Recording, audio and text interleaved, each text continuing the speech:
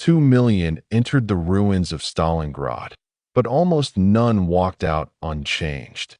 Welcome to Historic Feed.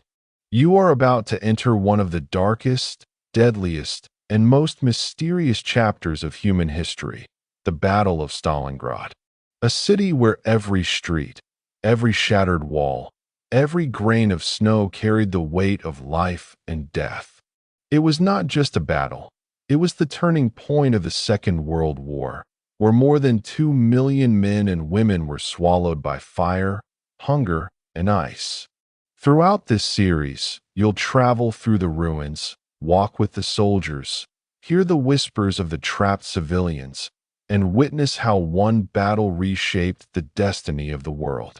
Each chapter peels back another layer of this nightmare, and the more you listen, the more you'll realize why Stalingrad is remembered as the deadliest struggle in history.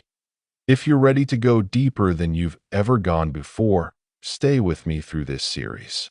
And before we begin, take a moment to like this video, subscribe to Historic Feed, and let me know in the comments where in the world you're watching from.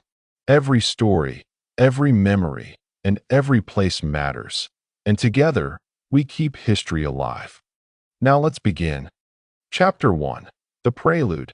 Europe on the brink of fire. The Battle of Stalingrad is remembered today as one of the greatest and bloodiest confrontations in human history. But before a single soldier stepped into the shattered streets of that city, before the Volga ran red with blood, the world itself was already trembling on the edge of chaos. To truly understand Stalingrad, one must go back, far back, to the uneasy years between two world wars, years when nations tried to heal, but instead prepared unknowingly for an even greater catastrophe. The First World War, the so-called War to End All Wars, had ended in 1918. It left behind a continent exhausted, grieving, and disillusioned. Cities were scarred, fields lay in ruins, and nearly every family carried memories of loss. The old order of Europe, the empires of Austria-Hungary, the Ottomans, the Russian Tsars, and the German Kaiser, had collapsed. In their place rose fragile new states, anxious governments, and unsettled societies. Germany, defeated and humiliated, bore the heaviest burden. The Treaty of Versailles of 1919 imposed harsh reparations, stripped the country of territory, limited its army, and placed full blame for the war squarely on German shoulders. For ordinary Germans, these terms felt like chains around the nation's neck. Pride was wounded, and bitterness grew quietly in beer halls, in schools, and in households. Out of this humiliation, anger began to ferment, and anger would eventually seek a voice. Across the continent, France and Britain emerged victorious but weary. Their economies staggered under debt, their people longed for peace, and their leaders struggled to balance promises of security with the harsh realities of governing after a war so vast. France fortified itself with defensive lines, such as the Maginot Line, hoping never again to be invaded by Germany. Britain turned its focus inward, trying to recover its strength while maintaining its empire abroad. Further east, a very different power was rising. In the ashes of the Russian Empire, the Bolshevik Revolution of 1917 had birthed the Soviet Union. Led eventually by Joseph Stalin, the USSR embarked on a ruthless path of transformation. Stalin's rule was iron-fisted, his policies brutal. He forced rapid industrialization, built sprawling factories, and sought to turn a largely agrarian land into a modern powerhouse. Millions suffered, starved, or vanished into gulags. Yet the Soviet Union marched forward with relentless energy. To Stalin, survival meant strength, and strength meant preparing for enemies both within and beyond his borders. The 1920s brought a fragile calm. The League of Nations was formed with the dream of preventing another world war. Treaties were signed, borders redrawn, and leaders spoke hopefully of peace. Yet underneath the surface, cracks widened. The Great Depression of 1929 hit with devastating force, plunging economies into collapse. Factories closed, unemployment soared, and desperation spread. Democracies faltered, unable to satisfy the anger of their people. In this vacuum, strongmen and ideologies of extremism found fertile ground. It was in this environment that Adolf Hitler rose to power. A decorated soldier of the First World War, he had witnessed Germany's defeat firsthand. In the 1920s, his speeches in Munich attracted attention, his words fiery and full of promise to restore German pride, to break the shackles of Versailles, and to build a new order under National Socialism. Many dismissed him at first as a radical or a demagogue, but as the Depression deepened, his message resonated. By 1933, Hitler and his Nazi Party had seized power, transforming Germany into a dictatorship almost overnight. Once in power, Hitler wasted no time. He rebuilt the army in defiance of Versailles, revived industries, and crushed opposition through fear and propaganda. The swastika became a symbol draped across cities. Rallies filled the air with chants, and Germany began to pulse with energy and menace. Hitler's ambitions stretched beyond restoring Germany's old borders. He dreamed of Lebensraum, living space, vast lands to the east where the German people would expand, displacing or enslaving others. At the heart of this vision stood a great enemy, the Soviet Union, and the ideology of communism itself. Elsewhere in Europe, authoritarianism spread like a shadow. Benito Mussolini in Italy boasted of reviving the Roman Empire, marching soldiers through Rome as if history itself bent to his will. In Spain, civil war raged between republicans and fascists, a bloody rehearsal for the larger conflict to come. Japan, far to the east, pushed into China, expanding its empire with ruthless ambition. Across continents, it seemed as though the world was sleepwalking toward another disaster. Britain and France, still haunted by memories of the First World War, clung desperately to the idea of peace. When Hitler annexed Austria in 1938, they protested weakly but did nothing. When he demanded the Sudetenland, a German-speaking region of Czechoslovakia, they gathered in Munich, where British Prime Minister Neville Chamberlain returned home proclaiming peace for our time. But peace was an illusion. Hitler saw concessions not as kindness, but as weakness. In September 1939, Germany struck Poland with breathtaking speed. Tanks surged across the countryside, aircraft roared overhead, and in just weeks, the Polish army collapsed. From the east, the Soviet Union invaded as well, bound by the secret terms of the Molotov-Ribbentrop Pact, a shocking alliance between Hitler and Stalin that divided Poland and promised neutrality between two sworn enemies. The world was stunned. Britain and France, bound by treaty to defend Poland, declared war.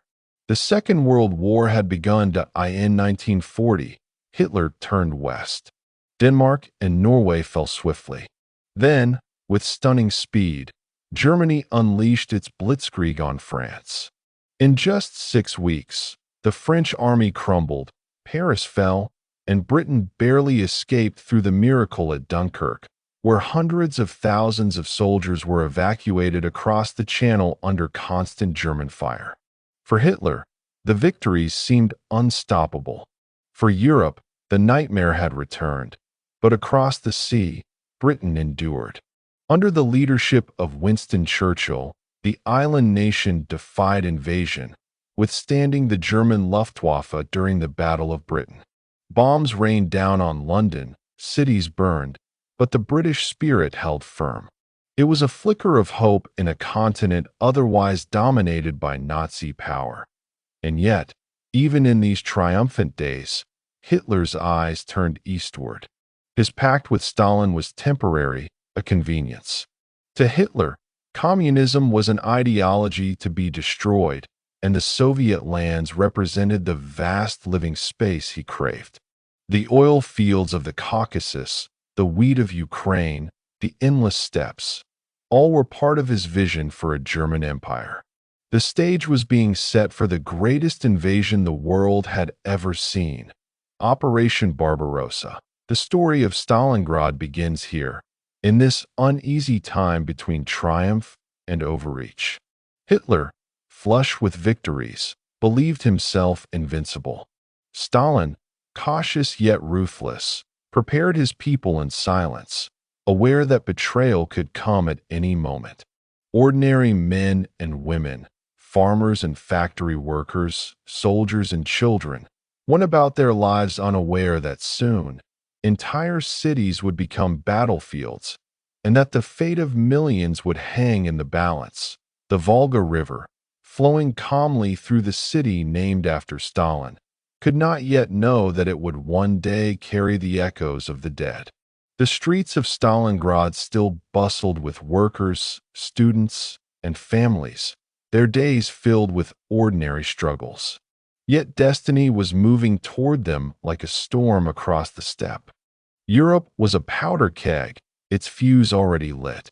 The world was on the brink of fire, and when that fire finally consumed Stalingrad, it would burn brighter, fiercer, and deadlier than almost any other in human history. The curtain of history often rises quietly, without fanfare. Few in the 1920s or 1930s could have imagined that the uneasy peace of their age would collapse into the greatest war mankind had ever known. Yet step by step, decision by decision, the world drifted closer to catastrophe. To understand how the streets of Stalingrad became a graveyard for armies, we must linger a little longer in the world that preceded it, a world shaped by fear, ambition, and illusion. After the fall of France in 1940, Hitler's power seemed absolute. From the Atlantic coast of Norway down through Paris, across Belgium and the Netherlands, and into the Balkans, the Nazi flag fluttered triumphantly. The swastika hung not only over capitals, but over the minds of millions. Europe's old order had collapsed, and only Britain stood unconquered, her back to the sea, her fate uncertain. Yet beneath this appearance of strength, shadows lengthened. Hitler's victories were swift but brittle. The German economy strained under the weight of war. Supplies of oil, rubber, and raw materials were limited. And though the Wehrmacht seemed unstoppable, its triumphs depended on speed, on breaking enemies quickly before resources were exhausted. A prolonged struggle would test Germany in ways it was not prepared to endure. Stalin, meanwhile, watched events with wary eyes. His pact with Hitler, signed in 1939, was never one of trust. It was a marriage of necessity, a cynical calculation. By agreeing to divide Poland, Stalin had bought time to strengthen his army, time to push his borders westward, and time to recover from the brutal purges he himself had unleashed on his officer corps. Yet in his heart, he knew war with Germany was inevitable. The question was not if, but when. The Soviet people lived under constant strain. Collectivization had torn apart traditional farming, leaving hunger in its wake. Industrialization demanded sacrifice, with workers laboring long hours in harsh conditions. Fear hung heavy in the air, for Stalin's regime punished dissent ruthlessly. Still, there was a grim resilience among the people, a capacity to endure suffering, born of hardship and history. This resilience would prove decisive when war finally came. The world beyond Europe offered little comfort. The United States, though powerful, clung to neutrality, its people weary of foreign entanglements. President Franklin Roosevelt sympathized with Britain and the Soviet Union, but American industry had not yet shifted fully to war. Japan, meanwhile, advanced deeper into China, spreading violence across Asia. The global balance trembled, waiting for the next great move. For Hitler, the decision came in 1941. He believed Britain held out only because it awaited Soviet or American intervention. If the Soviet Union could be destroyed quickly, he reasoned, Britain would be forced to surrender, and the United States would think twice before intervening in Europe. It was a gamble of breathtaking scale, one that ignored warnings from history, from advisors, even from his generals. But Hitler's faith in his own destiny was absolute. Thus, Operation Barbarossa was born. It would be the largest invasion in history, involving more than 3 million German soldiers, thousands of tanks and aircraft, and a plan to crush the Soviet Union in a matter of months. The objective was not just military victory, but annihilation. Hitler's vision for the East was brutal. Cities would be destroyed, populations starved, and resources seized to fuel the German war machine. It was not merely a campaign of conquest, but of ideology and extermination as German troops prepared. Life in the Soviet Union went on with deceptive normalcy. Farmers sowed their fields, factory workers toiled at machines, and families planned for summer. Few knew that armies were massing just beyond their borders, poised to strike with devastating force. The night before the invasion, German officers dined quietly in camps, checking their watches, waiting for the signal. Across the border, Soviet sentries patrolled lazily, unaware that dawn would bring a storm. That on June 22, 1941, the thunder broke. At first light, the Wehrmacht surged across the frontier, supported by waves of aircraft that bombed airfields, railways, and command centers. The surprise was complete. Soviet planes were destroyed on the ground by the thousands. German tanks carved deep corridors into Soviet territory. Soldiers, stunned and unprepared, were surrounded in vast numbers. In just weeks, hundreds of thousands were captured, and the Soviet Union seemed on the verge of collapse. The world watched in shock. Hitler's gamble appeared to be paying off. Entire Soviet armies disappeared, and German columns raced toward Moscow, Leningrad, and the rich lands of Ukraine. Propaganda boasted of victory. Yet behind the triumphal headlines, cracks began to appear. Distances were vast, supply lines stretched thin, and the Soviet will to resist was stronger than Hitler had imagined. For Stalin, the invasion was a shattering blow. For days, he retreated into silence, shaken by the scale of the disaster. But soon he reemerged, rallying his people with a speech that called the conflict not just a war, but a struggle for survival. The Great Patriotic War, he declared, framing it as a defense of the motherland, of families, and of the very existence of the Soviet people. And the Soviet people responded. Factories were dismantled piece by piece and shipped eastward, beyond the reach of German bombs, then rebuilt in the Urals and Siberia. Women and children took the places of men at machines, forging tanks, rifles, and shells. Farmers struggled to feed cities despite devastation. Soldiers, often poorly armed, still fought with ferocity, defending each village, each river, each scrap of land. The German advance slowed. At Leningrad, resistance stiffened, and what Hitler thought would be a quick conquest turned into a siege that would last nearly 900 days. At Moscow, winter came early, blanketing the land in snow, freezing machinery, and numbing flesh. German troops, dressed for summer, shivered in thin coats as temperatures plunged. Soviet reinforcements, including Siberian divisions hardened by cold, counterattacked with surprising strength. The myth of German invincibility began to crack. By early 1942, Hitler faced a dilemma. The Soviet Union had not collapsed. The war dragged on. Supplies dwindled. His generals urged caution, but Hitler demanded victory. He set his sights south, toward the oil fields of the Caucasus, vital resources without which the German war effort could not continue. And on the way to those oil fields lay a city that bore the name of his enemy, Stalingrad. For Hitler, the capture of Stalingrad was more than strategy. It was symbolism. To destroy a city named after Stalin would be a propaganda triumph, a blow to Soviet morale, and a personal victory in his ideological crusade. For Stalin, the defense of Stalingrad was equally symbolic. To lose it would be unthinkable, not only for military reasons, but for the pride of the Soviet state. Neither side could yield. And so, two vast armies began to move toward each other, drawn inevitably to the banks of the Volga. The people of Stalingrad in early 1942 lived ordinary lives in extraordinary times. The city was an industrial hub, filled with factories that produced tractors and weapons. Workers lived in crowded apartments. Children went to school. Markets bustled with trade. But whispers of war grew louder. Evacuations began.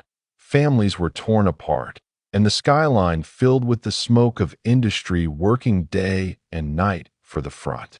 The river flowed as always, calm and steady, as if unaware of the storm about to break upon its shores. That in these moments, the stage was set. The war had escalated from a European struggle into a global conflict. The United States, struck by Japan at Pearl Harbor in December 1941, had entered the war, bringing its vast industrial might. Britain endured, battered but unbroken, and the Soviet Union, bleeding yet unyielding, prepared for the fight of its life. The path to Stalingrad was not a straight line but a convergence of ideologies, of ambitions, of human endurance. Every choice, every miscalculation, every act of defiance had led here. Soon, in the dust and rubble of a city by the Volga, the fate of nations would be decided. For now, however, the story pauses on the edge. German columns moved southward, Soviet defenses tightened, and the world held its breath.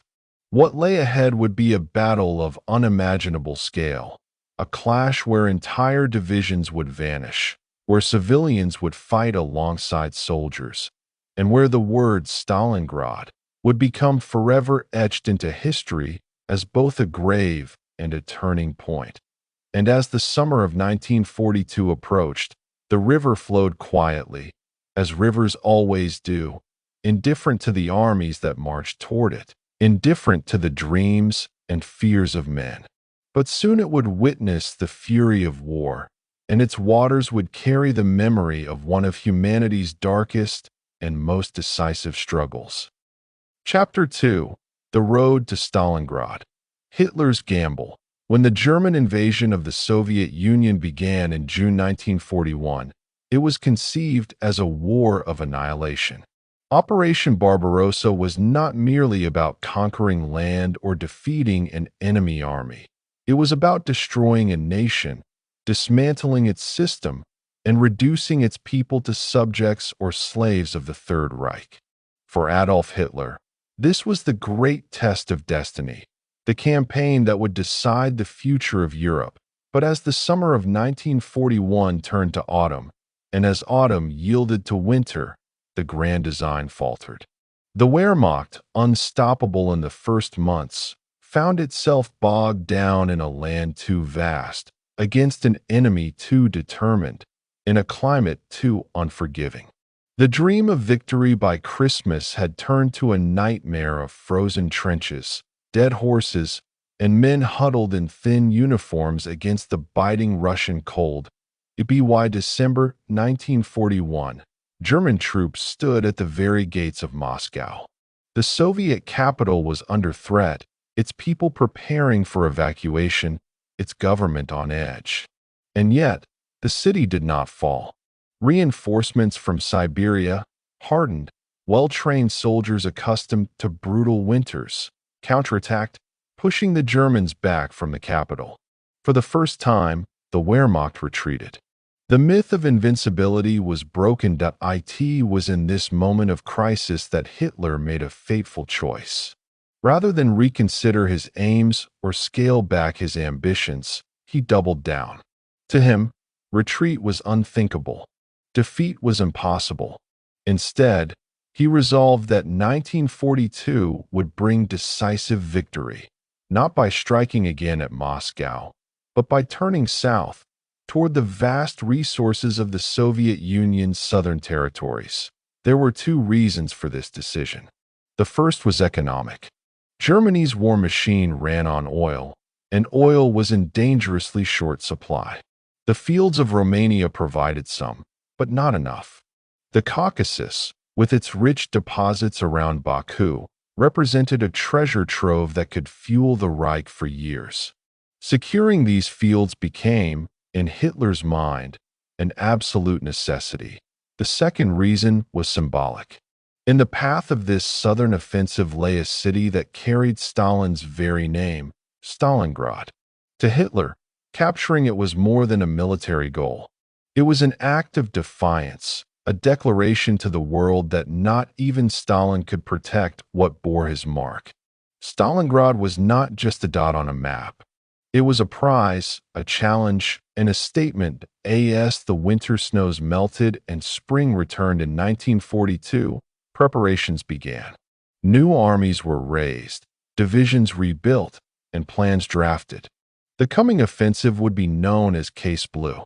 Its aim was sweeping, to seize the Caucasus oil fields, cut off Soviet supply lines, and capture Stalingrad as both a strategic and psychological victory. Yet, even before the offensive began, cracks appeared. The Wehrmacht, though formidable, was not limitless.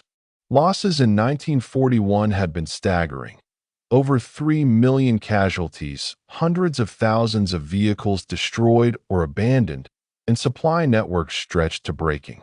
Replacements came, but they were fewer, less trained, less experienced. The German army of 1942 was strong, but it was no longer the same force that had surged across Poland and France. Hitler's relationship with his generals also grew strained. Many believed the southern offensive was too ambitious, dividing forces across vast fronts. They argued for a concentrated push, either toward Moscow or toward the Caucasus, not both. But Hitler, increasingly distrustful of professional advice, imposed his will. The result was a plan that tried to achieve everything at once, risking overstretch and disaster. Across the Soviet Union, meanwhile, Stalin and his commanders planned their own moves. The Red Army had suffered catastrophic losses in 1941, but it had not collapsed. Millions of new recruits were being trained. Factories, relocated to the east, now churned out tanks, planes, and artillery in staggering numbers. The Soviet Union had also found powerful allies. Britain supplied equipment and support, and by 1942, the United States had entered the war, providing aid through the Lend-Lease program. The stage was set for another colossal clash. For the German soldiers preparing for Case Blue, spirits were mixed. Some still believed in quick victory, recalling the lightning campaigns of earlier years. Others, hardened by the winter near Moscow, doubted that the Soviets could be defeated so easily. Letters home spoke of exhaustion, of longing, of uncertainty about the road ahead. In the Soviet Union, the mood was grim but determined. Families were torn apart as sons, brothers, and fathers went to the front. Cities worked day and night to support the war effort. Propaganda reminded the people of their duty, their history, and their strength. The memory of 1812, when Napoleon had been defeated by Russian endurance, was invoked often. This was not merely a war between armies, but a struggle for the survival of a nation. And so, as the summer of 1942 approached, armies moved once more across the steppe. Villages were emptied, fields trampled, skies filled with the drone of aircraft. The Earth itself seemed to brace for the impact. No one could yet imagine what awaited at Stalingrad. But all the currents of war, ambition, ideology, desperation, pride, were flowing inexorably toward it. The gamble had been made. The dice had been cast. The road to Stalingrad had begun. The summer of 1942 opened with expectation, tension, and the rumble of engines across the Eastern Front. Operation Barbarossa had failed to bring the swift, crushing victory Hitler promised. Moscow remained unconquered. Leningrad stood under siege but defiant, and the Red Army, battered but not broken, continued to raise new armies from its seemingly endless reserves. Yet Hitler refused to accept stalemate. To him, the war in the East had to be decisive, total, and final. Anything less than victory meant disaster. He believed Germany's fate hinged on conquering the Soviet Union for its resources, its land, and its destruction as an ideological rival. Thus, in early 1942, as snow melted into mud and spring turned into summer, he cast his eyes southward. The plan that emerged was codenamed Fall Blau, or Case Blue. It was bold, ambitious, and, in the eyes of many of Hitler's generals, dangerously overreaching. The goal was to capture the rich oil fields of the Caucasus and to cut the Soviet Union's vital transport routes along the Volga River. And standing on that river, guarding the approach to the Caucasus, was the city of Stalingrad. From the beginning, Stalingrad loomed as both a strategic point and a symbolic target. Its factories produced weapons. Its river carried supplies. Its name carried weight. For Hitler, conquering a city named after Stalin himself was irresistible, a chance to strike at his rival's pride, to send a message not only to the Soviets but to the world. The German buildup for Case Blue was immense. Panzer divisions were refitted. Luftwaffe squadrons were concentrated. Supply depots were stocked with fuel and ammunition. Allies were drawn in too. Romanian, Hungarian, and Italian units stretched across the flanks of the German spearhead. These armies, less well-equipped and less motivated than the Germans, would prove to be both a strength in numbers and a weakness in endurance. But for all the preparations, the problems were clear. The German army was already worn down by a year of brutal campaigning. Losses from the previous winter had not been fully replaced. The new recruits lacked the experience of veterans lost in 1941. And as divisions were reassembled, they were smaller than before, stretched thinner across the vast front. Hitler himself added to the strain. Distrustful of his generals, he interfered constantly in planning. He insisted on dividing forces between the Caucasus and Stalingrad, demanding victory in both directions. To his commanders, this was a recipe for disaster. Concentrated strength might have achieved one objective, but split strength risked achieving neither. Yet few dared challenge him directly. His authority was absolute, his confidence unshaken. In June 1942, the offensive began. German columns surged forward once more, cutting across the rolling steppes of southern Russia. At first, success seemed to echo the glory days of 1941. Soviet defenses crumbled, towns fell, and prisoners were taken by the tens of thousands. The Wehrmacht advanced hundreds of miles, pushing deep into Soviet territory. Morale soared, and propaganda trumpeted another unstoppable campaign. Yet beneath the victories lay fragility. The distances were enormous, supply lines impossibly long. Trucks broke down, railways lagged, and fuel shortages plagued the advance. Soldiers often relied on captured Soviet supplies to keep moving. The further they pushed, the thinner they were stretched, and the more vulnerable their flanks became. The Soviets, meanwhile, played a dangerous but calculated game. Stalin ordered a defense in depth, trading land for time. Soviet forces withdrew steadily, luring the Germans further into the interior. As they retreated, they scorched the earth, destroying crops, burning villages, and denying the enemy resources. Every mile gained by the Germans was paid for in exhaustion and delayed up by late summer. The German advance had split. One force drove toward the Caucasus, eyeing the oil-rich lands beyond the mountains. The other turned toward the Volga, toward Stalingrad. This division of forces weakened both thrusts, but Hitler insisted it was the only way. He would have the oil, and he would have the city. Anything less was unacceptable. In Berlin, maps showed confident arrows, sweeping lines across southern Russia. In reality, the front was chaotic, messy, and unpredictable. Soviet counterattacks harassed the flanks. Guerrilla fighters struck supply convoys. The weather, though still summer, offered its own challenges: dust storms, oppressive heat, and sudden rains that turned roads to mud. For the soldiers themselves, the march south was grueling. Days were long, food scarce, and water sometimes unavailable under the blazing sun.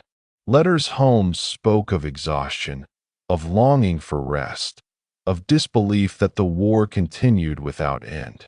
Yet discipline held, and the machine ground forward. By August 1942, the Germans reached the outskirts of Stalingrad. From a distance, the city sprawled along the west bank of the Volga, its skyline marked by smokestacks and factory chimneys. To the soldiers gazing upon it, Stalingrad looked less like a fortress and more like an industrial town, but appearances were deceiving. Behind those chimneys and streets, the Red Army was preparing to fight with a desperation that would astonish the world. Inside the city, life had changed dramatically. Evacuations had begun months earlier, but not everyone could leave. Civilians dug trenches, built barricades, and prepared shelters. Women and children worked in factories producing rifles, ammunition, and even tanks that sometimes rolled straight from the assembly line into battle. Soldiers poured into the city, fortifying buildings, laying mines, and preparing to meet the enemy street by street. For Stalin, Stalingrad was not negotiable. Not a step back, he declared, issuing Order Number 227. Any soldier who retreated without orders faced severe punishment, often death. The defense of Stalingrad was to be absolute. To lose the city would be to lose face, morale, and perhaps the war itself. To hold it, no matter the cost, would demonstrate Soviet resilience to friend and foe alike. And so, by late August, two great forces stood poised on opposite sides of destiny. The Germans, confident yet strained, sought to claim a prize that symbolized victory over their greatest enemy. The Soviets, battered yet determined, prepared to defend not only a city but the soul of their nation. When the first bombs fell on Stalingrad, the world entered a new chapter of horror. The gamble had been made, and both sides were prepared to pay in blood. The road to Stalingrad was complete. The battle itself was about to begin. Chapter 3: The City of Stalin. A symbol of power. To understand the battle that would one day rage in its streets, one must first understand the city itself. Stalingrad, standing along the mighty Volga River, was more than a name on a map. It was an idea, a symbol, and a place of immense pride. To millions of Soviet citizens, it represented modern strength.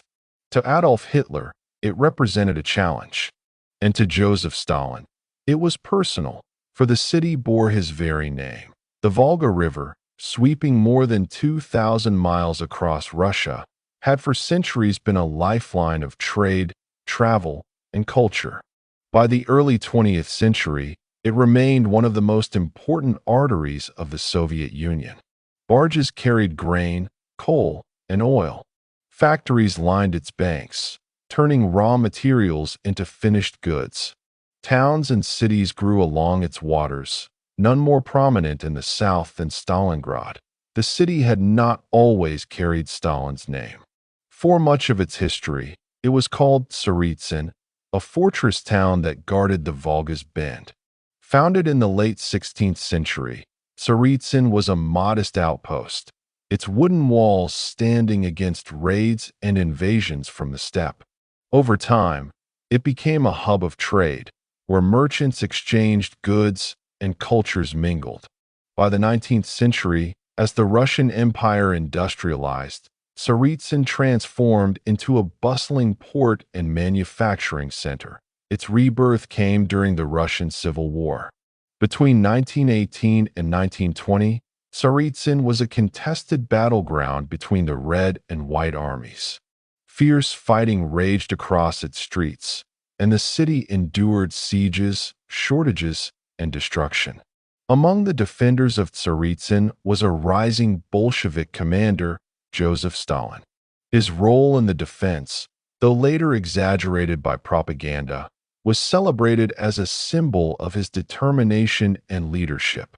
When Stalin rose to power, the city was renamed in his honor. Tsaritsyn became Stalingrad, the city of Stalin. By the 1930s, Stalingrad had grown into a modern industrial hub, one of the jewels of Stalin's five-year plans. The tractor factories and steelworks were showcases of Soviet progress. Workers from across the country came to labor in its plants, producing not only farm machinery, but, increasingly, military equipment.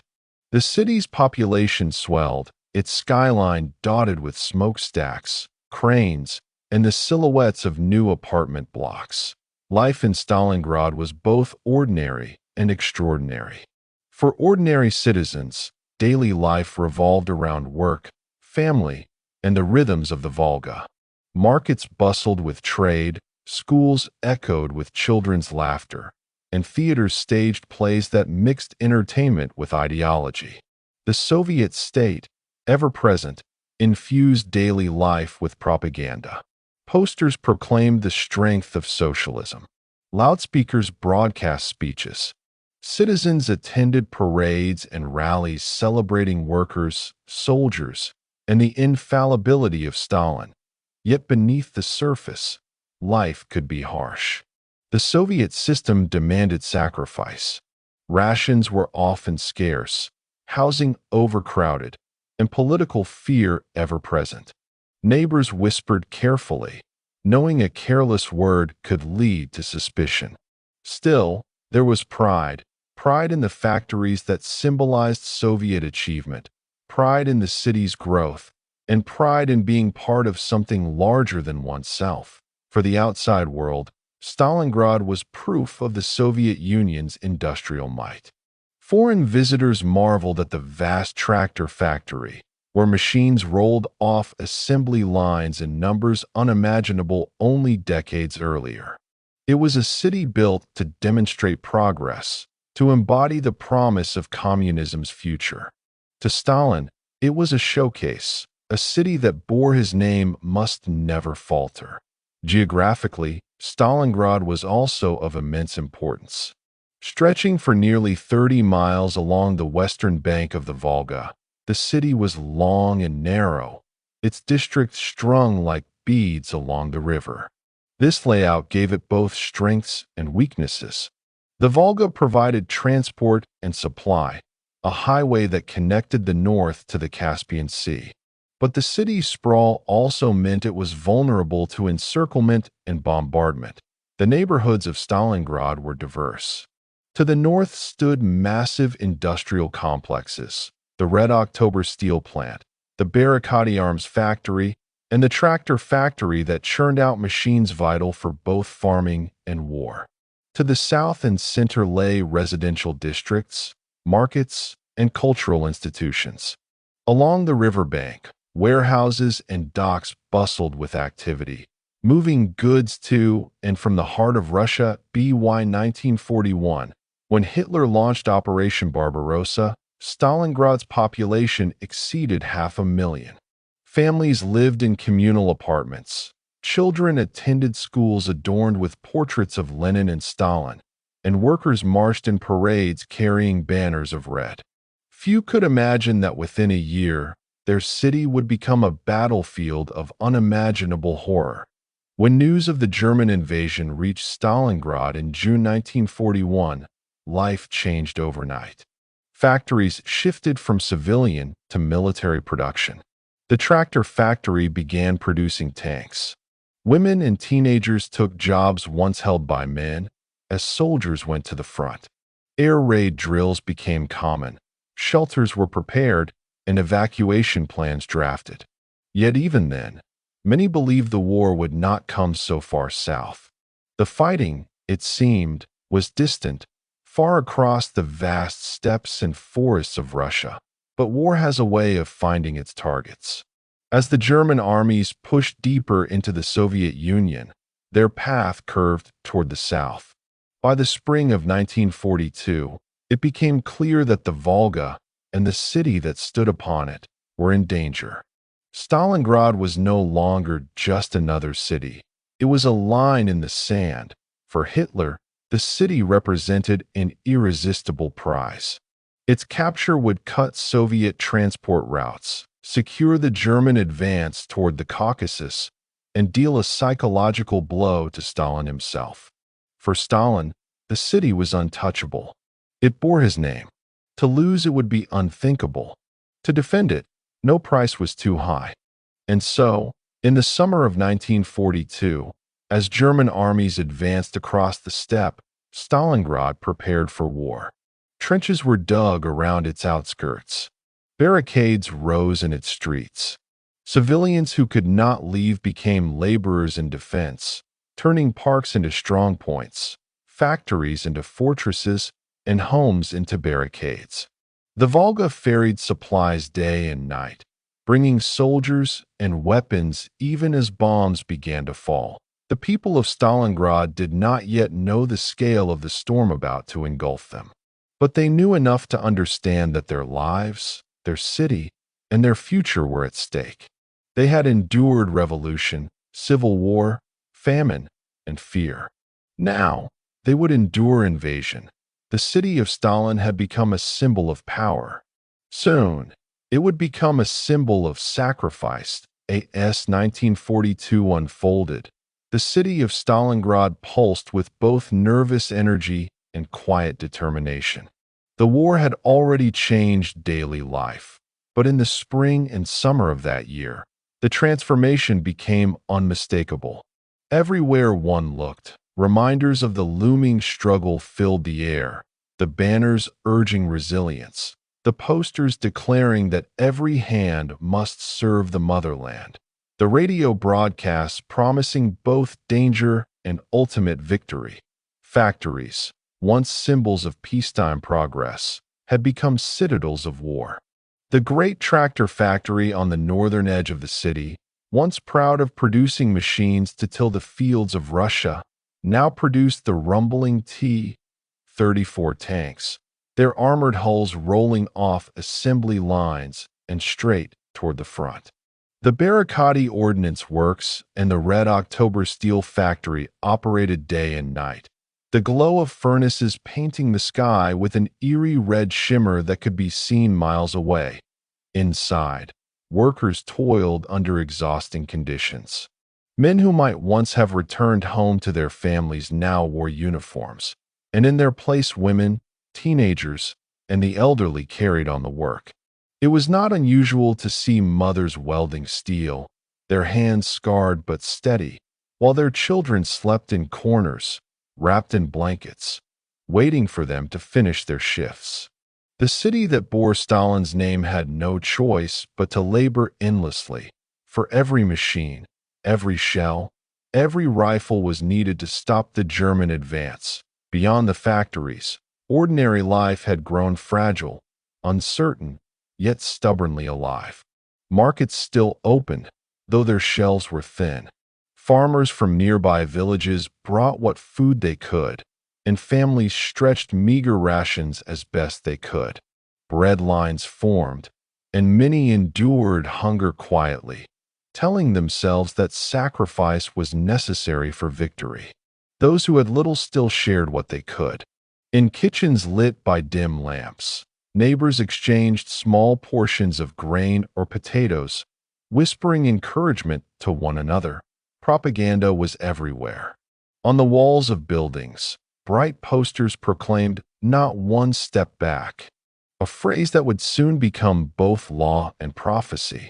Stalin's face, stern and unyielding, appeared on banners overlooking streets and squares. Loudspeakers played martial music and speeches, reminding citizens that they were the vanguard of socialism, the defenders of the motherland. For children, school lessons blended arithmetic with patriotism, history with ideology. They learned of Tsaritsyn's heroic defense in the Civil War, of Lenin's vision, and of Stalin's leadership at night. The city grew quieter.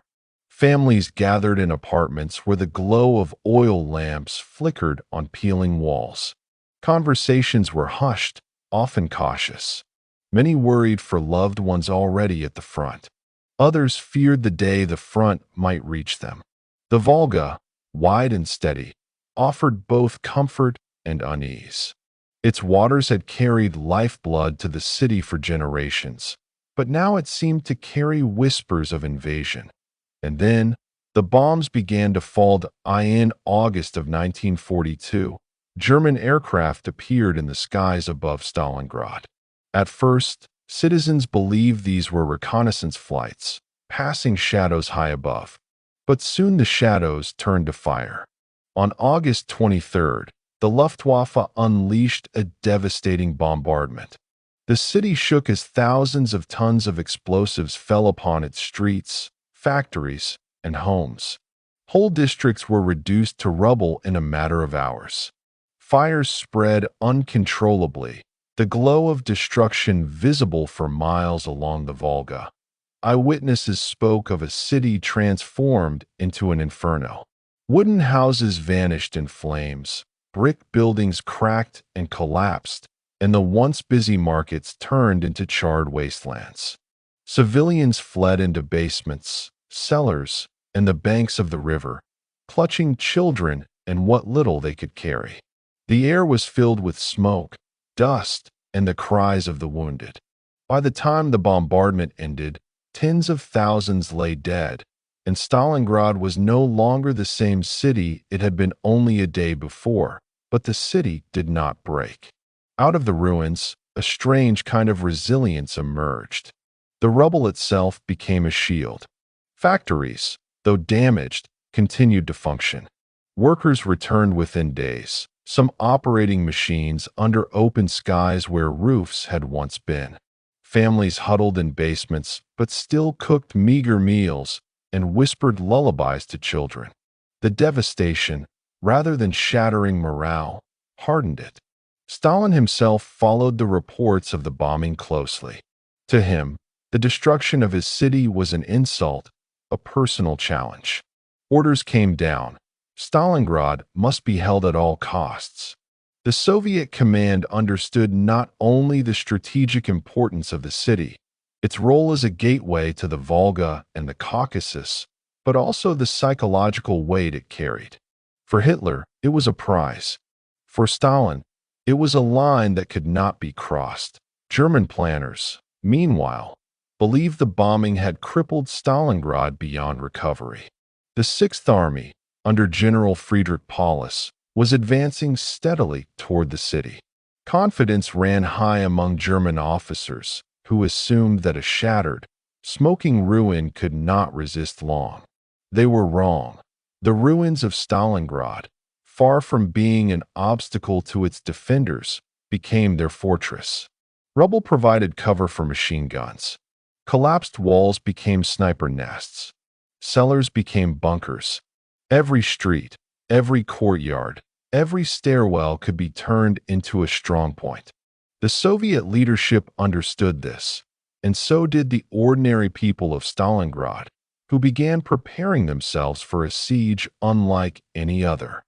As August gave way to September, reinforcements crossed the Volga under fire, bringing soldiers to bolster the city's defenses. Supplies came in barges and ferries, often strafed by German aircraft, but still they came. The Volga, once a gentle highway, had become a battlefield of its own, as men and material crossed its waters at night to avoid detection.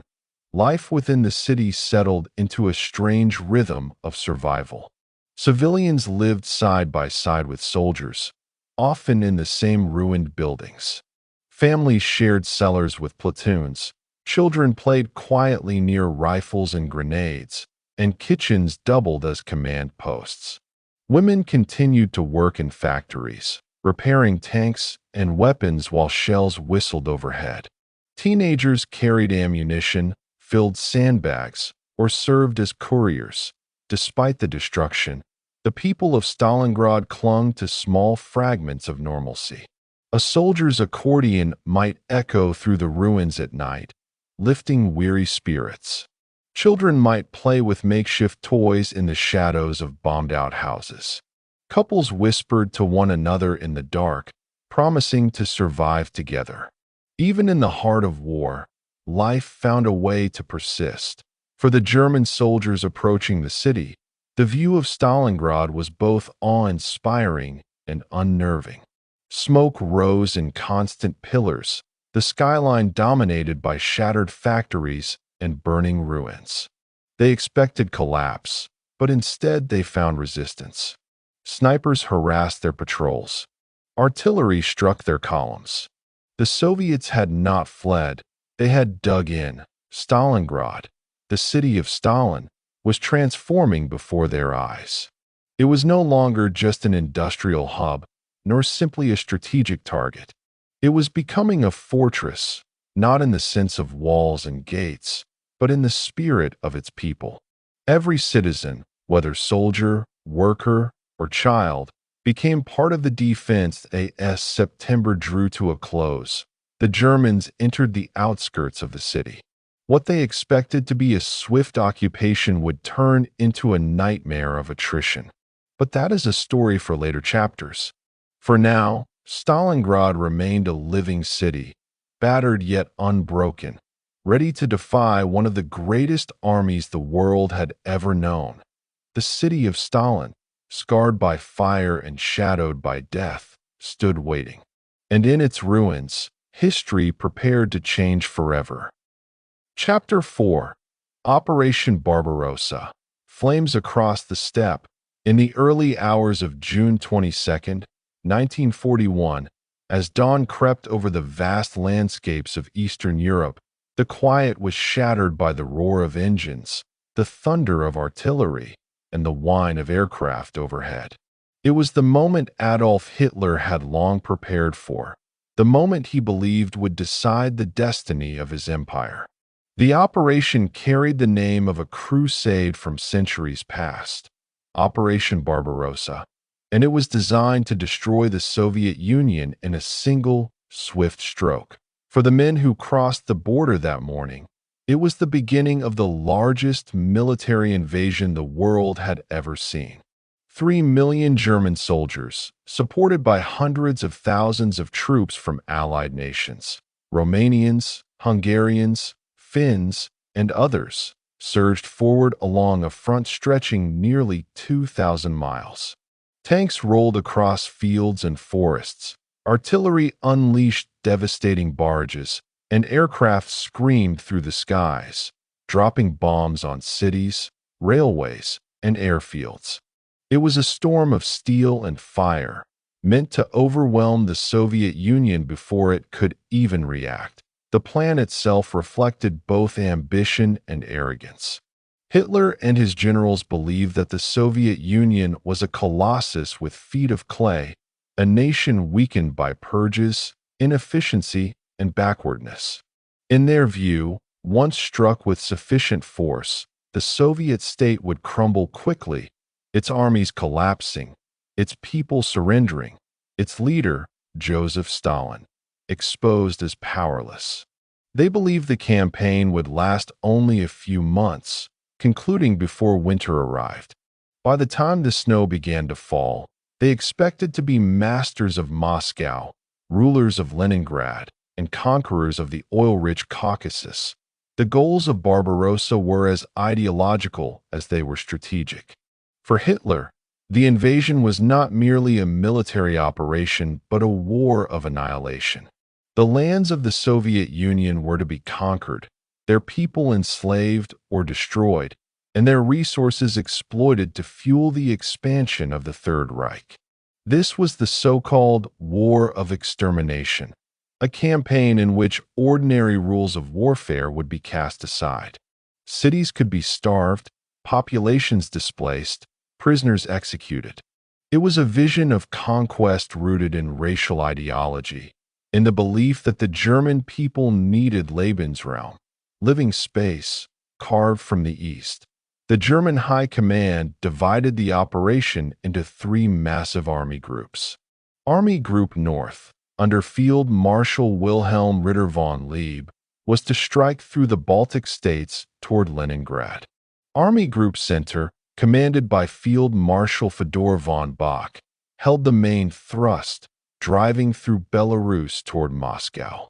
Army Group South, under Field Marshal Gerd von Rundstedt, aimed to capture Ukraine, with its fertile farmlands and valuable industries. In total, the Wehrmacht committed nearly 150 divisions, supported by thousands of tanks and aircraft. It was an invasion on a scale the world had never before witnessed. Across the border, in the Soviet Union, the scene was one of uneasy peace. Despite growing signs of German preparation, troop buildups, reconnaissance flights, intelligence warnings, Stalin refused to believe that Hitler would strike so soon. The Soviet leader had signed a non-aggression pact with Germany in 1939, and though he distrusted Hitler, he clung to the hope that the pact would hold a little longer. Reports from spies, even direct warnings from Winston Churchill, were dismissed or ignored. Stalin feared provocation, worried that any sign of Soviet mobilization might itself trigger a German attack. And so, on the eve of the invasion, many Soviet units remained unprepared, their planes lined neatly in rows on airfields, their supplies scattered, their officers unsure of what awaited them. When the attack came, it was a shock of unimaginable violence. Luftwaffe squadrons swept across the border, bombing Soviet airfields and destroying hundreds of planes on the ground. In the first hours of the invasion, the Soviet Air Force lost more than 1,000 aircraft, many without ever taking flight. German artillery pounded border fortifications, reducing bunkers and trenches to rubble. Then the panzers moved forward, sleek, fast, and relentless, spearheading the assault as infantry followed in waves. For the German soldiers, the early days of Barbarossa seemed to confirm everything they had been told. Soviet defenses crumbled with startling speed. Entire divisions were surrounded and captured. Columns of prisoners stretched for miles, their uniforms ragged, their faces stunned. Villages fell, towns were abandoned, and wide stretches of countryside seemed to lie open before the advancing Germans. The Wehrmacht's blitzkrieg, honed in Poland and France, appeared unstoppable as it drove deeper and deeper into Soviet territory. Yet the Soviet Union was not France, and Stalin's armies, though battered, were vast. In the first weeks alone, the Red Army suffered catastrophic losses. Millions of men killed, wounded, or captured, but still more forces were raised. Factories far from the front churned out new weapons. Trains carried reinforcements to the battle lines. For every army group destroyed, another seemed to rise in its place. The Soviet system, brutal and rigid though it was, possessed a resilience the Germans had not fully understood. Meanwhile, the people of the Soviet Union experienced the invasion with a mix of terror, defiance, and sheer will to survive. Civilians fled burning villages, carrying what few belongings they could. Families were torn apart as men went to war, leaving wives and children to face occupation. Some regions greeted the Germans with cautious hope, imagining liberation from Stalin's harsh rule, but these hopes were quickly crushed.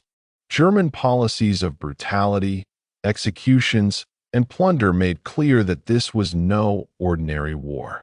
It was a campaign of domination, and resistance grew even in the earliest days that in the Kremlin. Stalin himself was momentarily paralyzed. When the invasion began, he retreated into silence for several days, shocked that Hitler had truly broken the pact. But when he emerged, he did so with renewed determination.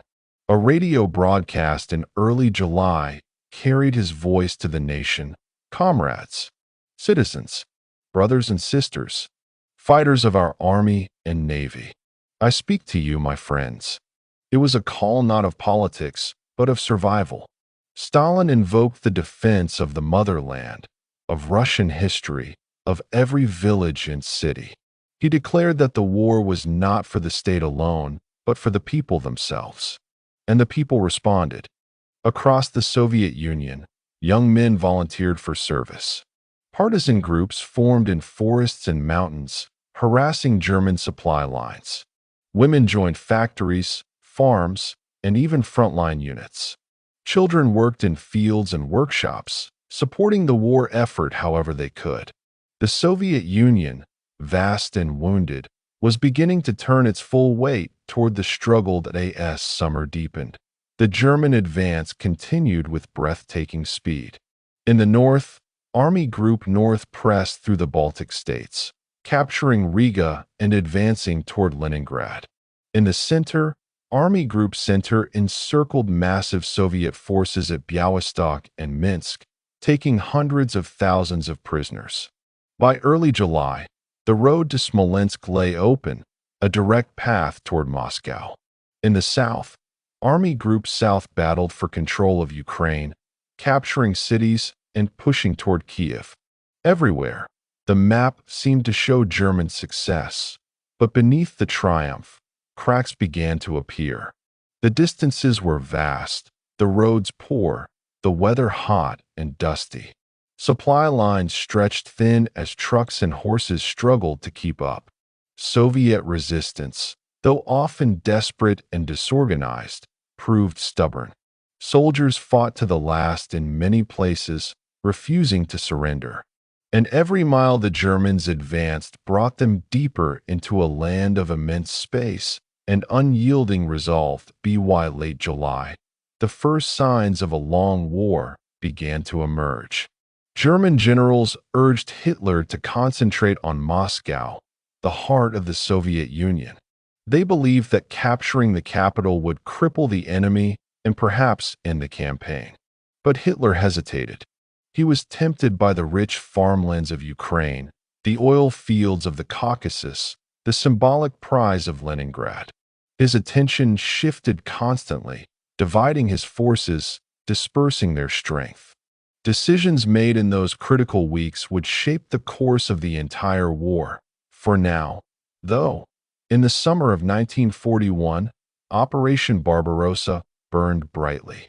Flames consumed villages, columns of smoke rose from distant towns, and the steppe echoed with the sound of war.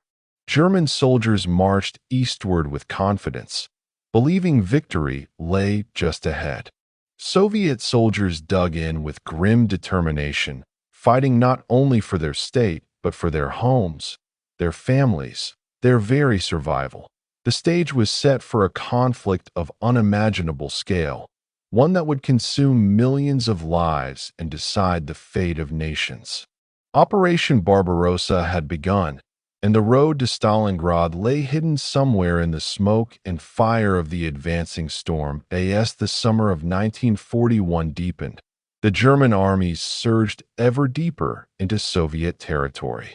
Villages burned in their wake, cities crumbled under bombardment, and long columns of prisoners trudged westward, guarded by soldiers who could scarcely believe the scale of their victories. In a matter of weeks, The Wehrmacht had advanced hundreds of miles, inflicting catastrophic losses on the Red Army. For many German soldiers, the campaign seemed to be unfolding exactly as their commanders had promised: swift, decisive, and unstoppable. But war on the Eastern Front was not destined to be swift. Behind the headlines of triumph and the staggering statistics of prisoners lay a different reality, a war of distances, logistics, and willpower that would stretch both armies to their limits. And slowly, almost imperceptibly at first, the seeds of German failure were being sown. The early encirclements were staggering in size and brutality. At Białystok and Minsk, two Soviet armies were surrounded within the first week of the invasion. Nearly 300,000 Soviet troops were captured, their weapons abandoned, their commanders bewildered by the speed of the German advance. Just weeks later, another massive encirclement unfolded near Smolensk, where three more Soviet armies were trapped. Once again, hundreds of thousands were taken prisoner.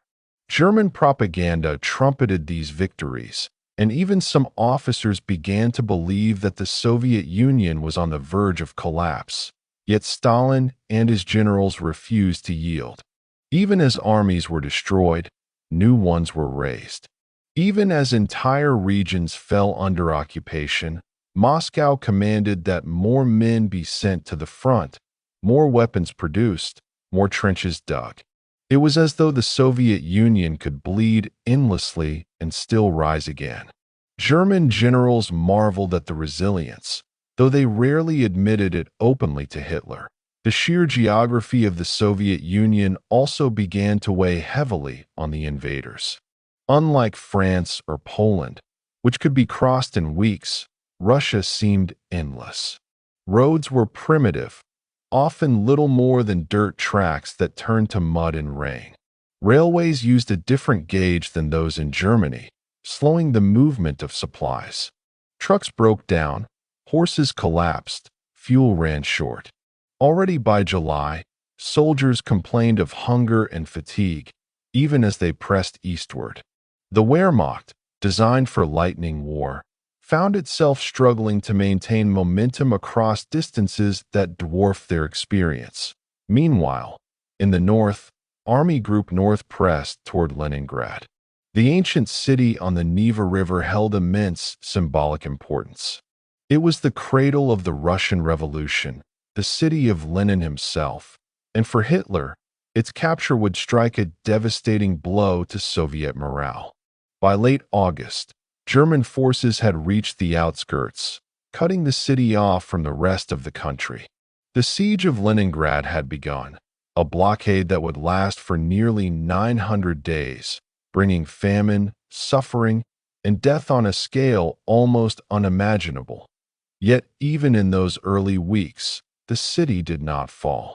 Soviet defenders, joined by civilians, dug trenches, built barricades, and manned the walls. The Red Banner Fleet, anchored in the Gulf of Finland, provided artillery support. Factories inside the city continued to produce weapons despite bombardment. And as the Germans closed the ring, the inhabitants braced themselves for a struggle of endurance that would define their lives. In the center, Army Group Center pushed toward Moscow with relentless determination. Smolensk fell after weeks of brutal fighting, but the Soviets managed to slow the advance, buying precious time. German commanders urged Hitler to press on directly toward the capital, convinced that seizing Moscow would bring the Soviet Union to its knees. But Hitler hesitated. Distrustful of his generals and obsessed with resources, he redirected significant forces southward toward Ukraine. This decision led to one of the largest battles of encirclement in history, the Battle of Kiev. In September 1941, German armies swept around the Ukrainian capital, trapping four entire Soviet armies. More than 600,000 Soviet troops were captured in the vast pocket. The scale of the defeat was staggering. Entire Soviet fronts annihilated, commanders lost, the path into Ukraine wide open. German soldiers marveled at the sight of endless columns of prisoners, stretching as far as the eye could see. For Hitler, Kiev confirmed his belief that his instincts were superior to those of his generals. He boasted that the Soviet Union had already lost the war, that its armies were shattered, its reserves exhausted. But in reality, the Kiev victory, immense though it was, delayed the drive on Moscow by critical weeks. Summer gave way to autumn, and autumn soon to winter. The Wehrmacht, still deep in enemy territory, had not yet delivered the decisive blow. In the south, Army Group South pressed further into Ukraine, seizing the great industrial city of Kharkov and pushing toward the Black Sea. The battles were fierce, the casualties heavy, but the Germans advanced steadily. By November, they had captured Rostov-on-Don, a key gateway to the Caucasus. Yet here, for the first time, the Soviet Union struck back with force. A counteroffensive retook Rostov within days, forcing the Germans into retreat. The myth of German invincibility had been pierced. As the Germans advanced, they also unleashed policies of unimaginable brutality. Civilians in occupied territories faced harsh repression. Entire villages were burned, populations deported, executions carried out. The infamous Einsatzgruppen, mobile killing squads, followed the armies, massacring Jews, communists, and other groups deemed undesirable. In towns like Babi Yar near Kiev, tens of thousands were murdered in mass shootings. For many civilians, German occupation brought not liberation but terror, fueling resistance and hardening Soviet resolve. Meanwhile, in Moscow, Stalin tightened his grip. The city itself prepared for siege. Trenches were dug around the capital, barbed wire strung across fields, barricades erected in the streets. Civilians worked alongside soldiers to fortify defenses. Factories were dismantled and relocated eastward, beyond the reach of German bombers. Entire industries were uprooted and reassembled in the Urals, Siberia, and Central Asia, ensuring that production continued despite the advancing front. By October, the Germans launched Operation Typhoon, the final drive on Moscow. Once again, vast encirclements unfolded at Vyazma and Bryansk, where hundreds of thousands of Soviet troops were trapped. The road to Moscow lay open, and German soldiers could sense the prize ahead. Propaganda spoke of the imminent fall of the Soviet capital, of a victory that would end the campaign, but nature and determination intervened. The autumn rains began, turning roads into seas of mud, the infamous Rasputitsa. Vehicles bogged down, horses struggled, men marched knee-deep in mire. Progress slowed to a crawl. Supplies faltered, fuel ran short, weapons broke down in the muck. For weeks, the advance stagnated, giving the Soviets precious time to regroup and reinforce. When the ground finally froze, the Germans pressed forward again, reaching the outer suburbs of Moscow by late November. Soldiers reported seeing the spires of the Kremlin through their field glasses. The capital was within reach. Panic gripped the city as government offices prepared to evacuate. Foreign embassies fled eastward. Rumors swirled that Stalin himself might abandon Moscow, but Stalin stayed. On November 7th, the anniversary of the Bolshevik Revolution, he stood on the reviewing stand in Red Square and addressed troops marching to the front. His words carried a message of defiance. Moscow would not fall. The troops paraded through the city and marched directly into battle. It was a moment of symbolism that stiffened resolve across the Soviet Union. As December approached, the Germans made one final push. Temperatures plummeted, snow blanketed the fields, and soldiers shivered in summer uniforms. Engines froze, weapons jammed, frostbites spread through the ranks. The Wehrmacht, designed for rapid summer campaigns, was utterly unprepared for the Russian winter. And then, in early December, the Soviets struck back. Fresh divisions, many transferred from Siberia after intelligence revealed that Japan would not attack in the east, launched a massive counteroffensive around Moscow. Trained and equipped for winter warfare, these troops drove the exhausted Germans back. Villages were retaken, supply lines disrupted, morale shaken. For the first time in the war, the Wehrmacht was forced into retreat on a large scale. The dream of a quick victory had vanished. Operation Barbarossa, launched with such confidence in June, ended in the snows outside Moscow in December. The Germans had advanced farther than any army before them, but they had failed to achieve their ultimate goals. Leningrad still stood. Kiev had been costly. Moscow remained in Soviet hands, and the Red Army, battered, bleeding, but alive, had proven that it would not collapse. For the German soldiers, the realization was sobering. They had marched across hundreds of miles, endured unimaginable hardship, inflicted horrific losses, and yet the enemy still stood defiant. For the Soviets, the winter of 1941 was a turning point. Proof that the invader could be stopped, that survival was possible. The war would go on, and it would only grow fiercer. And though few could see it then, the road that began with Barbarossa would eventually lead to the ruins of Stalingrad, where the fate of Hitler's empire would be decided in fire and blood. Chapter 5. The Soviet Counteroffensive. Winter strikes back. The first flakes of snow had fallen gently across the Russian plains in November 1941, dusting the earth in white. At first, the German soldiers welcomed it. The endless rains of autumn, the thick, suffocating mud that swallowed tanks and choked the wheels of supply wagons, had finally frozen solid. At last, the ground was firm again, and movement was possible. But as November bled into December, the snow thickened, the winds sharpened, and the temperatures plunged. By early December, the Russian winter had arrived in full force, and it was unlike anything the invaders had ever endured in Moscow. The air was brittle, each breath a cloud of steam. The people of the capital lived with the sound of distant artillery in their ears, and the knowledge that the enemy stood only a short distance away. German patrols had been sighted within striking distance of the city's suburbs. Some Wehrmacht soldiers, peering through binoculars from advanced positions, swore they could see the golden domes of Moscow's churches and even the silhouette of the Kremlin itself.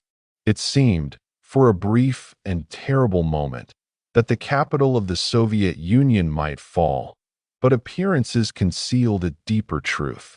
The Wehrmacht, though seemingly poised for triumph, was running on fumes. Their supply lines stretched back across hundreds of miles of devastated countryside. Fuel and ammunition arrived late or not at all. Food was scarce.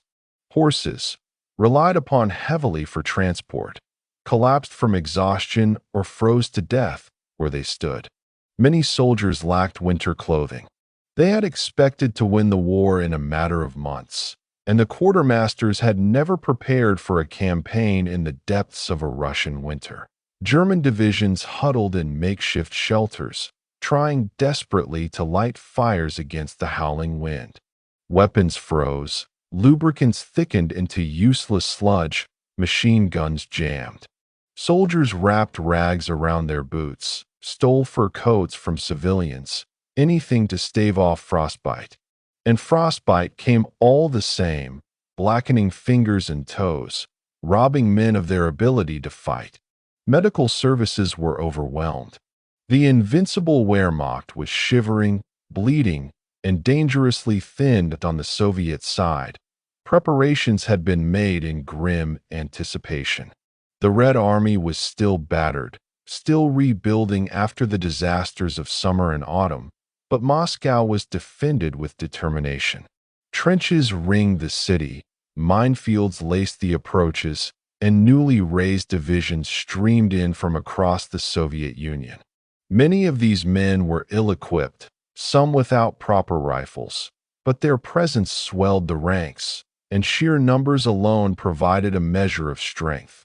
Crucially, the Soviets had gained something else: time. The delays caused by Hitler's diversions, the great encirclement at Kiev, the struggles at Smolensk, the brutal battle for Rostov, had pushed the final drive on Moscow deep into autumn. When Operation Typhoon began in October, the clock was already against the Germans. And as the weather worsened, their advantage dwindled further. It was at this moment of crisis that reinforcements arrived from an unexpected quarter. In the east, far beyond the Urals, Soviet divisions had been stationed along the frontier with Manchuria, wary of a Japanese attack. But in late 1941, Soviet intelligence, aided by the legendary spy Richard Sorge, confirmed that Japan would not strike the Soviet Union. Their focus was on the Pacific and the war against the United States and Britain. With that threat removed, Stalin redeployed these divisions westward. These were not ordinary soldiers. They were hardened Siberians, trained to fight in the most brutal winters. They wore white camouflage, moved swiftly on skis, and carried weapons adapted for cold conditions. When they began to arrive at the Moscow front in late November, they brought with them not just manpower but morale. For the exhausted defenders, their presence was a signal. The fight was far from over. Stalin, who had refused to abandon the capital, sensed the moment had come. On December 5, 1941, the Red Army launched a massive counteroffensive along a broad front outside Moscow. It began with the thunder of artillery, shattering the frozen silence, followed by the surge of infantry and the rumble of tanks across the snow. The Germans, caught off balance, staggered under the assault in sector after sector. Soviet forces punched through weakened German lines. Towns and villages that had been occupied for weeks or months were retaken in sudden bursts of violence. The Siberian troops, in particular, struck with ferocity, driving the enemy back from positions they had assumed were secure. German soldiers, already weakened by cold and hunger, found themselves retreating under relentless pressure. The retreat soon became more than tactical. Entire divisions fell back tens of miles, abandoning equipment they could no longer transport. Horses collapsed, vehicles were left frozen in the snow, weapons destroyed rather than left for the enemy. The carefully measured German advance of summer gave way to chaotic withdrawals. For the first time in the war, the Wehrmacht was being pushed back on a grand scale. For the Soviets, the psychological impact was immense. Moscow had been saved. The capital still stood, the government remained in place, and the enemy was in retreat. Propaganda heralded the counteroffensive as proof of Soviet resilience, of the might of socialism, of the unbreakable will of the people. Stalin himself, who only weeks before had faced whispers of evacuation and collapse, now stood taller than ever, the symbol of resistance and survival. Yet the counteroffensive was not a simple miracle. It was a brutal, grinding affair, fought in conditions that tested both sides to the extreme. Soviet soldiers, too, suffered from frostbite, hunger, and exhaustion. Casualties were heavy. Entire units perished in the snow, buried under avalanches of artillery fire, or frozen where they lay. Villages changed hands multiple times, burned to ash by retreating Germans, then shattered by Soviet attacks. Civilians were caught in the middle, fleeing on foot, carrying children and bundles of possessions through blizzards and gunfire. Still, the momentum was undeniable. By January 1942, the Germans had been pushed back from the very gates of Moscow, retreating as far as 100 miles in some sectors. Key towns like Klin, Kaluga, and Kalinin were liberated. The immediate threat to the capital had been removed. For the first time since June, the Red Army had seized the initiative. The German high command struggled to explain the setback. Hitler raged at his generals, blaming them for weakness, cowardice, and incompetence. He refused to authorize further retreats, insisting that German soldiers must hold their ground to the last man. Many commanders found themselves caught between the reality of the battlefield and the demands of their Führer. Some obeyed, sacrificing entire divisions to encirclement or annihilation rather than risk Hitler's wrath. Others, more pragmatic, conducted withdrawals in defiance of orders, gambling that survival was worth the risk of insubordination. For the ordinary German soldier, the winter of 1941–42 was a nightmare. Letters home spoke of unimaginable cold, of comrades frozen to death in their foxholes, of entire units decimated by frostbite before a single shot was fired. Supplies remained scarce. Ammunition was rationed. Food consisted of frozen bread that had to be hacked apart with bayonets, or thin soups made from horse meat. Morale sagged. The belief in an easy victory, so widespread in summer, had evaporated. Now, soldiers whispered that perhaps the war would not end quickly. Perhaps, indeed, it might not end in victory at all. That on the Soviet side, the triumph was real but tempered. The Red Army had proven it could not only defend but also attack, that the Germans were not invincible. Yet the cost had been staggering. Casualties numbered in the hundreds of thousands, equipment losses immense. The counteroffensive strained Soviet logistics to the breaking point, with supply lines stretched, ammunition short, and food scarce. And while the Germans had been thrown back, they were far from defeated. They still held vast swathes of Soviet territory, from the Baltic to the Black Sea, and their armies remained formidable.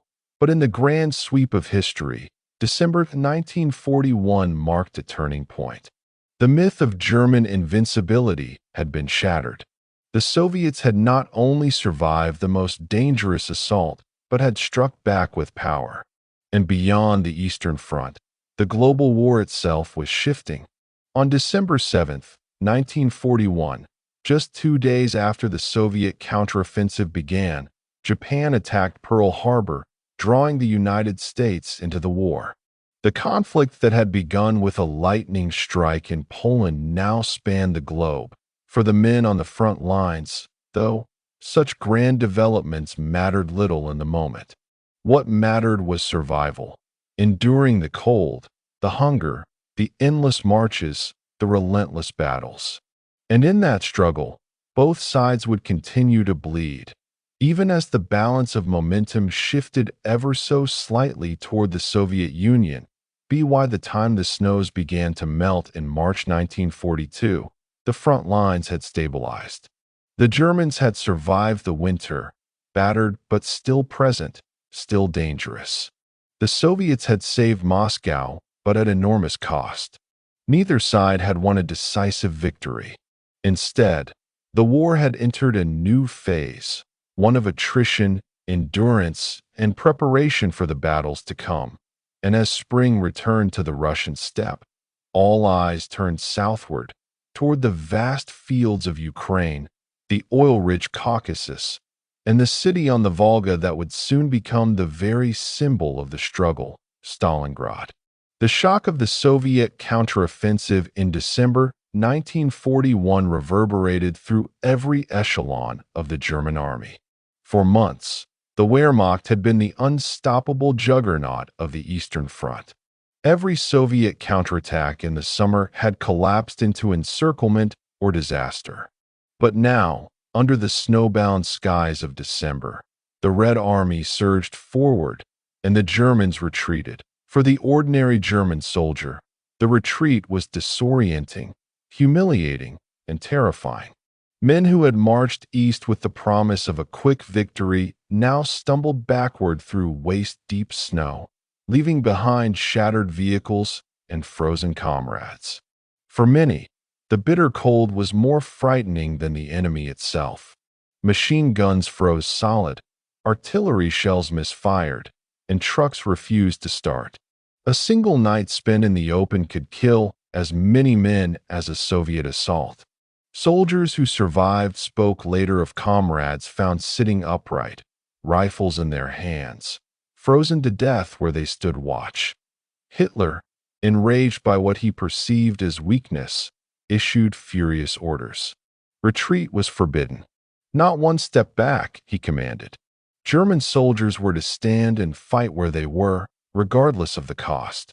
To Hitler, retreat was not simply a tactical maneuver. It was a moral failing, an insult to the German will to dominate. His insistence on holding every village, every crossroads, every frozen field led to catastrophic losses. Entire regiments were surrounded and annihilated because they were forbidden to withdraw in time. And yet, paradoxically, Hitler's intransigence prevented complete disaster. While it condemned many units to destruction, it also ensured that the German line did not collapse entirely. Where flexible defense might have given the Soviets a chance to exploit their breakthroughs more deeply, Hitler's rigid orders created hardpoints of resistance. These strong points, though costly, slowed the Soviet advance and bought time for reinforcements to arrive. The Soviets, meanwhile, pressed forward with all the energy they could muster. For the Red Army, the counteroffensive was more than a tactical operation. It was a symbol of survival, proof that the tide could turn. Stalin demanded that the Germans be pushed back as far as possible, preferably out of Soviet soil entirely. Soviet propaganda framed the struggle as a crusade of liberation, and the soldiers responded with ferocious determination. But Soviet commanders soon discovered the limits of their strength. Their men were exhausted, their equipment worn, and their supply lines strained to the breaking point. Artillery shells were scarce, fuel was rationed, and food often failed to reach the front lines.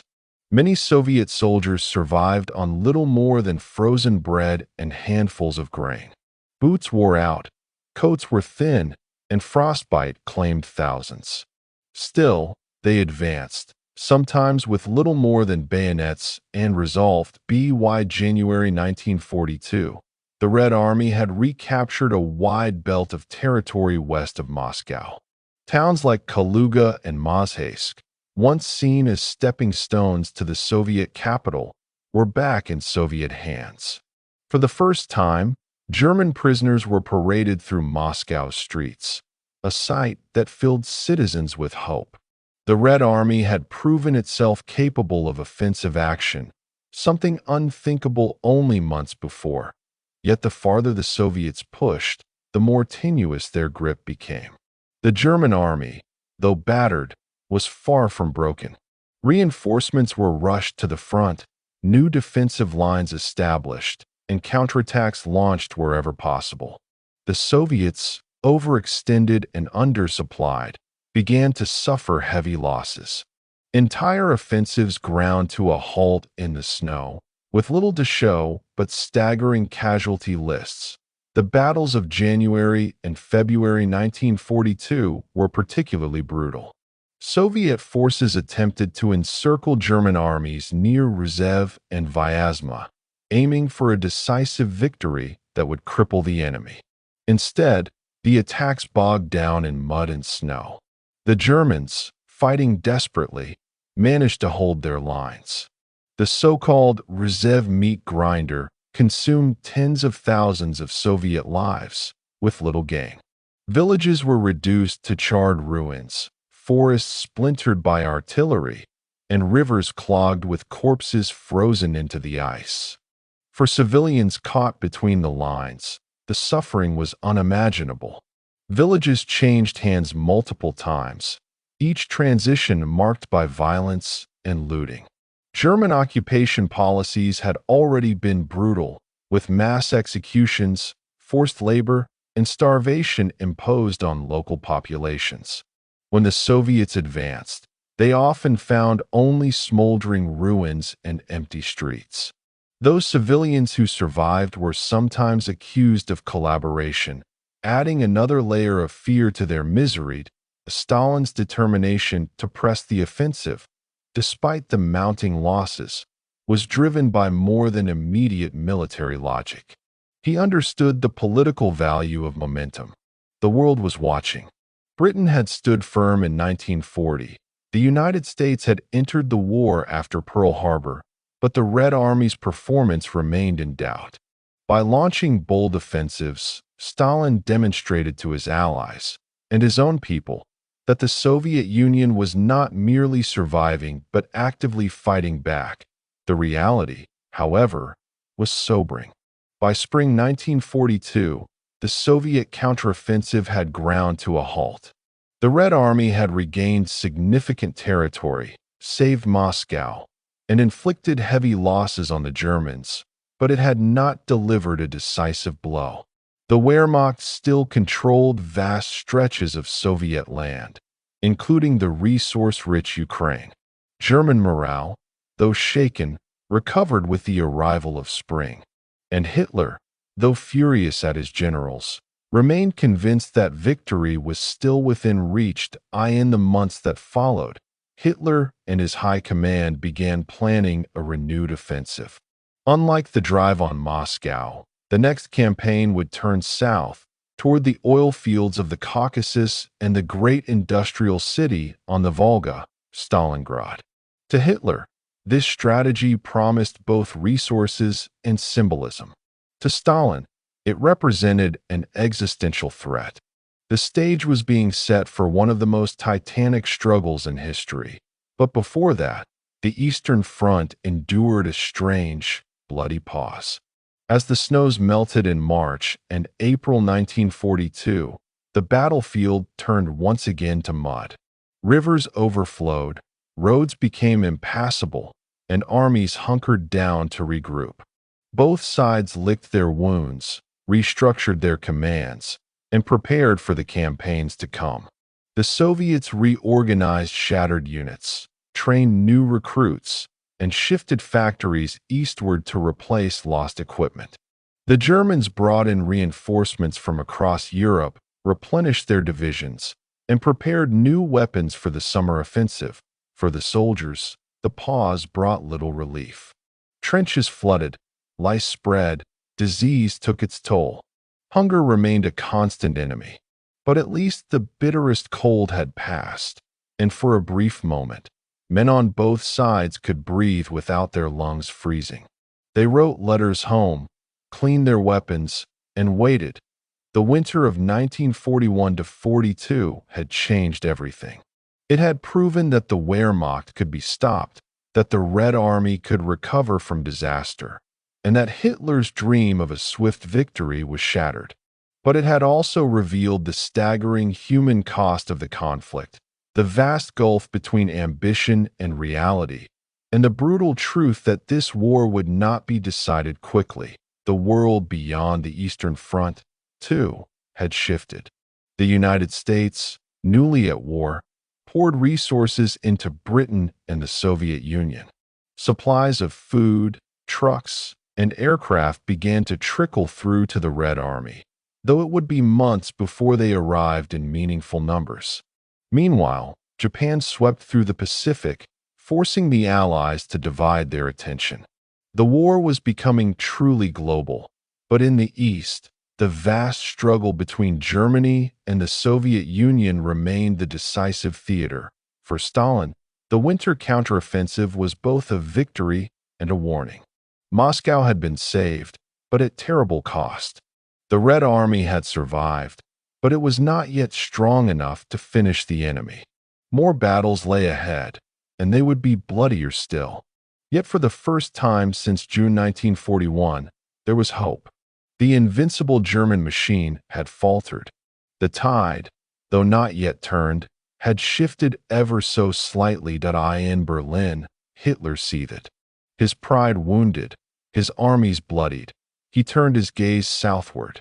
The oil fields of the Caucasus, the breadbasket of Ukraine, the Volga River. These, he told himself, would be the key to victory. Moscow had slipped through his fingers, but Stalingrad, he believed, would fall. And so, as spring gave way to summer in 1942, the armies of Germany and the Soviet Union prepared once again to hurl themselves at each other in battles of unimaginable scale. The road from Moscow now led directly toward Stalingrad, and with it, toward destiny. Chapter 6: Hitler's Gambit. The drive to the south, the winter of 1941–42, had left the German high command with a bitter taste. The failure to capture Moscow had been a shock not only to Hitler, but to the Wehrmacht as a whole.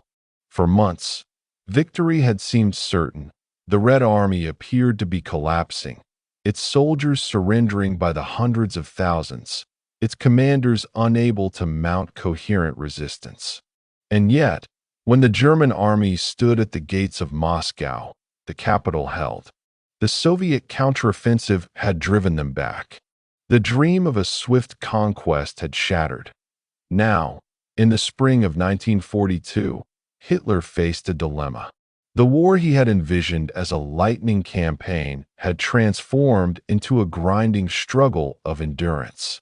Germany could not afford a long war, not with Britain still holding out, not with America now in the fight, and not with the Soviet Union producing men and weapons in numbers that dwarfed German capacity. The Reich needed a decisive victory, something to cripple the Soviet war machine and secure the resources to continue the fight. Hitler's gaze turned southward. While the drive on Moscow had been an ideological goal, the Soviet South represented something more practical: resources. The vast farmlands of Ukraine, already partially under German control, promised food to feed the Reich. Beyond them lay the Caucasus, with its oil fields at Maykop, Grozny, and most of all, Baku, some of the richest petroleum reserves in the world. To Hitler, oil was the lifeblood of modern war. Tanks, planes, trucks, all required fuel. Without it, Germany could not fight. Germany itself had little natural oil. Before the war, it imported much of what it needed from abroad. With Britain's blockade cutting off global supplies, the Reich relied on synthetic fuel plants that converted coal into gasoline. These plants were effective but limited. They could not meet the needs of a protracted global conflict. The oil fields of the Caucasus, if captured, would change that. They would give Germany the resources to continue the war indefinitely, to fuel its armies and fleets, to sustain its empire. But the path to the Caucasus ran through the Soviet heartland, and guarding that path was the Volga River. Flowing from the north to the Caspian Sea, the Volga was more than a river. It was a vital artery of Soviet logistics. Grain, oil, equipment, and men moved along it in endless convoys of barges. If the Germans could sever this artery, they would strangle the Soviet Union's ability to supply its forces. And on the west bank of the Volga stood a city that bore Stalin's name, Stalingrad. The German High Command drew up a plan for the summer campaign, codenamed Case Blue. It called for a massive drive into southern Russia, seizing the Donbass industrial region, advancing to the Volga, and then turning toward the Caucasus. The plan was ambitious, but it was also risky. The German army was still recovering from its winter ordeal. Divisions were under strength, equipment worn, and morale shaken. Supplies were stretched thin, and the distances involved were staggering. Yet Hitler believed it could be done. He had no choice. From the start, Case Blue bore the mark of Hitler's personal hand. Increasingly distrustful of his generals, Hitler micromanaged the plan, often ignoring the advice of experienced commanders. His obsession with resources led him to split his forces in ways that alarmed the general staff. Rather than concentrating strength for a single decisive blow, he divided his armies into multiple groups, one to strike for the Caucasus, another to capture Stalingrad.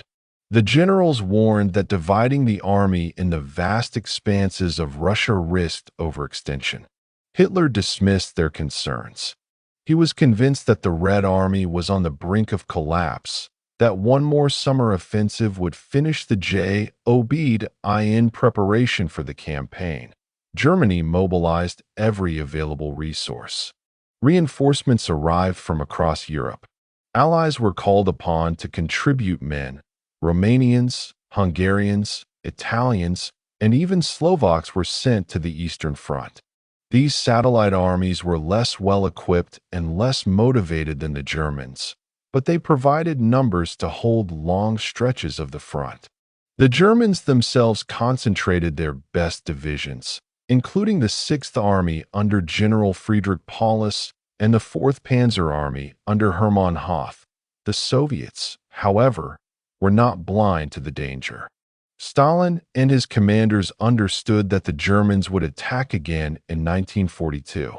The question was where. Some in the Soviet high command believed that Hitler would renew his drive on Moscow, seeking to finish what he had failed to accomplish the previous year.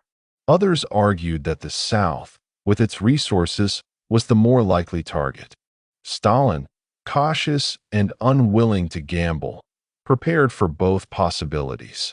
Reserves were kept near Moscow, while efforts were made to strengthen defenses along the southern front.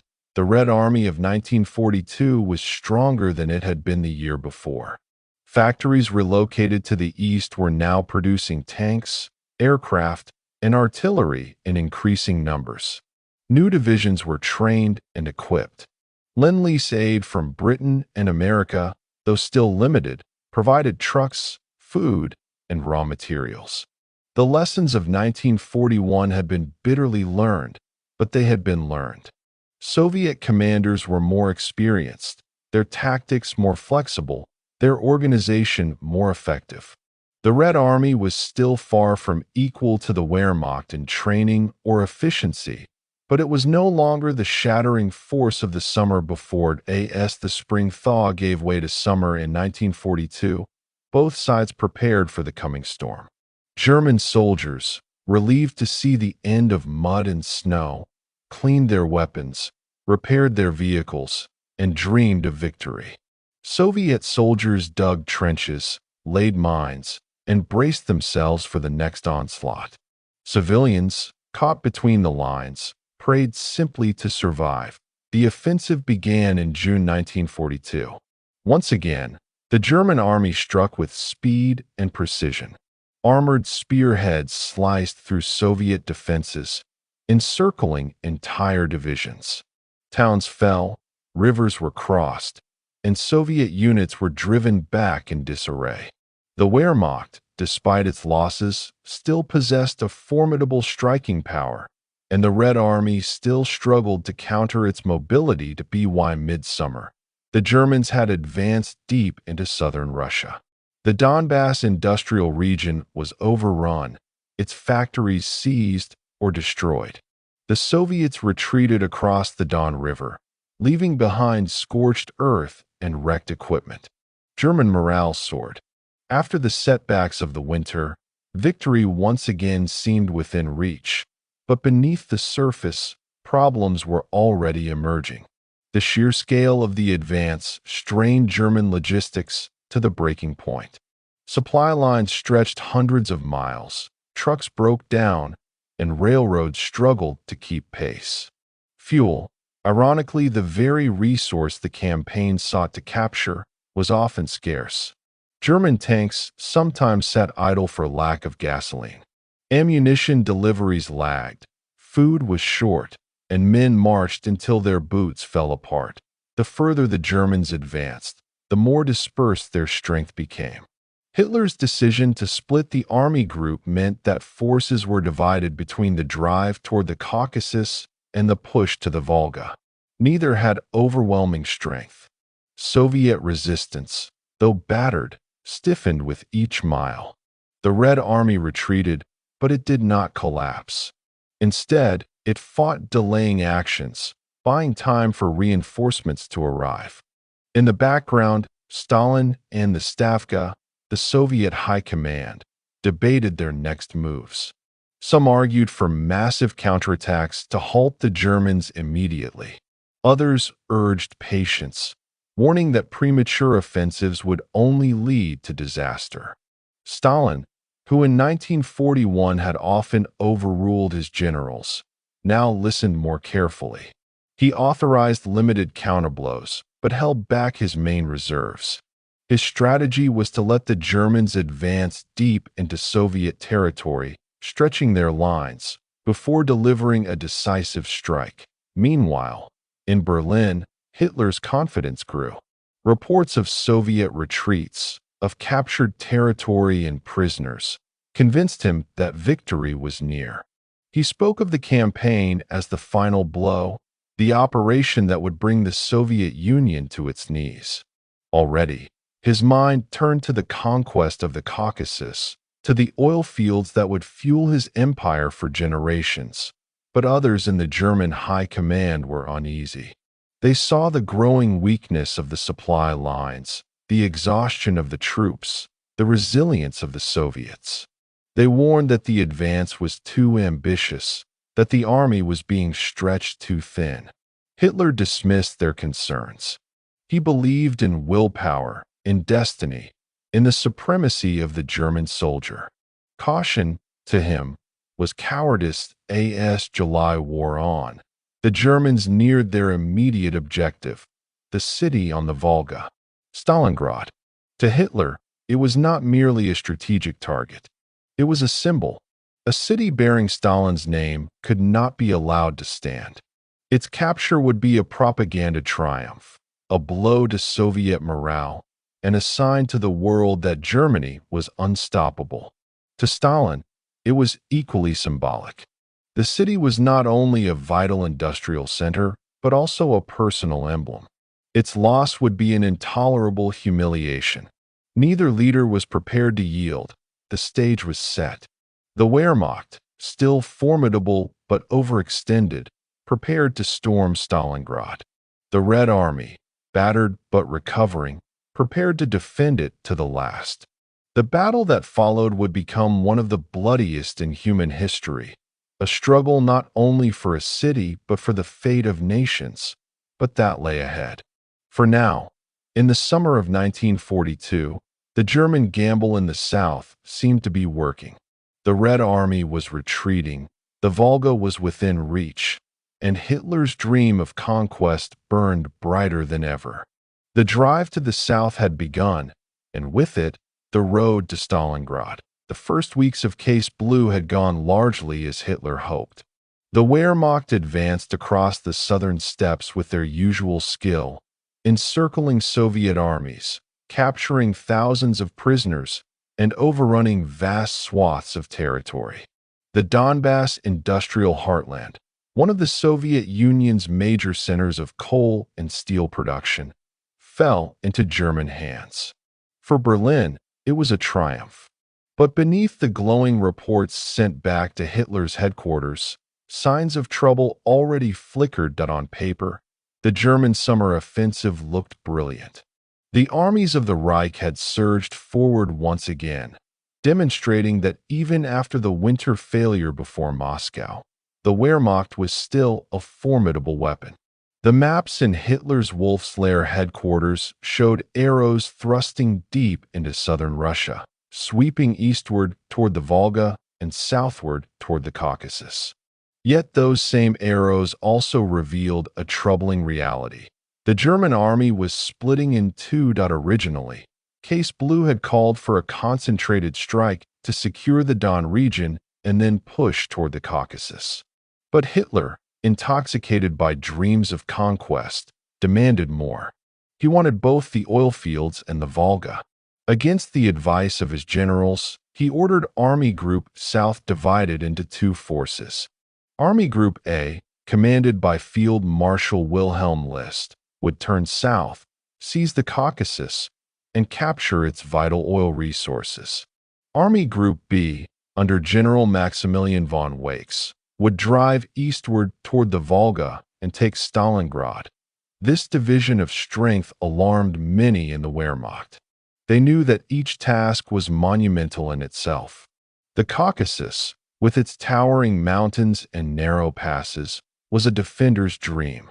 To conquer it would require immense effort, long supply lines, and specialized troops. Stalingrad, meanwhile, was not just a city but a fortress in the making. Its capture would require brutal urban combat. To attempt both at once, with already strained resources, seemed reckless. Yet Hitler insisted. He believed the Red Army was broken and that boldness would bring victory. The split in German forces soon became evident in their movements. Army Group A plunged south, crossing the Don and seizing Rostov-on-Don, the gateway to the Caucasus. The fall of Rostov opened the road to the oil-rich lands beyond. German panzer columns pushed through the Kuban steppe, aiming for the oil centers of Maykop and Grozny.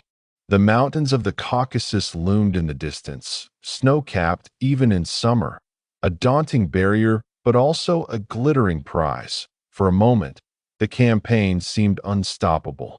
In August 1942, German forces captured the oil fields at Maykop, but the victory was hollow.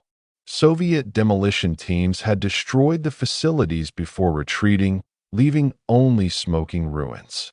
The Germans found themselves in possession of fields that could not pump a single drop. Engineers rushed to repair the damage, but progress was slow. The dream of instant oil riches evaporated. Still, Army Group A pressed on, climbing into the Caucasus Mountains. German troops reached the foothills of the Great Range, their banners planted on the lower slopes of Mount Elbrus, the highest peak in Europe. It was a symbolic gesture, staged for propaganda photographs, but strategically it meant little. The mountains were proving nearly impassable. Soviet forces defended the narrow passes with determination, and the Germans lacked the manpower to force their way through. Supplies grew scarce, the terrain unforgiving. The advance slowed, then stalled. Meanwhile, Army Group B drove eastward toward the Volga. Its spearhead was the Sixth Army, commanded by General Friedrich Paulus. The Sixth Army was one of the most powerful formations in the Wehrmacht, well-equipped, battle-hardened, and supported by the 4th Panzer Army. Together, these forces advanced across the steppe toward Stalingrad. Town after town fell. Soviet forces, though fighting hard, were unable to halt the German tide. By late summer, Paulus's troops were approaching the city itself. For Hitler, the capture of Stalingrad had become an obsession. At first, the city was only a secondary objective, a waypoint on the road to the Volga. But as the campaign unfolded, its symbolic importance grew. The city bore Stalin's name. Its fall would be a propaganda coup of the highest order, proof that Hitler could crush his rival both militarily and personally. He began to speak of Stalingrad as if it were the key to the entire war. This fixation had profound consequences. Resources that might have aided the faltering advance in the Caucasus were instead diverted to Stalingrad. Luftwaffe bombers pounded the city, reducing it to rubble even before the main assault began. Panzer divisions that might have bolstered the southern drive were sent instead to support Paulus. The German command structure strained under Hitler's constant interference, as he demanded reports, issued orders from afar, and micromanaged movements down to the divisional level. The Soviets, for their part, recognized the growing importance of Stalingrad. Stalin issued his famous, "not a step back" order, forbidding retreats and demanding that the city be held at all costs. Reinforcements streamed across the Volga, ferried under constant German bombardment. Entire factories within the city were converted into strongpoints, their workers often staying behind to help defend them. The Red Army prepared to make Stalingrad a fortress. As August gave way to September 1942, the German Sixth Army reached the outskirts of Stalingrad.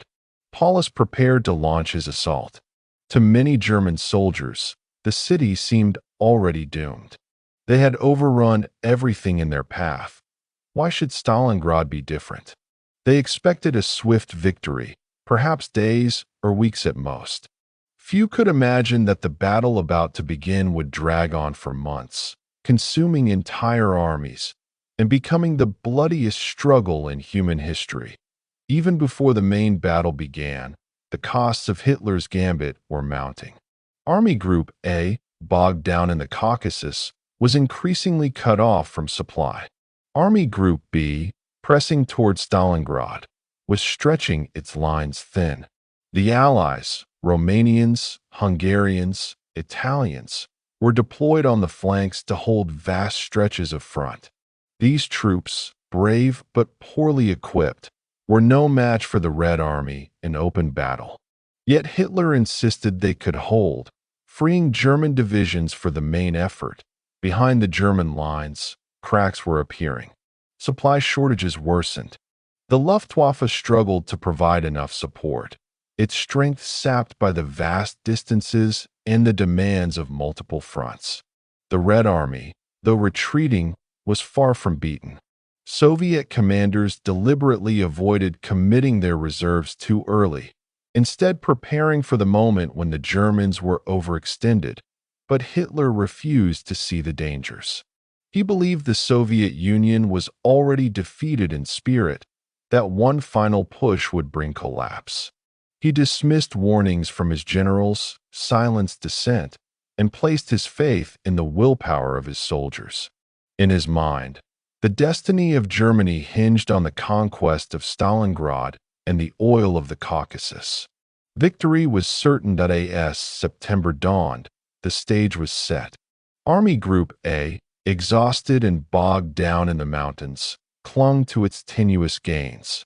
Army Group B, led by Paulus's Sixth Army, stood poised to assault Stalingrad.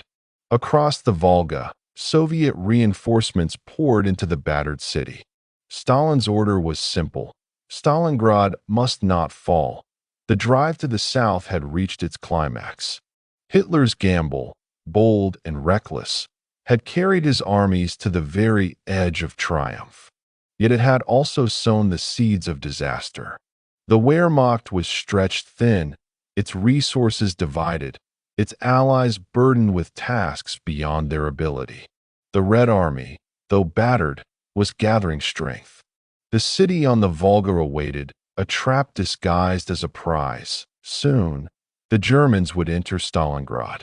And once they did, they would find themselves in a battle unlike any they had ever fought before.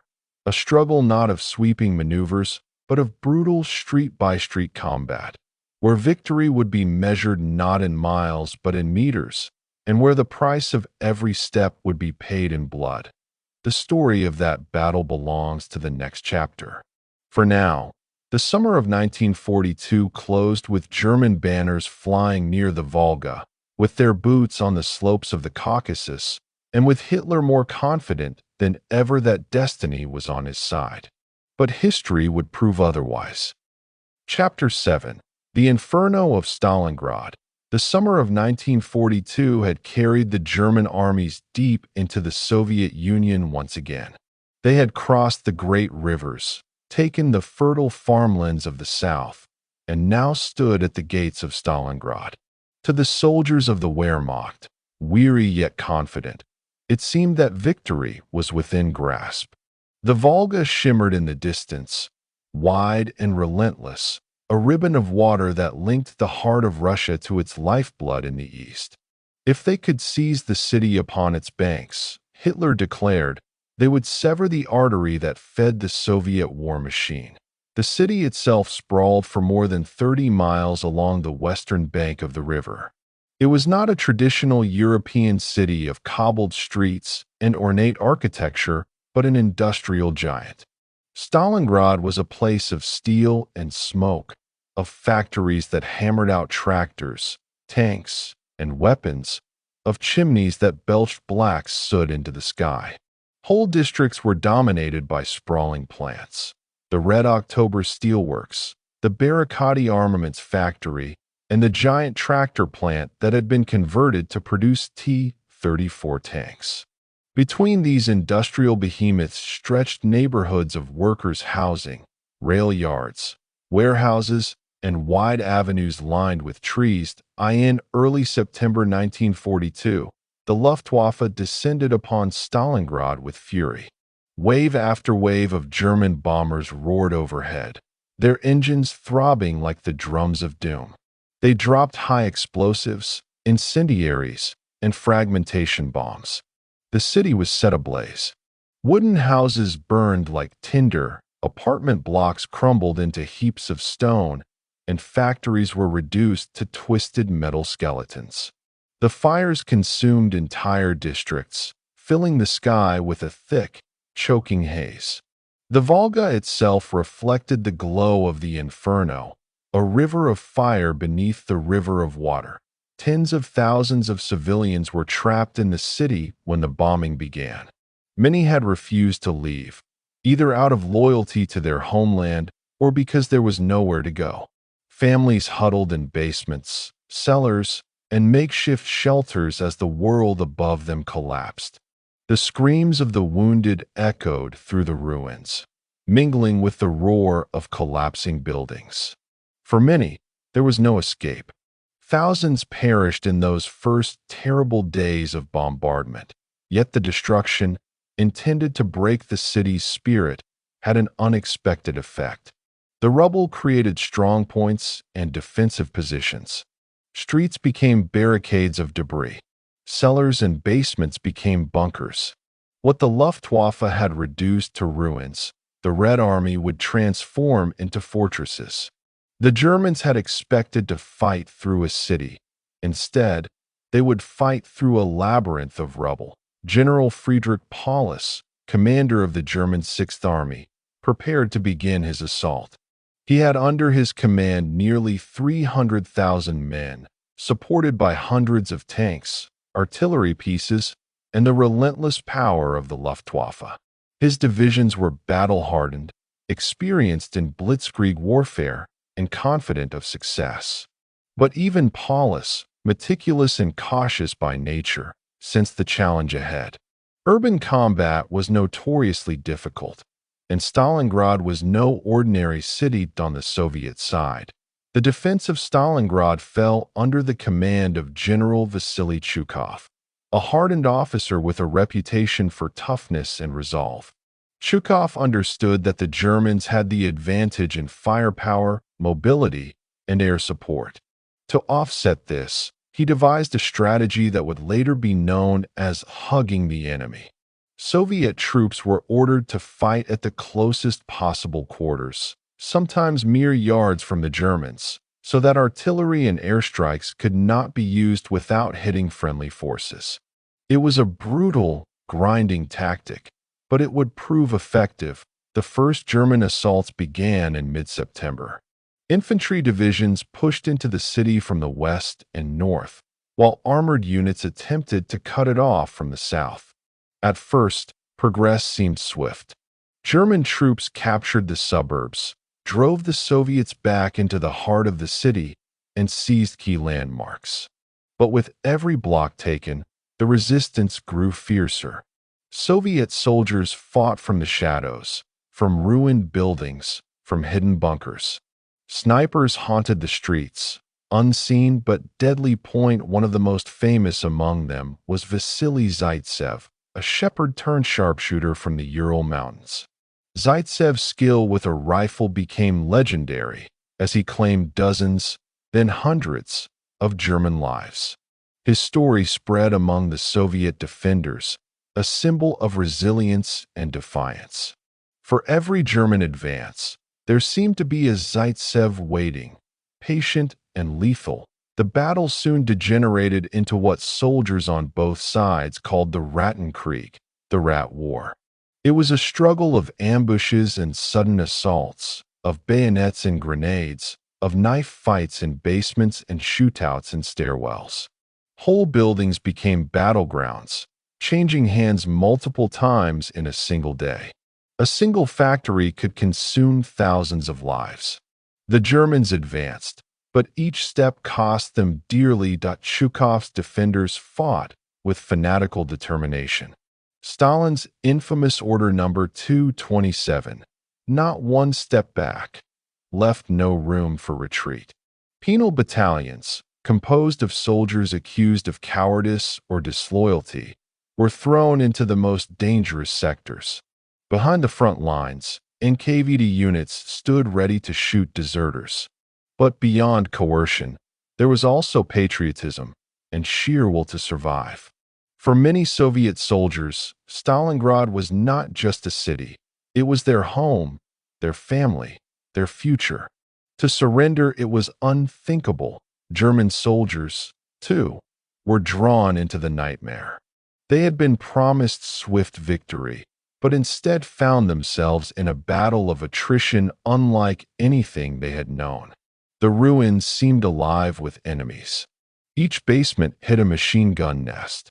Each pile of rubble concealed a sniper. Casualties mounted. Units became exhausted. Their strength bled away in endless skirmishes. Still, Paulus pressed on. By late September, the Germans had captured much of the city center.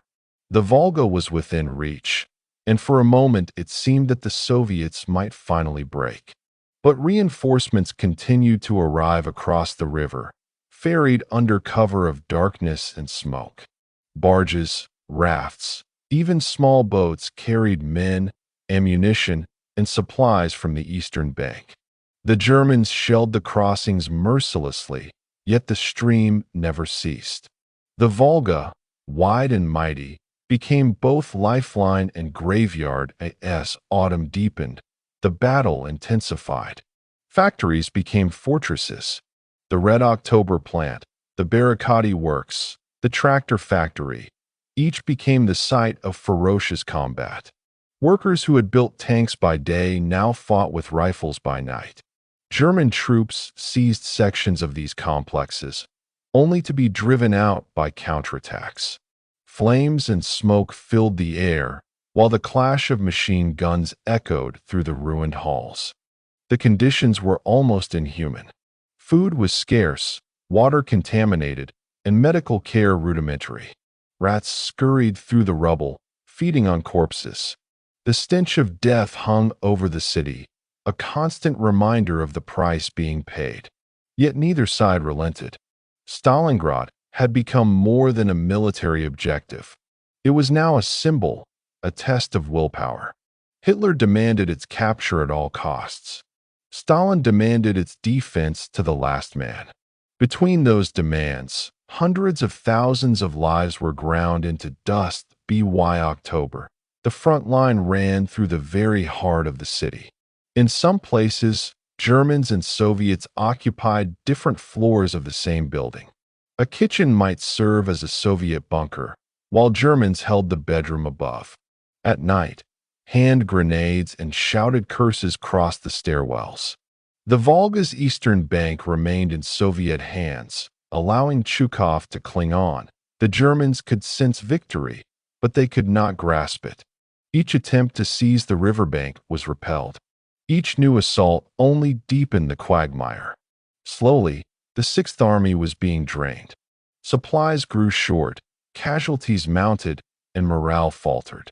Yet Paulus continued, bound by Hitler's orders and by his own sense of duty. The Inferno of Stalingrad was only beginning. What had started as a bombing campaign had transformed into a grinding, month-long brawl, a contest of endurance that neither side could abandon. As the leaves turned and the first frosts of winter touched the steppe, the city remained unbroken. And within its ruins, the fate of empires was being decided. By the time October 1942 arrived, Stalingrad was no longer a city in any conventional sense. It was a graveyard of buildings, a wasteland of shattered bricks and burned-out shells, a place where the living moved cautiously among the ruins of the dead. The fires that had raged after the initial bombardments still smoldered in many quarters, and ash drifted through the air like snow. The once orderly avenues of factories and workers' housing had been pulverized into a tangled landscape where streets disappeared into mounds of rubble, and staircases led to nowhere. Yet amid the destruction, men continued to fight with a ferocity that defied reason. The German Sixth Army, still strong but already feeling the strain of weeks of continuous combat, pressed deeper into the city. General Friedrich Paulus faced immense pressure from above. Hitler himself demanded progress, constantly urging his commanders forward with telegrams and radio calls. For Hitler, the capture of Stalingrad was no longer a matter of strategy alone. It had become personal. To seize the city that bore Stalin's name would be a symbolic triumph, a psychological dagger thrust into the heart of the Soviet Union. Retreat, delay, or compromise was unthinkable. Paulus, methodical and obedient, bent under the weight of these expectations. Each day he launched new assaults. His men advanced in small groups, moving from building to building, room to room, floor to floor. Engineers blasted holes through walls to create passageways. Flamethrowers cleared out basements.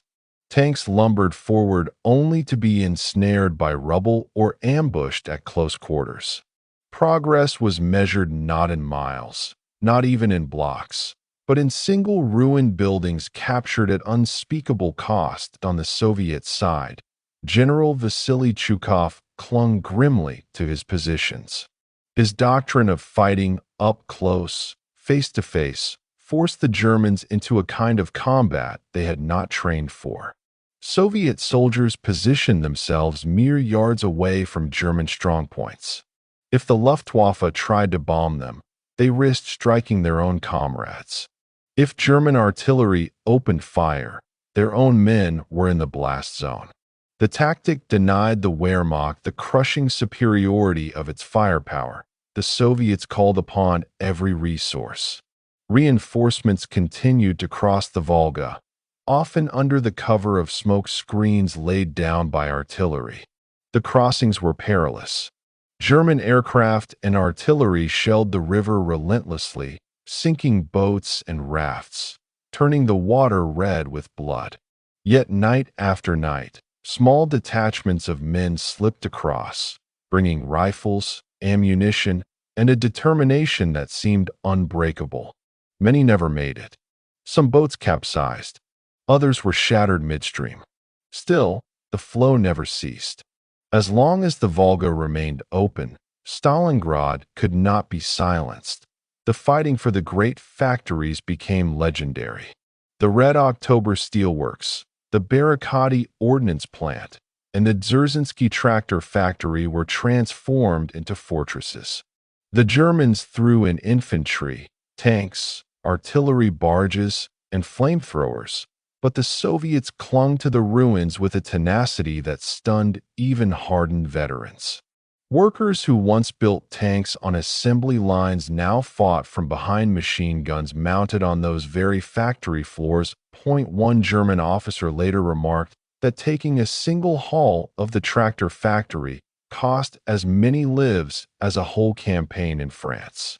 Inside those cavernous spaces, filled with twisted girders, shattered machinery, and pools of oil, soldiers fought in the dark amid the clanging echoes of their own gunfire. Grenades bounced across the floors, rifles cracked at point-blank range, and knives flashed in the shadows. Victory often meant holding a single machine shop or corner of a wall. The struggle for landmarks became a grim obsession. The Germans seized the city's central railway station multiple times, only to lose it to Soviet counterattacks, then seize it again.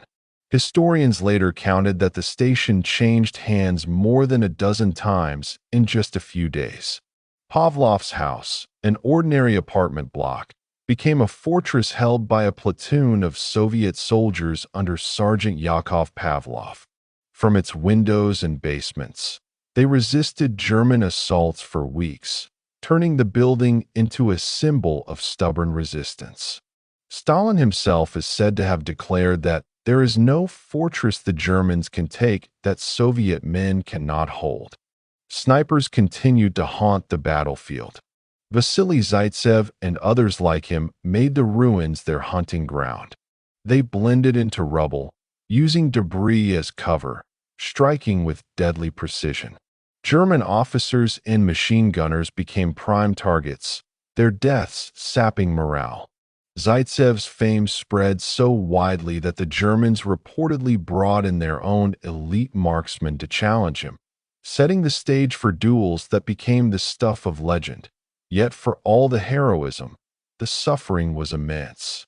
Conditions inside the city were almost unimaginable. Food was desperately short. Soldiers often survived on crumbs of bread or thin soup. Water had to be fetched from the Volga under fire. Medical supplies were nearly non-existent. Wounded men lay in cellars for days, sometimes weeks, without proper care, surrounded by the stench of rot and decay. The Germans suffered too. They were ill-prepared for such relentless close combat. Many had expected a campaign of maneuver and quick victories, like in 1940 or 1941. Instead, they found themselves locked in endless struggles for stairwells, attics, and piles of rubble. Casualties mounted. Replacements were slow to come. Fatigue gnawed at body and spirit alike. German diaries and letters home reveal a growing sense of despair. Stalingrad is hell, one soldier wrote, and we are burning in it. By November, winter crept over the steppe. Snow fell upon the ruins, softening the jagged edges of collapsed buildings, but adding new miseries. Temperatures plunged. Soldiers huddled in ruins, their breath frosting in the air, their hands stiff with cold. Fires were dangerous, for they revealed positions to the enemy, yet without them men froze. Ammunition jammed in rifles. Machinery refused to start. Still, the battle raged at this stage. Paulus believed he was close to victory. The Soviets had been pushed into narrow strips along the riverbank. German units claimed more than 90% of the city was in their hands. Yet that last fraction remained stubbornly defended, a strip of land barely a mile wide in places. Stalin ordered it to be held at all costs. Zhukov and his men obeyed. They clung to the ruins, their backs against the Volga, refusing to yield. And as the Germans poured their strength into seizing those last fragments of the city, something else was happening far beyond their sight. Soviet High Command, under Marshal Georgy Zhukov and others, had been quietly assembling massive reserves on the steppe. Entire armies, with thousands of tanks, artillery pieces, and fresh divisions, were being prepared for a counteroffensive. While Paulus bled his Sixth Army dry within the city's ruins, the Soviets built up the hammer that would soon fall. Inside Stalingrad, the German soldiers could not imagine what was coming. They believed, as did their commander, that final victory was close. All they had to do was endure a little longer, capture that last stretch of riverbank, and the city would be theirs. But each day of delay, each building contested, was buying the Soviets time. Time to amass their strength. Time to plan the trap. The Germans still advanced, but their steps were heavier now, their losses mounting. A tank might seize a street corner, only to be destroyed by a hidden anti-tank gun. An infantry squad might capture a warehouse, only to be ambushed by grenades hurled from the rafters. The city itself seemed to resist, as if the ruins were fighting alongside the men who defended them. By mid-November, Stalingrad was a shattered corpse of a city, yet the fighting showed no sign of abating. Every soldier knew they were part of something larger than themselves, something that would shape the destiny of nations. They did not yet know the outcome, but they knew the weight of history pressed upon them. In the frozen ruins, amid the smoke and blood, the stage was being set for one of the greatest reversals of fortune in military history. The Germans had come seeking conquest. What they found was a furnace of destruction, a place where their strength was tested to the breaking point. They had reached the very banks of the Volga, but in doing so, they had extended themselves too far. The city had devoured their divisions, swallowed their momentum, and held them fast in its grip. The Inferno of Stalingrad had consumed thousands of lives already, and it was not yet finished. Soon, the hunters would become the hunted. Soon, the encirclement would begin. But for now, in the bitter chill of November 1942, the battle inside the city raged on, block by block, building by building, man by man. Chapter 8. The Soviet Counteroffensive. The battle for Stalingrad had dragged on for months.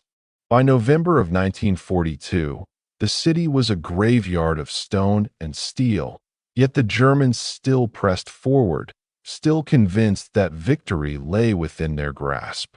The Sixth Army under General Paulus controlled the majority of the city, squeezing the Soviets into narrow strips along the Volga. To many German soldiers, it seemed only a matter of time before the last resistance was extinguished, but outside the ruined city, across the snow-covered steppe, another reality was unfolding, one that the men in Stalingrad could not yet see. The Soviet High Command, the Stavka, had been planning in silence. They had endured the firestorm of summer, absorbed the German advance, and now prepared to strike back with a force unlike anything the Germans expected. The mastermind of this counterblow was Marshal Georgy Zhukov, a man already seasoned by victories and setbacks alike. Alongside him, Marshal Alexander Vasilevsky helped shape the design. Their plan was bold, simple in concept, and devastating in execution. They would not attack the city itself, but the flanks that supported the German Sixth Army. For months, the Germans had poured their best divisions into the urban inferno of Stalingrad. Elite units, panzer divisions, crack infantry, and hardened veterans fought amid the rubble. But on the wide northern and southern flanks of the city, the story was different. To hold those long lines, the Germans relied heavily on their allies, the Romanian Third and Fourth Armies, the Hungarian Second Army, and the Italian Eighth Army. Brave though many of those men were, they lacked the strength, the armor, and the morale to withstand a determined assault. Their positions were stretched thin across the frozen steppe, and their equipment was often outdated. Zhukov and Vasilevsky recognized this weakness with clarity. Instead of battering themselves against the stubborn German positions in the city, they would smash through the softer flanks, encircle the Sixth Army, and trap it inside Stalingrad like a beast in a cage. It was an audacious gamble, but the Red Army had gathered the means to attempt it. Throughout October and early November, Soviet forces assembled in secrecy. Troops, tanks, and artillery moved under cover of night, concealed by camouflage nets and deception measures. Dummy positions were created to mislead German aerial reconnaissance. Bridges were built in remote areas to facilitate surprise crossings. Entire armies were shifted into place with meticulous care. The scale of the buildup was astonishing. More than 1 million men, supported by thousands of tanks, guns, and aircraft, poised for the strike. The Germans saw signs of activity but failed to grasp the scale. Hitler and Paulus remained fixated on the struggle inside Stalingrad itself. Reports from the Romanian armies about Soviet concentrations were dismissed as exaggerations or as reflections of poor morale. The Sixth Army, Hitler believed, was close to victory, and once the city fell, the flanks could be secured. In this confidence lay fatal blindness. On the morning of November 19, 1942, the silence of the steppe was shattered. At dawn, a massive artillery barrage erupted along the northern flank, where the Romanian Third Army held the line. For 80 minutes, Soviet guns thundered, hurling shells into trenches, bunkers, and frozen fields. The ground shook. Snow and earth geysered into the air. Communications were cut, positions obliterated. Survivors cowered in shallow dugouts, unable to respond. Then, as the barrage lifted, the Soviet armor moved forward. Waves of T-34 tanks, their engines roaring in the frigid air, advanced across the snow, accompanied by infantry riding on their hulls. The Romanians, brave but ill-equipped, fought as best they could. Some anti-tank guns fired until they were silenced. Isolated units resisted stubbornly, but the weight of the Soviet assault was irresistible. Within hours, the Romanian front disintegrated. Gaps opened wide, and Soviet spearheads plunged deep into the rear. The next day, November 20th, the southern flank erupted. Against the Romanian Fourth Army Corps, another storm of artillery and armor broke. Here, too, the defenders lacked the heavy weapons to stem the tide.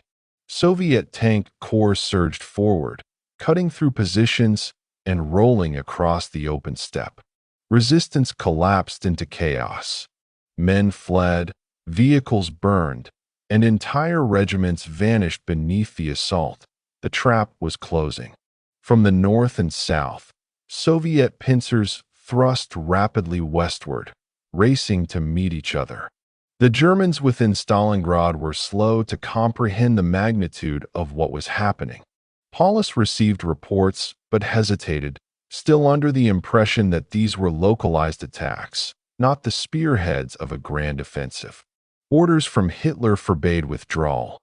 "The Sixth Army will stand fast in Stalingrad," he declared. "The city will be taken and held." But by November 23rd, reality could no longer be denied. Near the town of Kalach on the Don River, the northern and southern Soviet forces met. Tank crews shook hands, infantry units embraced, and the encirclement was complete. A steel ring now surrounded the German Sixth Army, along with elements of the 4th Panzer Army. Inside the pocket lay more than 250,000 Axis troops, Germans, Romanians, Croatians, and others. The hunters had become the hunted at first. The news stunned the German high command. Paulus reported the situation with grim precision, noting the lack of fuel, the stretched supply lines, and the impossibility of breaking out without orders. Many of his generals urged an immediate withdrawal before the encirclement tightened, but Hitler refused. He declared that the Sixth Army would remain in Stalingrad and fight. Supplies, he insisted, would be flown in by the Luftwaffe. Relief would come from outside. To retreat was unthinkable. Thus began the slow strangulation of an army. Inside the pocket, the mood shifted rapidly. Soldiers who had believed victory was near now realized they were trapped. Winter closed in with ferocity. Snowstorms swept the steppe. Temperatures plunged to well below freezing, and the men found themselves short of everything: food, ammunition, winter clothing, medical supplies. Horses were slaughtered for meat. Bread rations dwindled to crumbs. Frostbite and disease spread. The once mighty Wehrmacht was reduced to a besieged garrison, surrounded and slowly starving. The Luftwaffe attempted the impossible. Hermann Göring had assured Hitler that the Sixth Army could be supplied from the air, just as an encircled German force had been resupplied at Demainsk earlier in the war. But the scale at Stalingrad was vastly different. The army required hundreds of tons of supplies each day. The Luftwaffe lacked the aircraft, the fuel, and the clear skies to deliver them. Each mission braved Soviet fighters, flak, and blizzards. Many planes were lost. Those that landed often carried only a fraction of the needed supplies. The effort was heroic but hopeless. Meanwhile, the Soviets tightened the noose. Artillery pounded the pocket from all sides. Soviet troops dug in along the encirclement line, prepared to resist any breakout attempt. Supplies for the Red Army flowed freely, while inside the Cauldron, German strength ebbed away. Yet still, Hitler clung to illusions. He ordered Field Marshal Erich von Manstein to organize a relief operation, codenamed Operation Winterstorm, to break through to the trapped army. Manstein gathered what forces he could, but they were too few, too late, and too weak to smash through the Soviet defenses. The relief column advanced within striking distance of the pocket, but stalled under fierce Soviet counterattacks.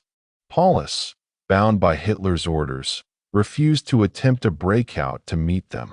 The Sixth Army remained where it was, waiting, slowly dying. For the Soviets, the counteroffensive was more than a military triumph. It was a turning of the tide. After months of retreat, loss, and devastation, the Red Army had struck a blow of staggering proportions. An entire German army group was trapped, its fate sealed. The myth of German invincibility was shattered. Around the world, observers watched in astonishment as the battle that had begun as a German march of conquest transformed into a disaster for Hitler's Reich. The men inside Stalingrad endured as best they could, fighting on in the ruins, holding their lines, still hoping for a miracle. But miracles were not forthcoming. The Soviet counteroffensive had changed everything. The initiative had passed from one side to the other, and it would never fully return to the Germans. Stalingrad was no longer merely a city under siege. It was the graveyard of German ambition on the Eastern Front. The trap had sprung, and the jaws would only tighten.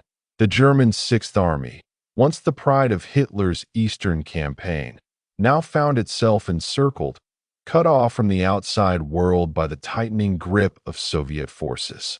The city they had fought so bitterly to capture, Stalingrad, was no longer their objective. It had become their prison. At first, many within the ranks believed the entrapment to be temporary. They trusted that the high command, the Führer himself, would not abandon them. Rumors whispered through the frozen streets and cellars. The Luftwaffe would bring supplies. Field Marshal von Manstein was gathering forces for a rescue. Perhaps Paulus himself would lead a breakout.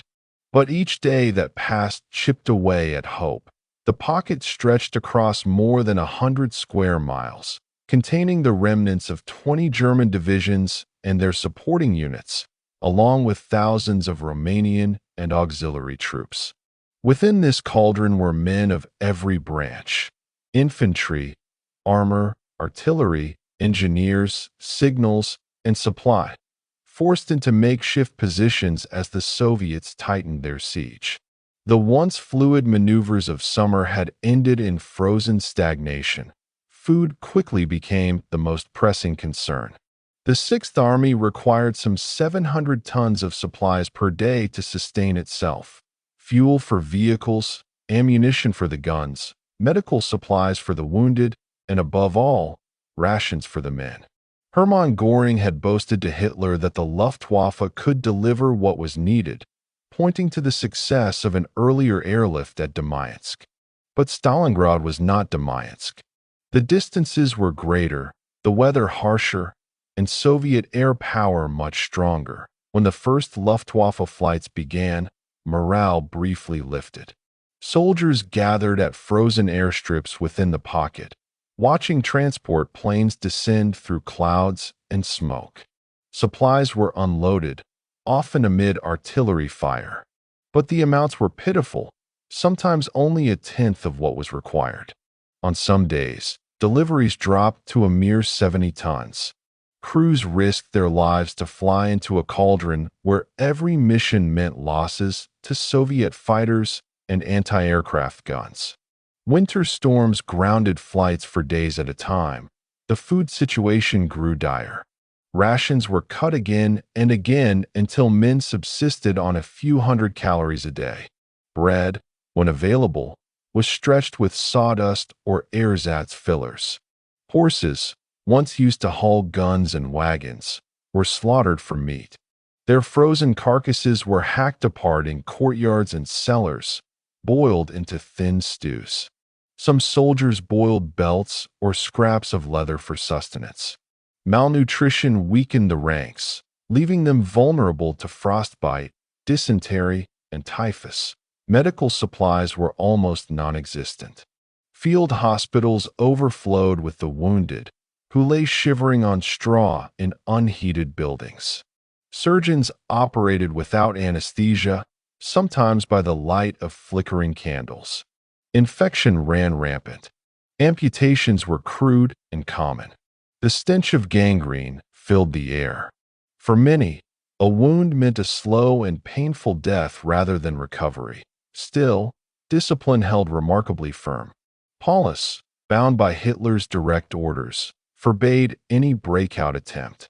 He was a dutiful, precise man, more a staff officer than a field commander, and he obeyed his instructions even when reality suggested otherwise. To defy Hitler was unthinkable, and so the Sixth Army remained fixed, waiting for salvation that never came. Outside the pocket, relief preparations were underway. Field Marshal Erich von Manstein, commander of Army Group Dawn, launched Operation Winterstorm in December 1942. With the 4th Panzer Army and other reserves, he struck toward the Encirclement, pushing across the steppe in a desperate bid to reach Paulus. For a moment, it seemed possible. German spearheads advanced within 30 miles of the pocket. The trapped soldiers inside Stalingrad could hear the distant rumble of artillery, a faint echo of hope carried across the frozen plain. But the Soviets were ready. They had anticipated the relief attempt and prepared counterattacks. The Red Army, now brimming with confidence and strength, launched Operation Little Saturn, striking not only at the relief forces but also against the Italian 8th Army to the west. Entire Axis fronts collapsed under the blow. Manstein's advance stalled, then faltered. Lacking sufficient reserves, he could go no further. The Sixth Army was left to its fate. Inside the Cauldron, despair deepened. The men clung to the belief that orders for a breakout would come, that Paulus would seize initiative and lead them to safety. Some officers urged it, arguing that survival demanded action. But Paulus remained paralyzed by duty and fear of defying Hitler's will. The chance slipped away as the Soviets reinforced their lines, making escape impossible. Winter bore down with relentless cruelty. Temperatures plummeted to minus 30 degrees Celsius. Soldiers lacked proper clothing. Many wrapped themselves in rags or scavenged from the dead. Frostbite blackened fingers and toes, leading to amputations. Weapons froze, lubricants congealed, and vehicles became useless hulks in the snow. Fires were forbidden in forward positions, so men shivered in silence, clinging to one another for warmth as the weeks dragged on. The pocket shrank under Soviet pressure. Artillery pounded relentlessly. Each bombardment sent men diving into cellars, their nerves frayed by the constant thunder. Soviet aircraft roamed the skies, bombing at will.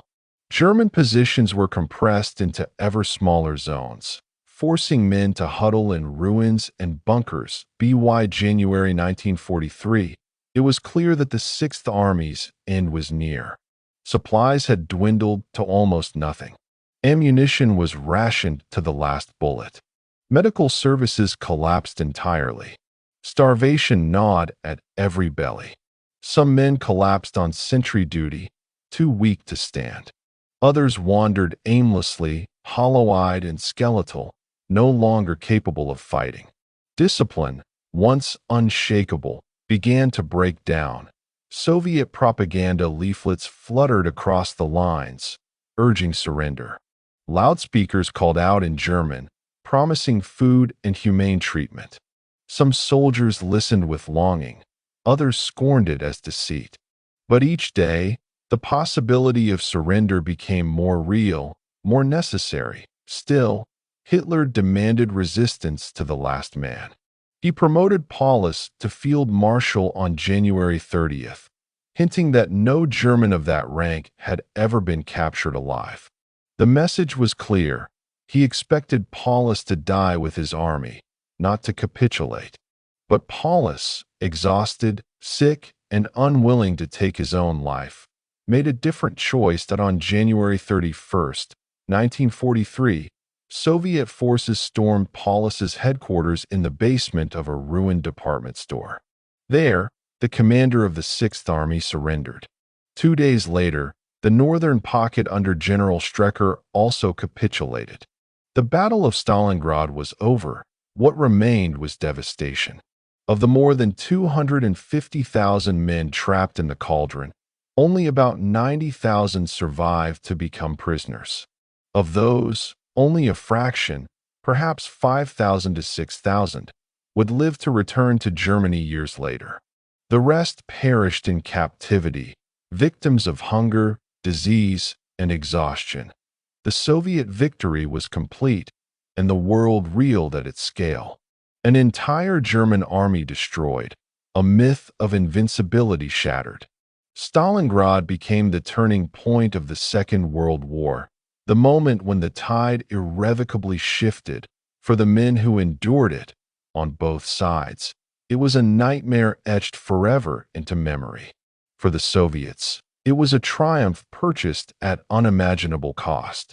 For the Germans, it was a tragedy of blind obedience and squandered lives. For the world, it was a symbol that even the mightiest of conquerors could be broken, that determination and sacrifice could alter the course of history. The Soviet counteroffensive had achieved more than a battlefield victory. It had reshaped the entire war. The Germans would never again regain the initiative in the east. From Stalingrad onward, the Red Army would push westward, step by bloody step, until the road ended in Berlin. Chapter 9. The Winter Hell. The winter of 1942-43 at Stalingrad was no ordinary season. It was a merciless punishment, a theater of suffering where tens of thousands of men endured conditions so cruel that even survival became an act of defiance. Within the pocket, the Sixth Army was no longer an army in the traditional sense. It was a collection of half-frozen, half-starved human beings clinging to fragments of discipline, inhabiting a world of ruins, snow, and death. The city that had once been the object of Hitler's obsession was unrecognizable. Entire districts were rubble, their outlines distorted by snowdrifts and ice. Buildings that had been contested for months were now silent tombs.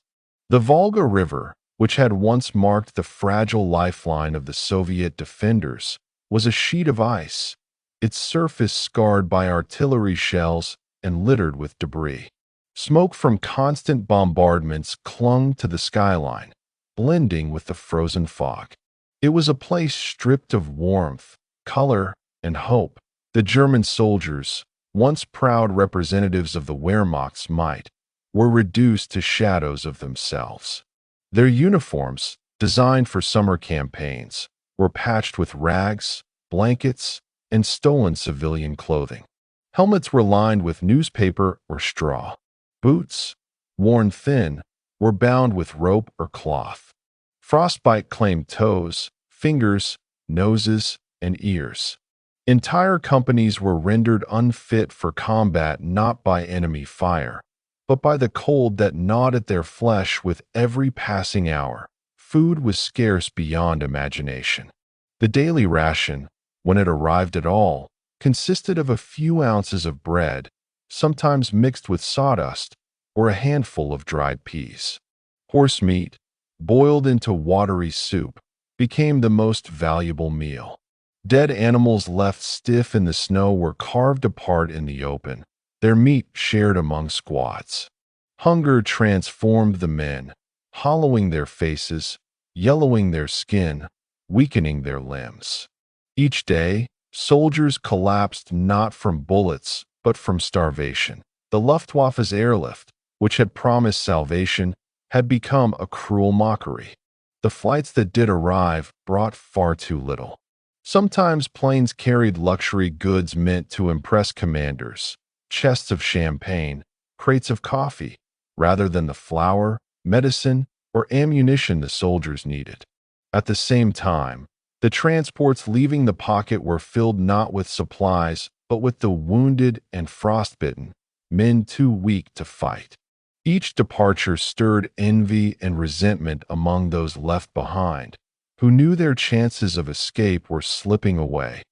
Hospitals, if they could still be called that, were scenes of indescribable misery. In unheated cellars and shattered buildings, the wounded lay on straw, wrapped in rags, shivering as the cold crept into their bones. Doctors operated without proper instruments, using saws and knives on crude tables. Anesthesia was scarce, morphine non-existent. Amputations were carried out with little more than restraint and prayer. The cries of the suffering echoed through the ruins, haunting those still on their feet. The Soviet onslaught did not relent. Artillery thundered day and night, shells exploding among the ruins with terrifying regularity. Soviet aircraft patrolled the skies, strafing positions at will. The Red Army, confident now in its superiority, pressed forward methodically, shrinking the pocket inch by inch. For every German strongpoint, there was a Soviet counter. Every attempt at defense answered with overwhelming firepower. In the midst of this chaos, morale crumbled. Officers still barked orders, but obedience was fading. Soldiers spoke openly of surrender, a thought once unthinkable. Some deserted their posts, wandering in search of food or warmth. Others resigned themselves to fate, curling up in corners of cellars and refusing to move again. Letters from home, if they arrived at all, were treasures, read over and over until the paper disintegrated. For many, the memory of loved ones was the only warmth left, and yet, even in this abyss, fragments of humanity persisted. Comrades shared morsels of bread, pooled rations, or risked their lives to drag the wounded to shelter. Chaplains held quiet services in cellars, their words muffled by artillery blasts above. Soldiers carved small Christmas trees from splintered wood in December, decorating them with scraps of paper or metal. In these small acts, they clung to the identity of men rather than beasts. January brought no relief, only deeper despair. The new year opened with Soviet offensives that tightened the noose around the Sixth Army. Entire districts of Stalingrad fell in days, the Germans retreating into smaller and smaller pockets. Each retreat meant abandoning the wounded, leaving them behind with promises of rescue that would never come. The Soviets advanced relentlessly, their numbers and firepower overwhelming. On the front lines, German soldiers faced not only Soviet troops, but also their own exhaustion. Machine guns froze solid, rifles jammed, mortars cracked from the cold. Ammunition ran low. Soldiers counted bullets before each skirmish, knowing resupply would not come. Some fought with captured Soviet weapons, scavenging from the dead. Others carried grenades as their only defense. The Grand Army that had stormed across Europe was reduced to scavengers in rags. The Soviet soldiers, for their part, were no strangers to suffering. They too endured the cold, the hunger, and the death. But they fought with the momentum of belief, driven by the knowledge that they were reclaiming their land, avenging their dead. They knew reinforcements and supplies lay just across the Volga, while the enemy was alone and abandoned. Their determination grew as the German resistance faltered. In Berlin, Hitler refused to accept reality. He ordered Paulus to fight on, to hold Stalingrad at any cost. He forbade surrender, demanding that his army resist until the last bullet, the last man. The Sixth Army, he declared, would be the fortress that anchored Germany's eastern front. To withdraw, to surrender, would be to betray the Reich. Hitler's voice, carried by radio and telegram, seemed distant and cruel to the starving men huddled in the ruins by mid-January. The Sixth Army was split in two. The northern pocket, under General Strecker, clung to the ruins of the tractor factory and nearby districts. The southern pocket, under Paulus himself, held the city center. Communication between the two was tenuous at best, couriers crossing deadly zones of fire. Both pockets knew their days were numbered. The suffering reached a level beyond imagination. Men froze to death in their sleep, curled beside comrades who awoke to find them stiff and lifeless. Corpses lay unburied in the snow, their faces covered in frost, their bodies gnawed by starving dogs and rats. Hunger drove some to madness, their minds unraveling as their bodies wasted away. Death became so common that soldiers spoke of it with numb indifference, as if it were the weather, yet still many fought. Pride, duty, fear of Soviet retribution, these kept rifles in hands and men at their posts. Some clung to the hope of rescue, still believing Manstein or the Luftwaffe would come. Others fought simply because it was all they had left, the only act of control in a world that had stripped them of everything else. The winter hell of Stalingrad was not only a military catastrophe, it was a human tragedy of immense proportions. More than an army was dying here, an entire illusion of invincibility. The belief that Germany could conquer the East, that Hitler's vision was unstoppable. The ruins of the city bore witness to that shattering. Each frozen corpse another reminder of hubris brought LOW. By the end of January, the noose was nearly closed. Soviet troops surged forward, collapsing the German defenses piece by piece. Paulus, trapped in his headquarters, received Hitler's final message, "Hold to the last man." But Paulus was no longer capable of illusions. His men were dying in thousands every day. His army was a shadow. He knew the end was inevitable. The winter hell of Stalingrad had reached its climax. What had begun as a campaign of conquest had become a slow death march, a descent into misery that few would survive. And as January gave way to February, the final act began, the surrender of an army, and with it, the crumbling of a dream that had once seemed unstoppable. The last days of the Sixth Army were not marked by grand maneuvers or decisive victories. They were marked by silence, resignation, and the slow extinguishing of hope. By the final week of January 1943, Stalingrad was no longer a battlefield in the traditional sense. It was a graveyard, a place where tens of thousands of men lingered between life and death, waiting for the inevitable. The Soviet encirclement had tightened to such a degree that every move outside a cellar or dugout was a gamble. The once sprawling German positions had been reduced to shrinking clusters of resistance, islands in a sea of Soviet forces. The front lines had lost their clarity. Soldiers no longer knew exactly where their units ended and where the enemy began. Every ruined building, every frozen trench was contested, and every step risked capture or death. Inside the pockets, discipline was disintegrating. Soldiers once known for their rigid obedience ignored orders, wandering in search of food or firewood. Some disappeared entirely, vanishing into ruins, seeking a fate of their own choosing. Others still clung to the remnants of order, carrying out drills, standing guard, and saluting officers who themselves were gaunt and exhausted. The machinery of the army still turned, but it was powered more by inertia than belief. The Soviet artillery never ceased. Shells rained down day and night, shaking the ground, collapsing walls, and scattering rubble. The constant bombardment left nerves frayed, sleep impossible. Every thunderous crash was followed by dust, screams, and more wounded. Yet by now, even this seemed routine.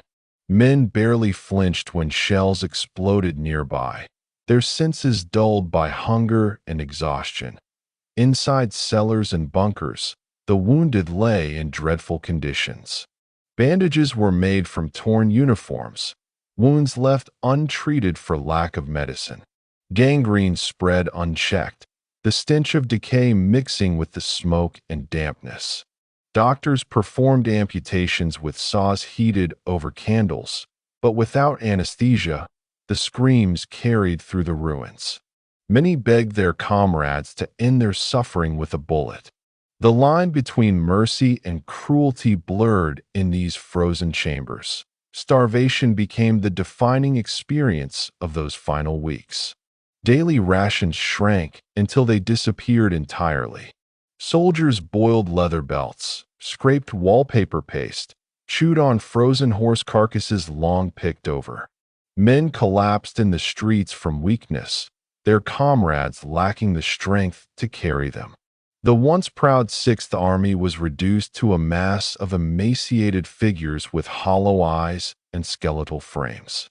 Death came not as a violent end, but as a quiet slipping away, as bodies gave out one by one. For many, surrender became the only hope of survival. Yet surrender itself was uncertain. Rumors spread that the Soviets would slaughter all who laid down their arms, that captivity meant starvation and death. Stories of earlier atrocities, real or imagined, circulated endlessly, feeding fear. Still, the alternative was grim. To stay meant certain death in the ruins of Stalingrad. In late January, the Soviets launched their final offensives, storming into the city center. They advanced through ruined streets, over frozen bodies, into cellars where desperate men waited. Resistance flared in pockets, machine guns rattling, mortars firing, but the defense lacked coherence. Entire battalions surrendered at once, emerging from basements with their hands raised. Soviet soldiers, hardened by months of brutal fighting, accepted their capitulation with grim efficiency, herding prisoners away under guard. General Paulus, trapped in his headquarters in the ruins of the Univermag department store, faced his moment of reckoning. For weeks, he had resisted calls to surrender, clinging to Hitler's orders to hold at all costs. He had been promoted to Field Marshal, a title Hitler bestowed with the implication that no German field marshal had ever surrendered. The message was clear: Paulus was expected to die in Stalingrad, but Paulus was not a man of myth. He was weary, sick, and surrounded by suffering. His staff begged him to act, to spare what remained of the army. On January 31st, 1943, Paulus finally made his decision. He refused to take his own life, declaring he would not sacrifice himself for Hitler's illusions. When Soviet troops stormed his headquarters, Paulus surrendered, offering no resistance. The symbol of Germany's invincibility had been broken, not with a final act of defiance, but with a quiet acceptance of reality. Elsewhere in the ruins, surrender unfolded chaotically. Some units fought to the last bullet, dying where they stood. Others raised white flags, filing out of bunkers with arms held high. Soviet soldiers gathered tens of thousands of prisoners, marching them away through the snow. The scenes were haunting. Columns of gaunt, ragged men stumbling through the ruins, their once formidable uniforms now rags, their weapons discarded in heaps. That on February 2nd, the last pocket under General Strecker finally capitulated. With that, the Battle of Stalingrad ended. Nearly 300,000 German soldiers had entered the city. Fewer than 100,000 would be taken prisoner. Of those, only a fraction, perhaps 5,000 to 6,000, would ever return home, years later, broken by captivity. The rest perished in Soviet camps, their names lost to history. The city itself was unrecognizable. Stalingrad was a wasteland, its streets filled with rubble, its buildings gutted, its population shattered. Civilians who had endured the siege emerged from cellars like ghosts, their faces pale and hollow. The Red Army surveyed the ruins with grim satisfaction, knowing that this victory marked a turning point not just in the war, but in history. For the German Reich, Stalingrad was a wound that could not heal. The myth of invincibility, carefully cultivated by Hitler, lay in ruins. The Wehrmacht had been dealt a blow from which it would never fully recover.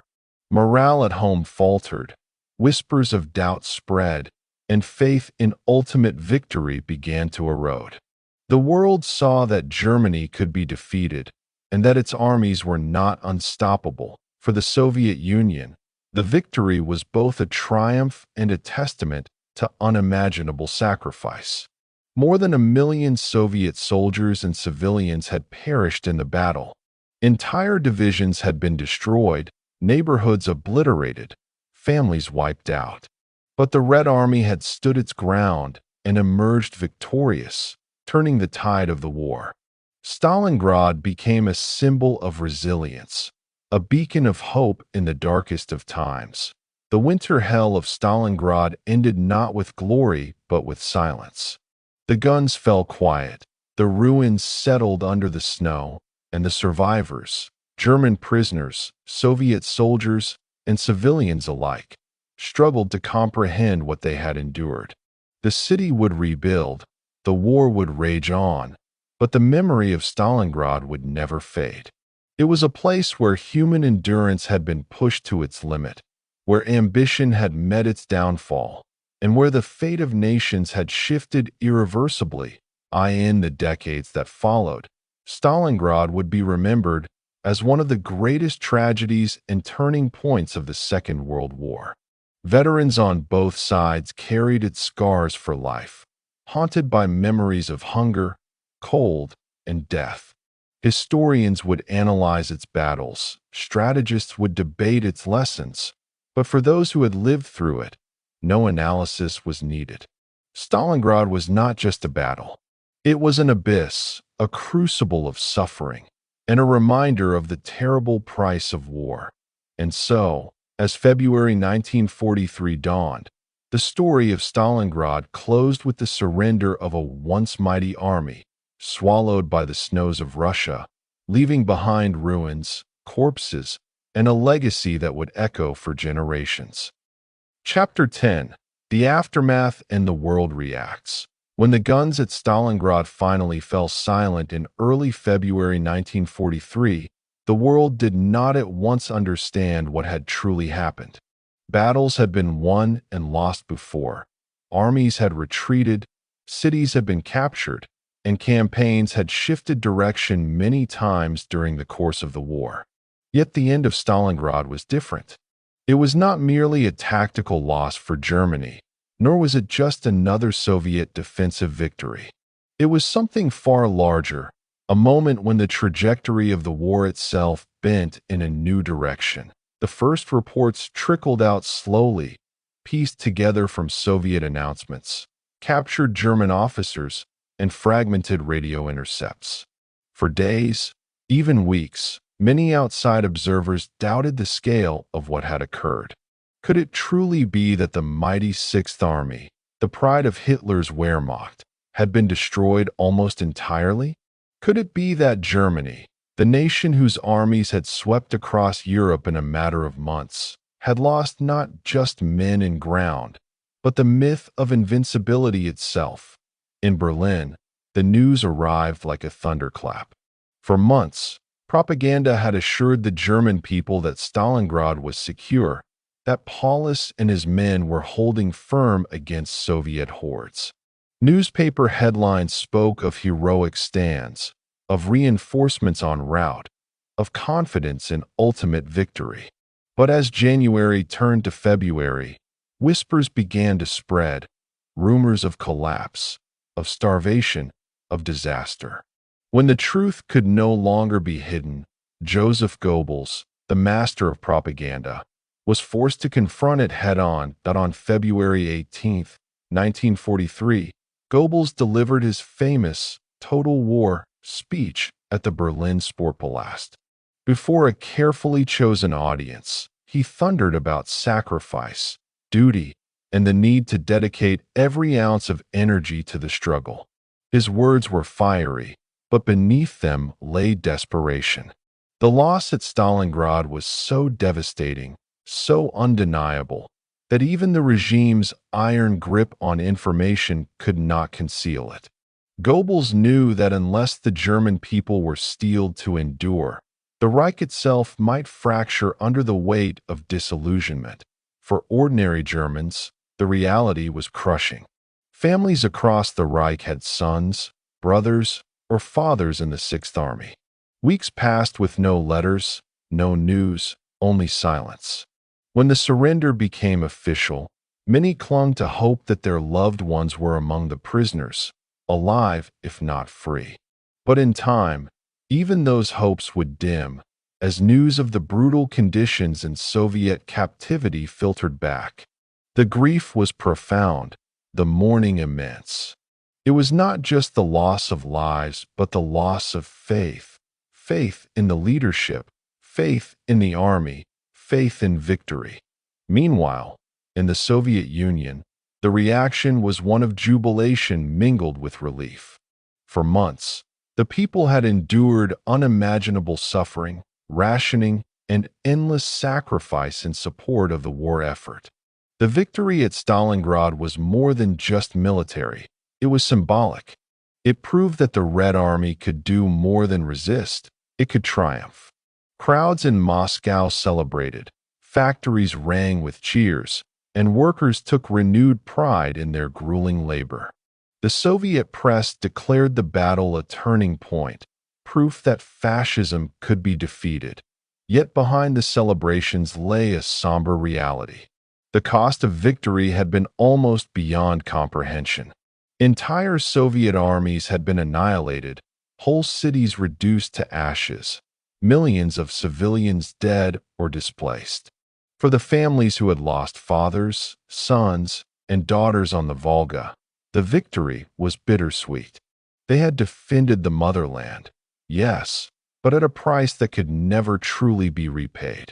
Stalingrad became both a beacon of hope and a reminder of the terrible sacrifices demanded by war. Elsewhere in the world, the shockwaves rippled outward. In London, Prime Minister Winston Churchill hailed the Soviet victory as one of the greatest feats of arms in history.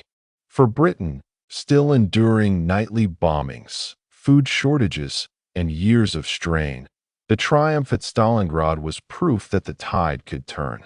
It reassured the weary nation that the Axis powers were not invincible, that with enough endurance and cooperation, victory was possible. That in Washington, President Franklin Roosevelt shared similar sentiments. The United States had only recently entered the war, following the attack on Pearl Harbor, and American forces were still in the early stages of large-scale combat in North Africa and the Pacific. The Soviet success at Stalingrad was seen as both inspiring and strategically crucial. It meant that Germany was not only stoppable, but vulnerable, opening the door for Allied offensives elsewhere. Roosevelt praised the courage of the Soviet people, framing the battle as a symbol of unity among the Allies in the struggle against tyranny. Even in occupied Europe, the news brought a flicker of hope. Resistance movements in France, Yugoslavia, Poland, and beyond drew strength from the Soviet victory. Pamphlets circulated secretly, declaring that Germany could be beaten, that liberation was not a fantasy.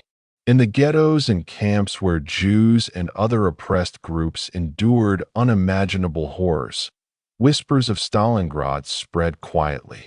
For many, it was the first real sign that the Nazi machine was not unstoppable, that the nightmare might one day end. But for the German high command, the defeat at Stalingrad was nothing less than catastrophic. Militarily, it meant the loss of over 20 divisions, the destruction of some of the Reich's best trained and best equipped forces. Strategically, it shattered the dream of conquering the Soviet Union. The vision of seizing the oil fields of the Caucasus, of cutting off Soviet industry and fuel supplies, evaporated in the snow of Stalingrad. The Wehrmacht was forced onto the defensive, retreating westward, desperately trying to regroup. Psychologically, the blow was even greater. The Wehrmacht had been built on the idea of unstoppable momentum, of swift victories through blitzkrieg. Stalingrad destroyed that illusion.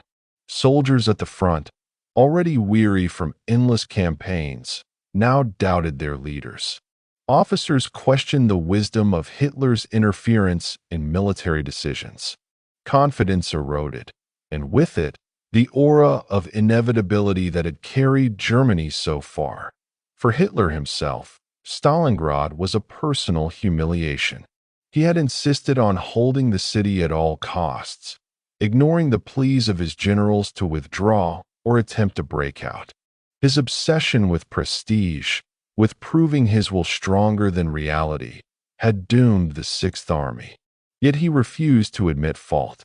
In speeches and proclamations, he blamed the defeat on treachery, on the harshness of the Russian winter, on the overwhelming numbers of the enemy. Never once did he acknowledge his own mistakes in private. However, Hitler's fury was boundless. He raged against his generals, against the Luftwaffe for failing to supply the encircled troops, against anyone who dared suggest alternatives. His trust in his officers diminished, replaced by an increasing reliance on his own instincts.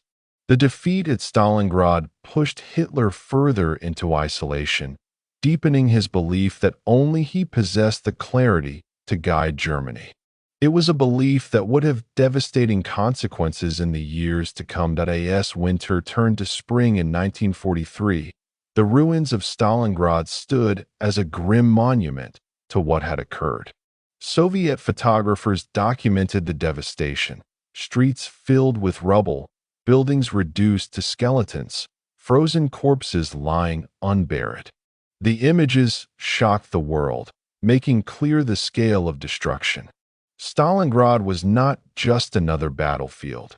It was a place where the modern world had witnessed the limits of human endurance and the extremes of suffering. Among the ruins, Soviet officials began the work of rebuilding, though it was hard to imagine how. Civilians emerged from hiding, gaunt and hollow, searching for lost relatives, scavenging what little food could be found. For them, the victory was real but overshadowed by loss.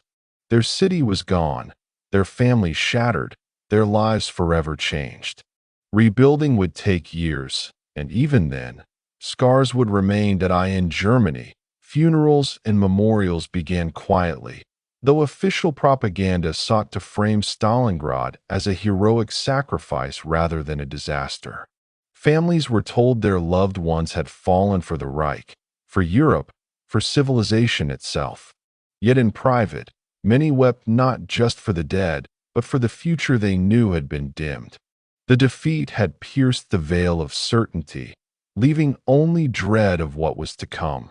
The world, too, began to grasp the larger implications. Stalingrad was not just a Soviet victory. It was a turning point in the global struggle. It signaled that the Axis powers could be beaten, that their expansion could be rolled back, that liberation was possible. From that point forward, the question was not whether Germany could be defeated, but when and at what cost. And so, as the world absorbed the news, a shift took place. Hope, fragile but real, spread across nations long gripped by fear. For the Allies, it was a chance to dream of victory. For the oppressed, it was a whisper of freedom. For the Germans, it was the first taste of inevitable decline. Stalingrad had changed everything. The surrender of the Sixth Army did not end with a neat line drawn beneath the battle. Its echoes carried far into the war, shaping policies, decisions, and human lives for years afterward. Stalingrad was not a story that ended in February 1943. It was a beginning, a shift, a wound that never quite closed. To understand its true aftermath, one must look not only at the politics and strategy, but at the countless human threads left tangled in its wake. The most immediate consequence was the fate of the prisoners. Nearly 91,000 German soldiers laid down their arms when Paulus finally capitulated, among them 24 generals and thousands of officers. They were marched away through the snow, gaunt and frostbitten, carrying little more than the clothes on their backs. Many were too weak to walk, collapsing along the way, left behind in the frozen fields. For those who did survive the journey, what awaited them was no liberation but years of hardship in Soviet captivity. The Soviet Union, itself scarred by famine and destruction, had little food or medicine to spare. Prison camps were overcrowded, supplies meager, conditions harsh. Disease spread quickly among the malnourished prisoners. Dysentery, typhus, and exhaustion claimed thousands within weeks. Of the 91,000 men taken prisoner, fewer than 6,000 would ever return to Germany after the war. For families back home, the waiting stretched on endlessly. Wives, mothers, and children clung to the hope that their men would one day return, long after the war had ended, only to be met with silence or, in rare cases, a gaunt figure stepping off a train many years later, changed beyond recognition. Among the prisoners, the highest-ranking officer, Field Marshal Friedrich Paulus, faced a unique destiny. Captured alive, he became the first German field marshal ever taken prisoner. Hitler had expected him to die rather than surrender, to either fall in combat or take his own life. Instead, Paulus lived, and in Soviet custody, he became both a symbol and a tool. Over time, Paulus agreed to speak against Hitler, appearing in broadcasts that urged German soldiers to surrender and join the fight against fascism. For many Germans, these words felt like betrayal. For the Soviets, they were propaganda gold. Paulus, once a symbol of German might, became a voice for its futility. Beyond the prisoners, the battle's outcome forced a seismic shift in global strategy. Germany, once the aggressor on all fronts, was now forced into retreat in the east. The Wehrmacht could no longer sustain its grand ambitions of sweeping across the Soviet Union to the Caucasus. Instead, they would spend the next 2 years slowly giving ground, step by step, across Ukraine, Belarus, and into Poland. The defeat at Stalingrad set the stage for future Soviet offensives, culminating in the Great Push toward Berlin itself. For the Allies in the West, the victory at Stalingrad offered both relief and opportunity. In Washington and London, leaders recognized that the Soviet Union, though battered, would survive.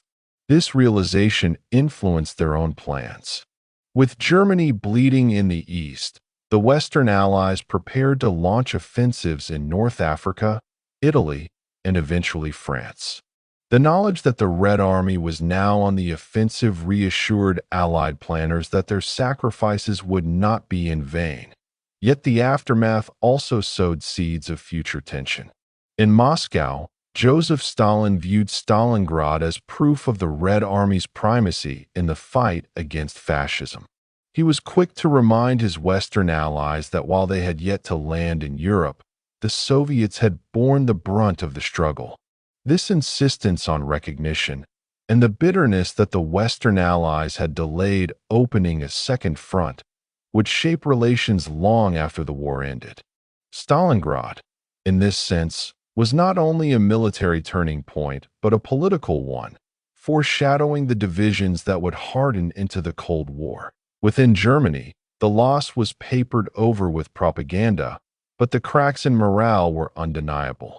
Goebbels tried to reframe Stalingrad as a heroic sacrifice for the Reich, insisting that the men had fought to the last and died gloriously. But ordinary Germans, especially those who had lost loved ones, were not easily consoled. Letters stopped arriving. Uniforms hung unworn in closets. Children grew up fatherless.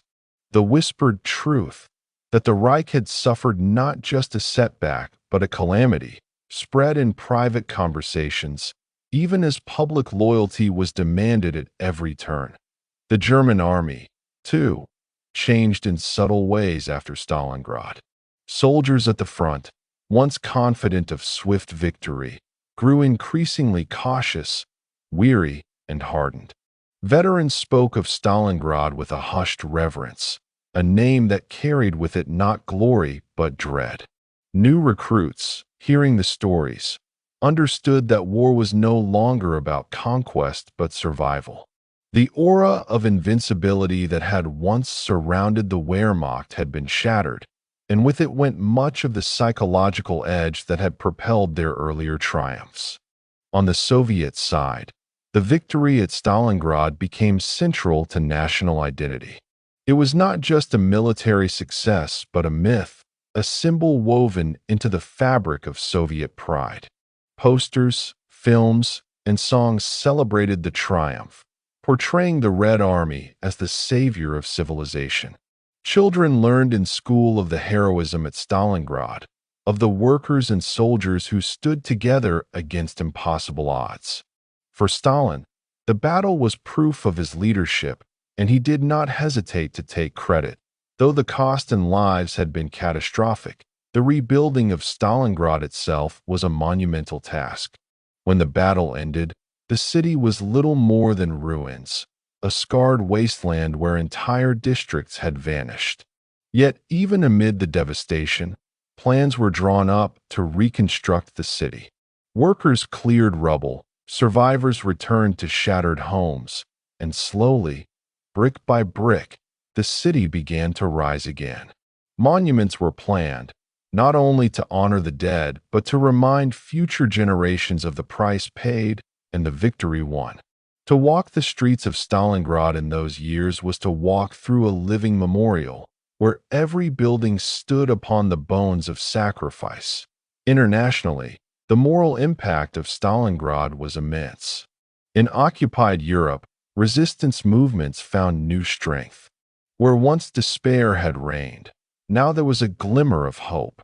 Leaflets circulated secretly in France, Norway, and the Netherlands, proclaiming that the German army could be beaten. Sabotage increased, underground newspapers grew bolder, and ordinary people, inspired by the Soviet victory, found the courage to resist. In the United States, Stalingrad captured the imagination of the public. Newspapers ran dramatic headlines, while magazines published photographs of the ruined city. Americans, many of whom had never heard of Stalingrad before the battle, now knew its name as a symbol of defiance. Donations to the Soviet cause increased, and public opinion, once wary of Stalin's regime, softened in recognition of the Red Army's sacrifice. The battle also reshaped military thinking across the globe. Generals studied the clash with intense interest, analyzing how urban combat, encirclement, and attrition had played out on such a vast scale. The lessons of Stalingrad would echo in later campaigns, in the streets of Warsaw, in the ruins of Berlin, in every battle where armies fought not in open fields but house to house, room to room. It demonstrated that modern war was not just about tanks and planes, but about endurance, supply, and the ability to outlast the enemy in the harshest conditions imaginable. Yet perhaps the most enduring consequence of Stalingrad lay not in strategy or politics, but in memory. For those who lived through it, the battle was a dividing line in life itself, before and after.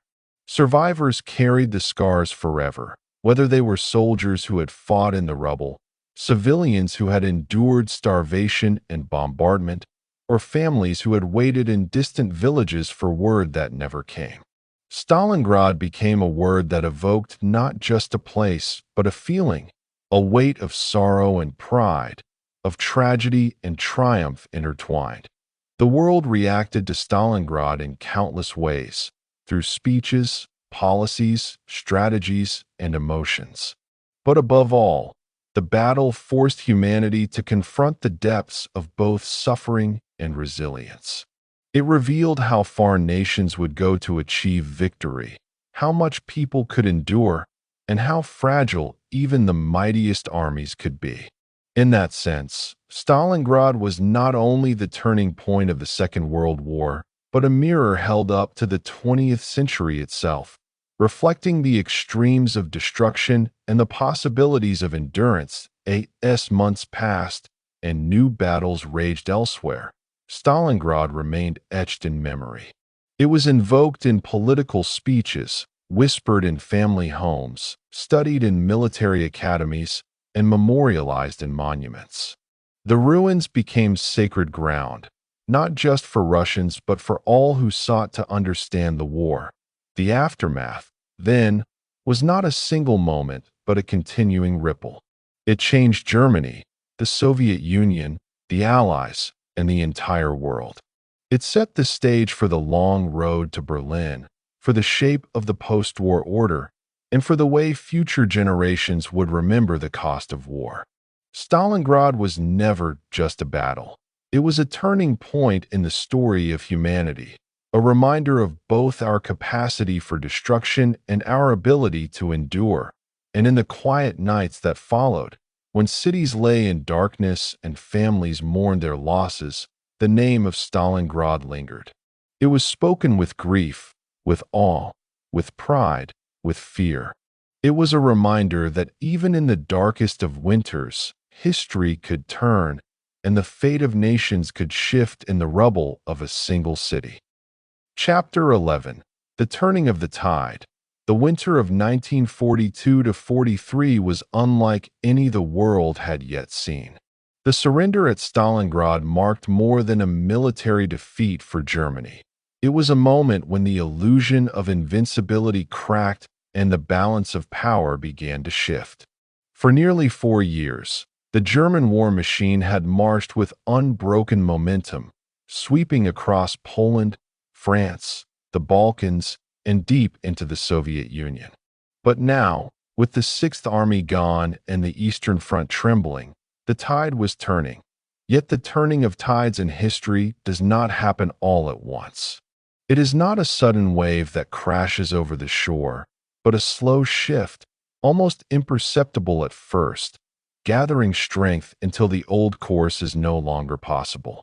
After Stalingrad, Germany remained powerful, its armies vast, its industries still churning out tanks, planes, and weapons. Hitler was not finished, but the myth of inevitable victory had been shattered, and with it came a new reality for soldiers and civilians alike that on the Eastern Front, the Red Army gained confidence. The defenders of Moscow had already proven that Germany could be halted. Now, Stalingrad had shown that the invaders could be not only stopped but destroyed. Soviet soldiers, who had once fought with despair, now fought with hope. They knew they could outlast the enemy. They knew the tide could be reversed. Stalin, emboldened, urged his generals to plan new offensives, no longer content with merely defending but determined to push the Germans back. For the German high command, the situation was grim but not yet hopeless. Generals like Manstein and Model worked feverishly to stabilize the front, to pull together retreating units, to prevent total collapse. Their skill and the discipline of the German soldier prevented disaster from turning into immediate catastrophe. Throughout early 1943, the Wehrmacht managed a series of counterblows, clawing back ground in some places, slowing the Soviet advance in others.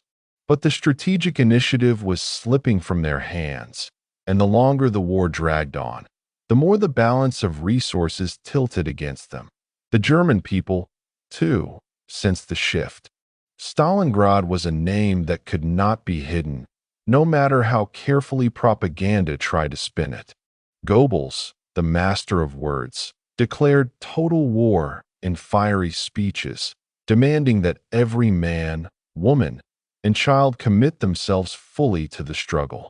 Posters urged sacrifice, Radio broadcasts thundered with defiance, but beneath the surface, doubt crept in. The casualty lists grew longer, the letters from loved ones fewer. Cities that had once celebrated victory parades now whispered of loss.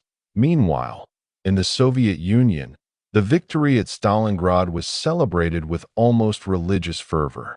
Songs were written, poems recited, parades held in cities far from the front. The people, who had endured hunger, cold, and bombardment, felt a new strength rising within them.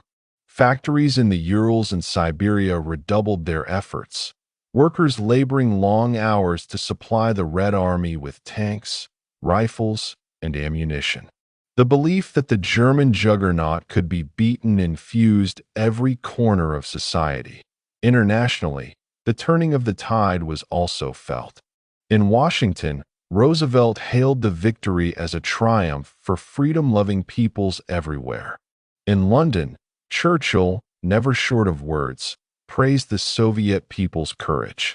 The Western Allies, long accused by Stalin of delaying the Second Front, now recognized that time was running short to fulfill their promises.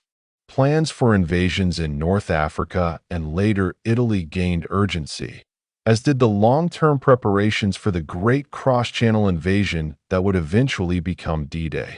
The shift was not just military, but psychological. For years, Germany had dictated the rhythm of the war, choosing where and when to strike. After Stalingrad, that control began to erode. The Soviets, once reactive, became proactive. The Allies in the West grew bolder, knowing that the Reich could be bled. Resistance movements across Europe took courage, realizing that the occupier could be defeated. The tide had not yet swept Germany away, but the current was flowing against them. Yet it is important to remember that 1943 was still a year of uncertainty. The Germans were wounded but dangerous. Hitler remained defiant, his charisma and authority over the Nazi state unshaken. He demanded loyalty, punished doubt, and insisted that victory was still possible. The Wehrmacht, though battered, was still formidable, with millions of men under arms and vast experience in battle.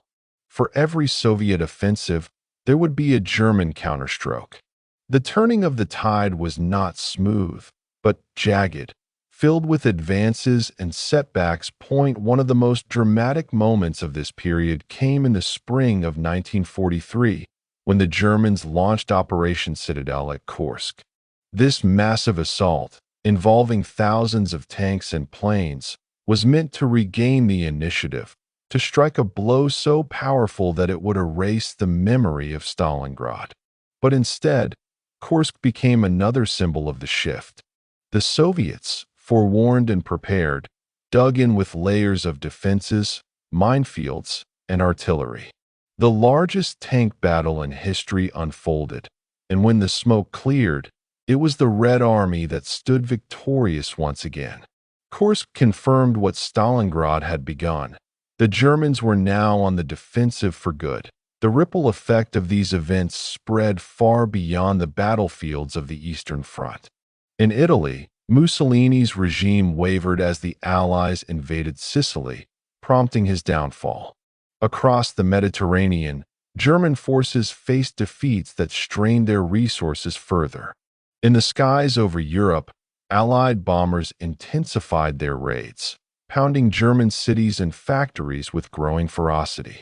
Step by step, blow by blow, the Reich was being pushed back on every front. But if Stalingrad had broken Germany's aura of invincibility, it had also revealed something profound about human endurance. Soldiers who survived spoke of how the battle had changed them, how it had stripped away illusions and left only the raw will to live. Civilians in Stalingrad, who had huddled in cellars for months, carried with them stories of unimaginable suffering, but also of resilience. The turning of the tide was not just a matter of tanks and divisions, but of spirit, the spirit of peoples who refused to yield, who endured until the tide shifted in their favor. But in Germany, the turning tide brought darker consequences. Hitler's paranoia deepened. Conspiracies seemed to surround him. Betrayal lurked in every shadow. As the war turned against him, his control over the military tightened. Decisions were increasingly driven by ideology rather than strategy, by stubbornness rather than realism. Generals who questioned orders found themselves dismissed, replaced by those more loyal than competent. The space for professional judgment narrowed, and with it, the chances of reversing the tide diminished. For ordinary Germans, life grew harder with each passing month. Bombs rained down from Allied planes, food grew scarce, sons and fathers were conscripted, and the shadow of defeat loomed larger. The war that had once promised glory now demanded only sacrifice, with little hope of reward. And yet, the regime held on, driven by fear, loyalty, and the relentless machinery of Nazi propaganda. For the Soviets, the turning tide was both a triumph and a burden. Victory at Stalingrad had been won at a staggering cost. Millions dead, cities destroyed, vast regions scarred by war. The Red Army had proven its strength, but the road ahead remained long and brutal. Each new offensive demanded fresh sacrifices, each step forward measured in lives. The people endured because they had no choice, because behind them lay their homes, their families, their future. As the world looked on, it became clear that the Battle of Stalingrad was not merely another battle in the long list of World War II's conflicts. It was the fulcrum on which the war pivoted. Before Stalingrad, the Germans advanced. After Stalingrad, they retreated. Before Stalingrad, the Allies feared defeat. After Stalingrad, they believed in victory. The tide of history had turned, and though storms still raged, the direction was set. The months after Stalingrad were a time of transition, filled with both hope and uncertainty. For the men at the front, it meant marching again, this time not to defend their homes, but to push the enemy back.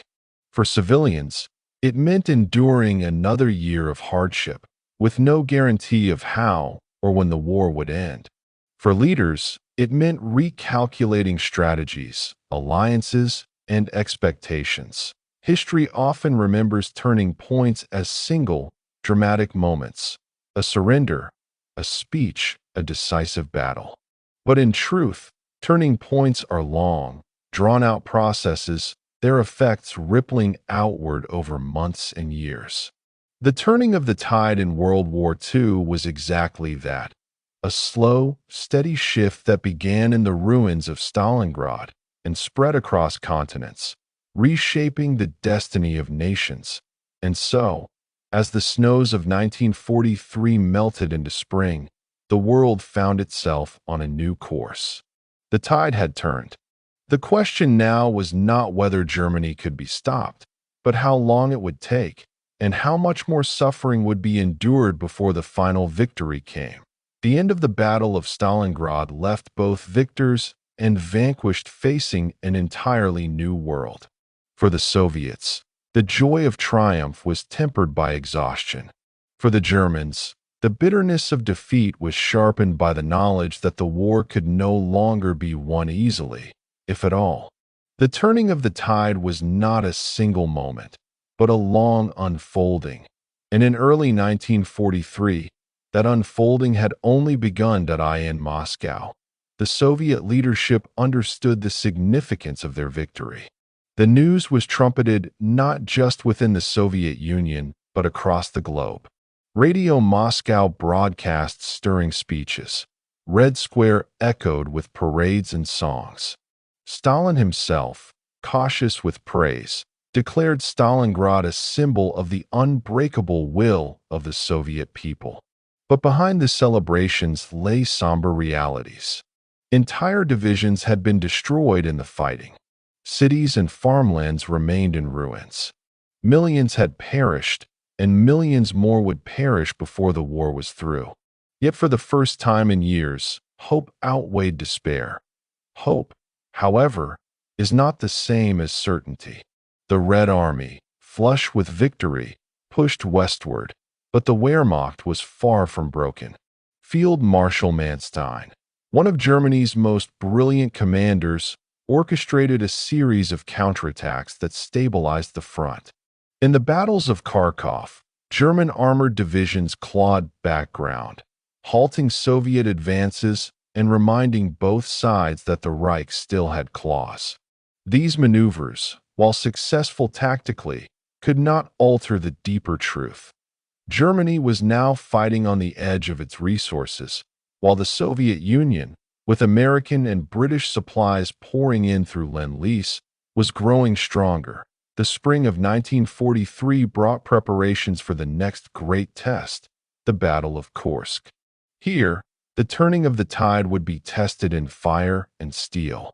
Hitler pinned his hopes on a massive offensive, codenamed Operation Citadel, aimed at crushing the Soviet armies in a great pincer movement.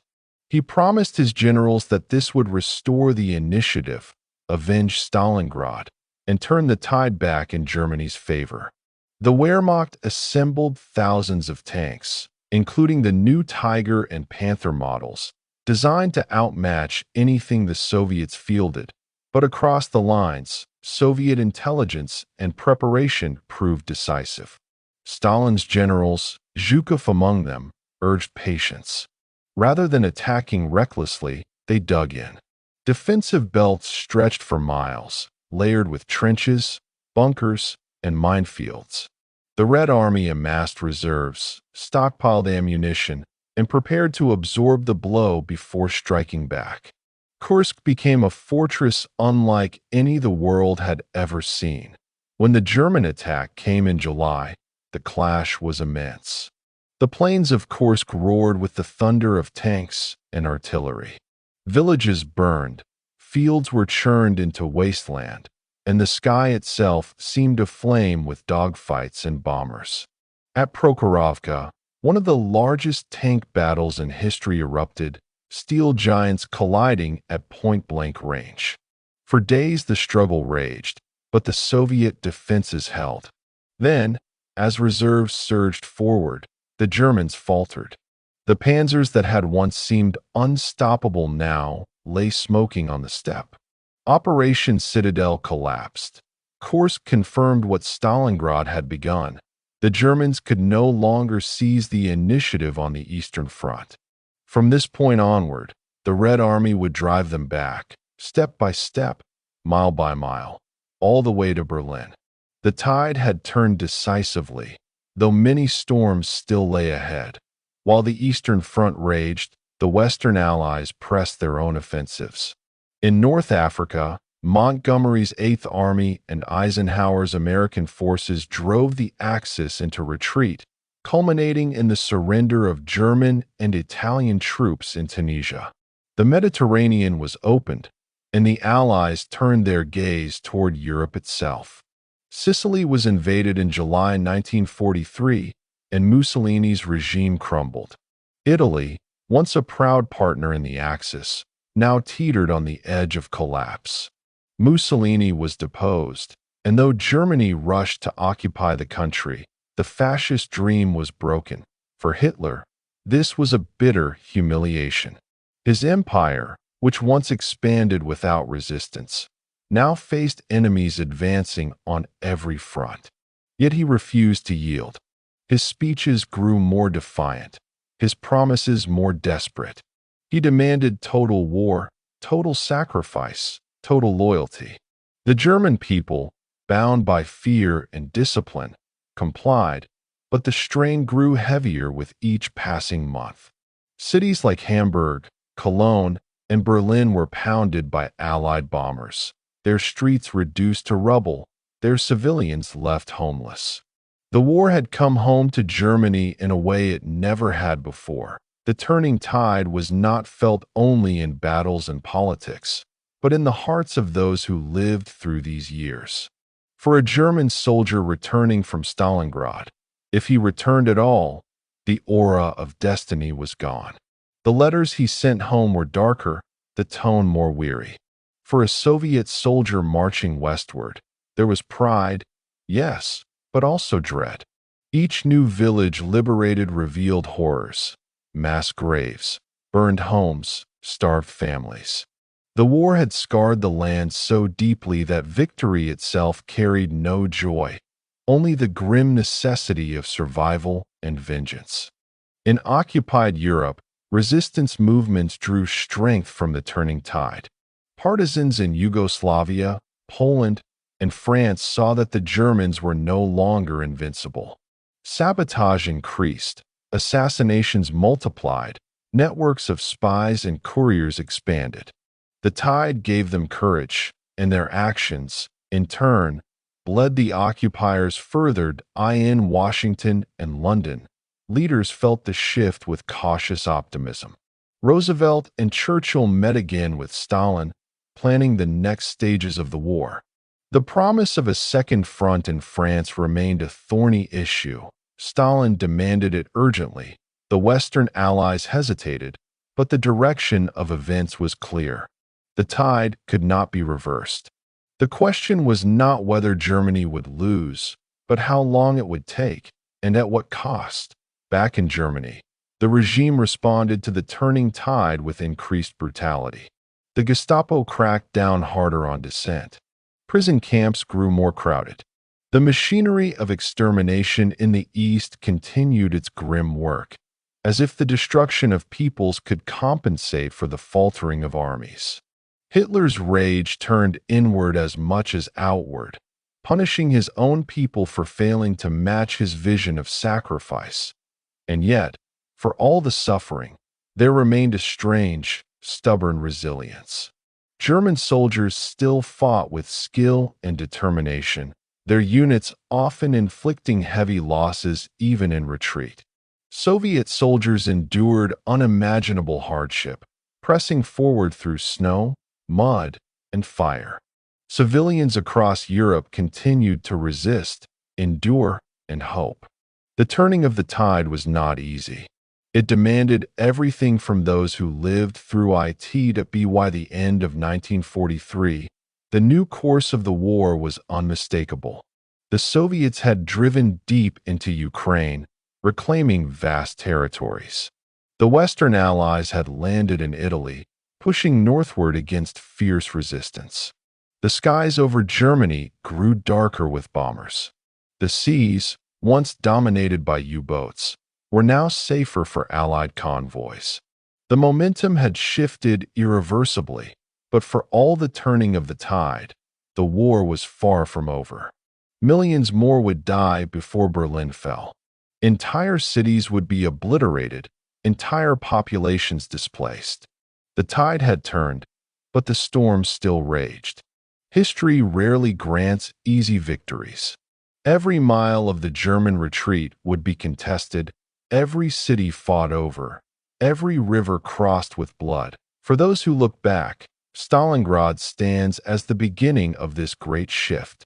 It was the moment when the myth cracked, when the invincible faltered, when hope outweighed despair. Kursk and the Allied landings confirmed it, resistance movements embraced it, and the hearts of millions felt it. The tide of history had turned, and nothing could stop its flow. The image of the turning tide is both powerful and deceptive. A tide does not rush forward all at once. It ebbs, it flows, it lingers. But once it begins, its direction is inevitable. So it was in 1943.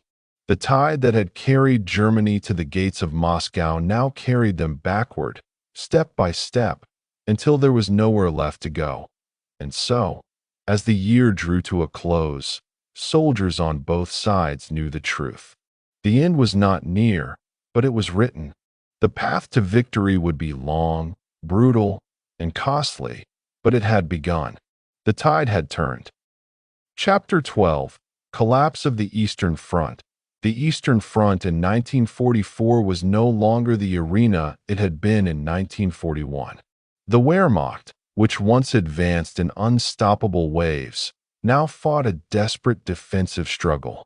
Its soldiers no longer dreamed of glory in the east, but prayed for survival.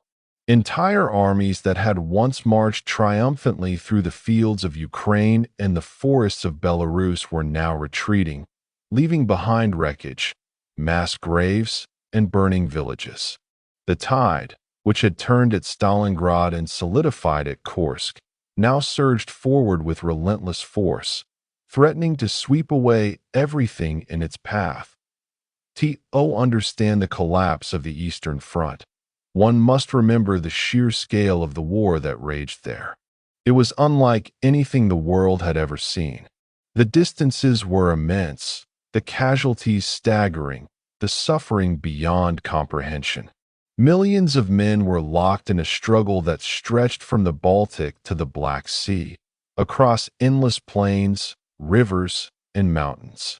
The battles were not measured in days or weeks, but in entire seasons, in campaigns that swallowed whole generations.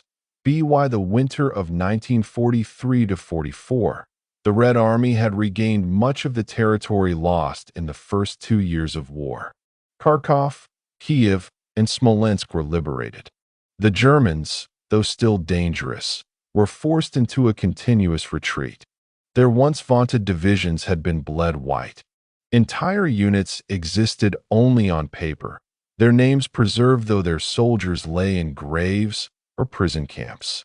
And yet, the Wehrmacht still fought fiercely. Every town became a fortress, every river a defensive line, every hilltop a redoubt. The Germans were masters of improvisation, skilled at organizing defenses with whatever they had left. But they were running out of men, out of tanks, out of time. The Red Army, by contrast, was growing stronger. Soviet industry, relocated east of the Urals, churned out tanks, planes, and artillery at astonishing rates. American and British Lend-Lease supplies provided trucks, locomotives, food, and raw materials. The Soviet soldier of 1944 marched not only with a rifle from Tula or Izhevsk, but with boots from America, canned meat from Chicago, and trucks built in Detroit. The Soviet Union had become a war machine of unprecedented scale, fueled by sacrifice and vengeance was never far from the soldiers' minds. Everywhere they advanced, they found evidence of German atrocities: burned villages, mass executions, starvation, slave labor camps.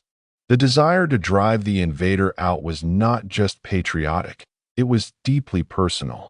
Every step westward carried the memory of brothers, sisters, parents, and children lost to the occupation. The war was not just about territory, but about justice, revenge for the suffering inflicted upon the land and its people. The German High Command, recognizing the danger, clung to the hope of stabilizing the front. Hitler issued orders forbidding retreat, declaring that German soldiers must hold every position to the last man. These orders often condemned units to destruction, but Hitler believed that only through sheer willpower could Germany resist the Soviet tide. His generals, many of whom knew the futility of such commands, found themselves trapped between professional judgment and the Führer's wrath. By the spring of 1944, the Red Army prepared for a series of offensives that would decide the fate of the Eastern Front. The centerpiece of these operations was to be launched in Belarus, aimed at destroying Germany's Army Group Center. This massive undertaking, codenamed Operation Bagration, was designed to break the spine of the Wehrmacht. Operation Bagration began in June 1944, timed to coincide with the Allied invasion of Normandy in the west. The coordination was deliberate. Germany would be stretched on both sides of Europe, unable to reinforce one front without weakening the other.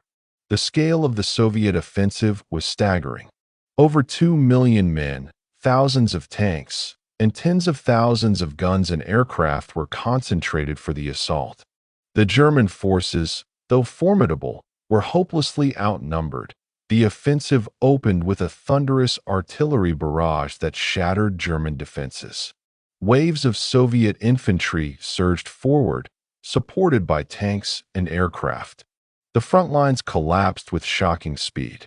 Entire German divisions were encircled and annihilated. Minsk, the capital of Belarus, was liberated in early July. German prisoners, numbering in the hundreds of thousands, were marched eastward in columns that seemed endless. For Army Group Center, the defeat was catastrophic. In a matter of weeks, it had been destroyed as an effective fighting force. Operation Bagration was more than a military triumph. It was a turning point of civilization-shaking proportions. The German dream of holding the East disintegrated. What had once been a vast empire of occupation now unraveled. Villages that had suffered under the German heel were freed, though often in ruins. Forests and fields were littered with the wreckage of tanks, the graves of soldiers, the ruins of war. For the Soviets, the victory was exhilarating but costly. Tens of thousands fell in the advance. Yet the momentum was unstoppable. From Belarus, the Red Army surged westward into Poland and the Baltic states. The German front cracked in multiple places, unable to recover. By the end of 1944, the Red Army stood at the gates of Warsaw, Riga, and Budapest. The Eastern Front had collapsed in all but name. The collapse was not only military, but psychological. German soldiers who once believed in ultimate victory now fought only to delay the inevitable. Letters home reflected despair. Families in Germany, already battered by Allied bombing, now faced the knowledge that their sons and husbands were being swallowed by the vastness of Russia. Hitler's promises of miracle weapons and final victories rang hollow. His words, once electrifying, now sounded desperate. Yet, in the midst of collapse, the German army still demonstrated remarkable resilience. Commanders like Model, known as the Firemen of the Eastern Front, managed to organize defenses that slowed the Soviet advance. Cities such as Warsaw and Budapest became sites of brutal urban warfare, where every building, every street, was contested. The Wehrmacht, though battered, remained a formidable foe, capable of inflicting heavy casualties. In Warsaw, the Soviet advance coincided with the Warsaw Uprising of August 1944, when Polish resistance fighters rose against the German occupiers. For weeks, the city became a battlefield. Civilians and partisans fought with desperate courage, but without sufficient Soviet support, the uprising was crushed. The city was left in ruins, its population massacred. The tragedy of Warsaw revealed the complex, often brutal realities of liberation. The Red Army's advance was unstoppable, but it was not always merciful. In the Baltic states, German forces clung to fortified positions, hoping to delay the Soviets long enough to protect East Prussia, the German homeland. Entire groups of soldiers became trapped in pockets along the coast, fighting to the bitter end. The once expansive front lines were shrinking, but the fighting grew more intense, more desperate. Meanwhile, in Hungary, the Germans made their last major stand before the heart of Central Europe. Budapest, the pearl of the Danube, became the site of a siege reminiscent of Stalingrad. Soviet and German forces clashed in a brutal struggle for the city, with civilians caught in the middle. By February 1945, Budapest lay in ruins, and the Red Army pressed further toward Vienna. The collapse of the Eastern Front was not a single moment, but a process, a relentless unraveling. Each city liberated, each river crossed, each army encircled added to the momentum. By early 1945, the Red Army stood on the Oder River, a mere 70 kilometers from Berlin. The German Reich, once stretched from the Atlantic to the Volga, was now reduced to defending its very heartland. And yet, For all the victories, the cost was staggering. The Red Army paid in blood for every step forward. Villages were destroyed, fields burned, populations displaced. The liberated lands were often wastelands, scarred by years of occupation and battle. Civilians emerged from forests and ruins like shadows, survivors of horrors few could describe. The collapse of the Eastern Front revealed not only the military decline of Germany, but also the depth of human suffering that total war had inflicted. For the Soviets, victory meant justice, but also an unending trail of grief.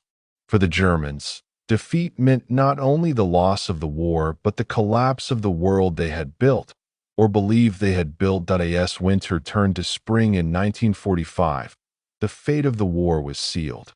The Red Army prepared for the final assault on Berlin, while in the West, Allied armies surged across the Rhine. The Reich was encircled, its collapse inevitable. But the fighting would continue to the last breath, the last bullet, the last ruin. The collapse of the Eastern Front was not just the end of a campaign. It was the end of an empire, the end of illusions, the end of a nightmare that had engulfed Europe. The final act of the Eastern Front's collapse carried with it a sense of inevitability. From 1944 onward, Germany's Eastern armies were no longer fighting to win a war. They were fighting to delay defeat. Yet delay itself was bought with unimaginable suffering.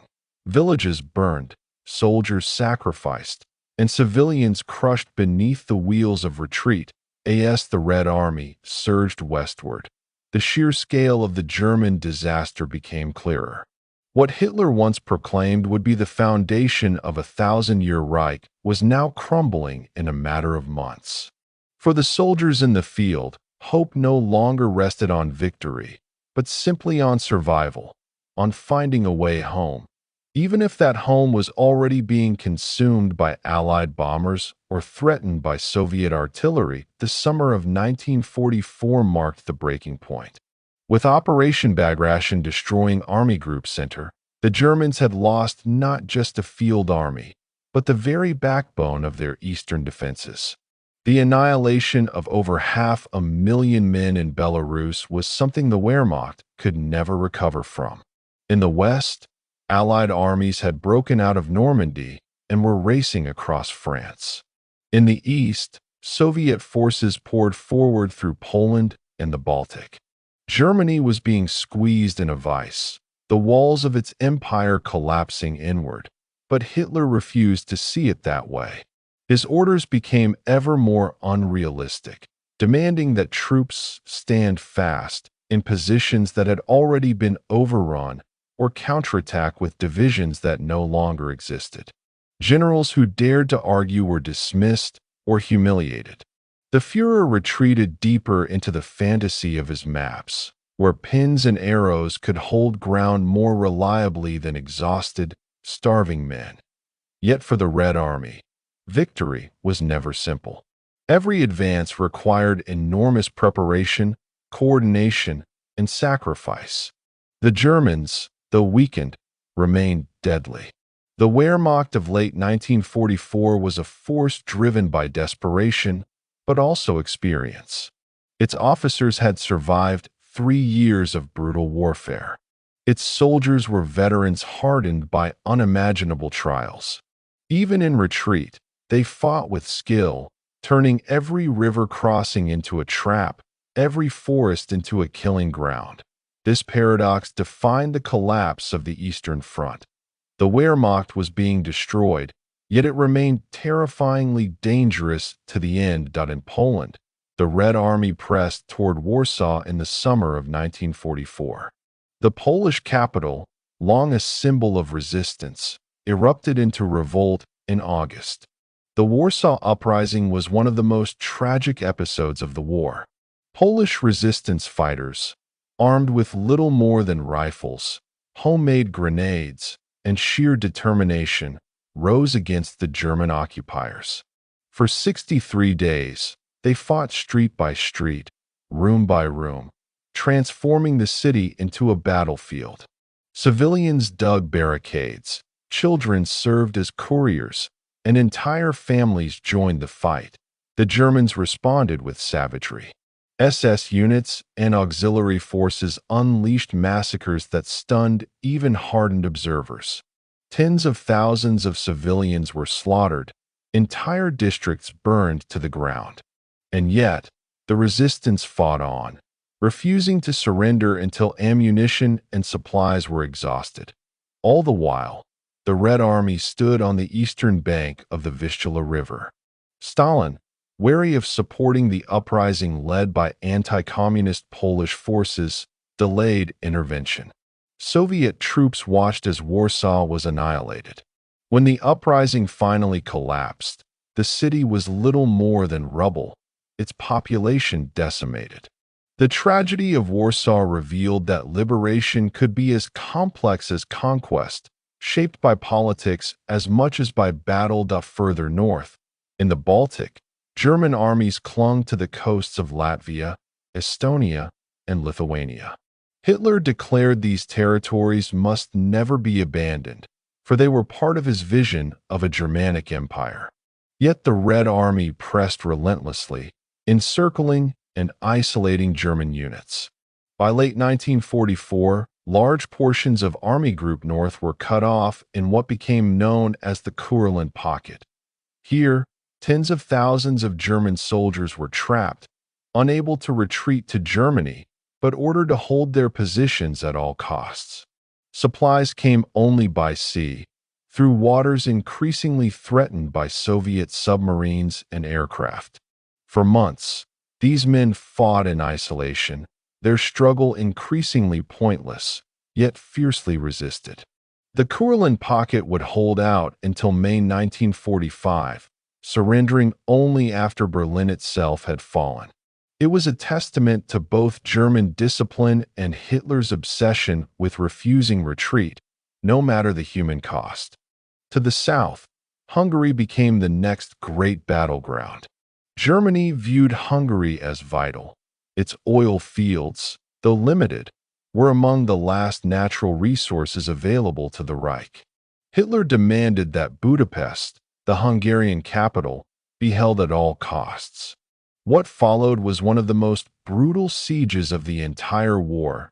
In December 1944, Soviet forces encircled Budapest, trapping over 70,000 German and Hungarian soldiers inside the city. The siege lasted for weeks, devolving into street-by-street, house-by-house combat. The fighting recalled the nightmare of Stalingrad, with civilians once again caught in the middle. Hunger and cold gnawed at both defenders and residents.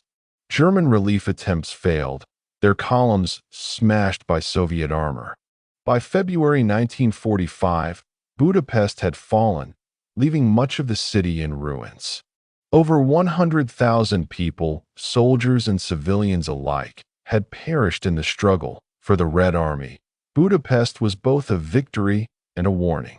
Every step closer to Germany brought more resistance, more destruction, more sacrifice. Meanwhile, in East Prussia, German civilians faced the terrifying reality of defeat.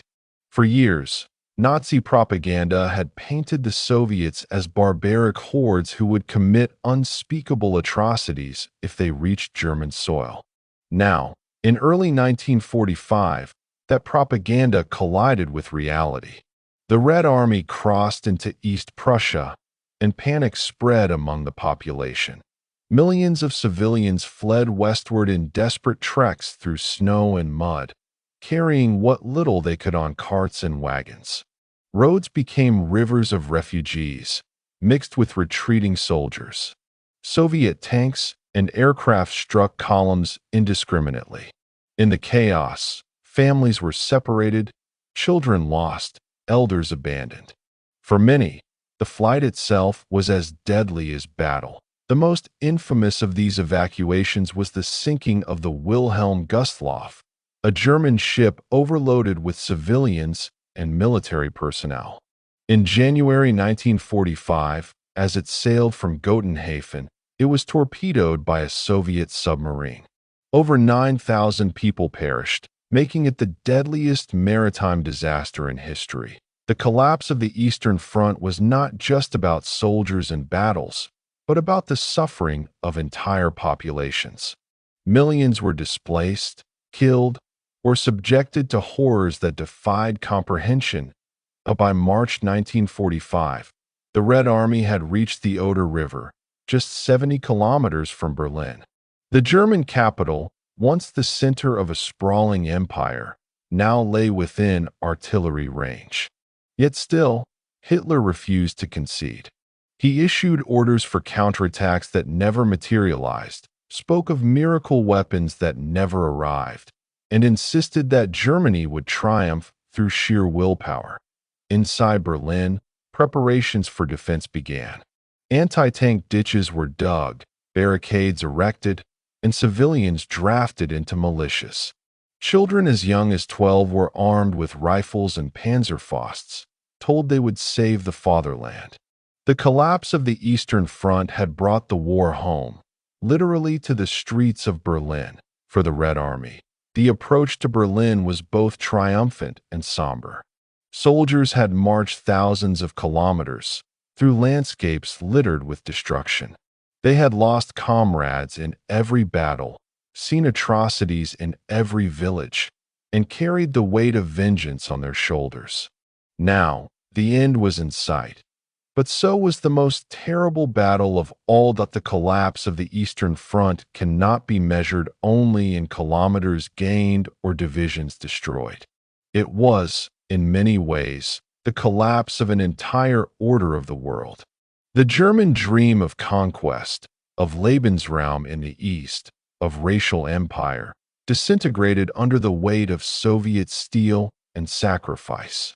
The occupied lands, once carved into German colonies, returned to ashes, liberated but scarred forever. It was also the collapse of illusions.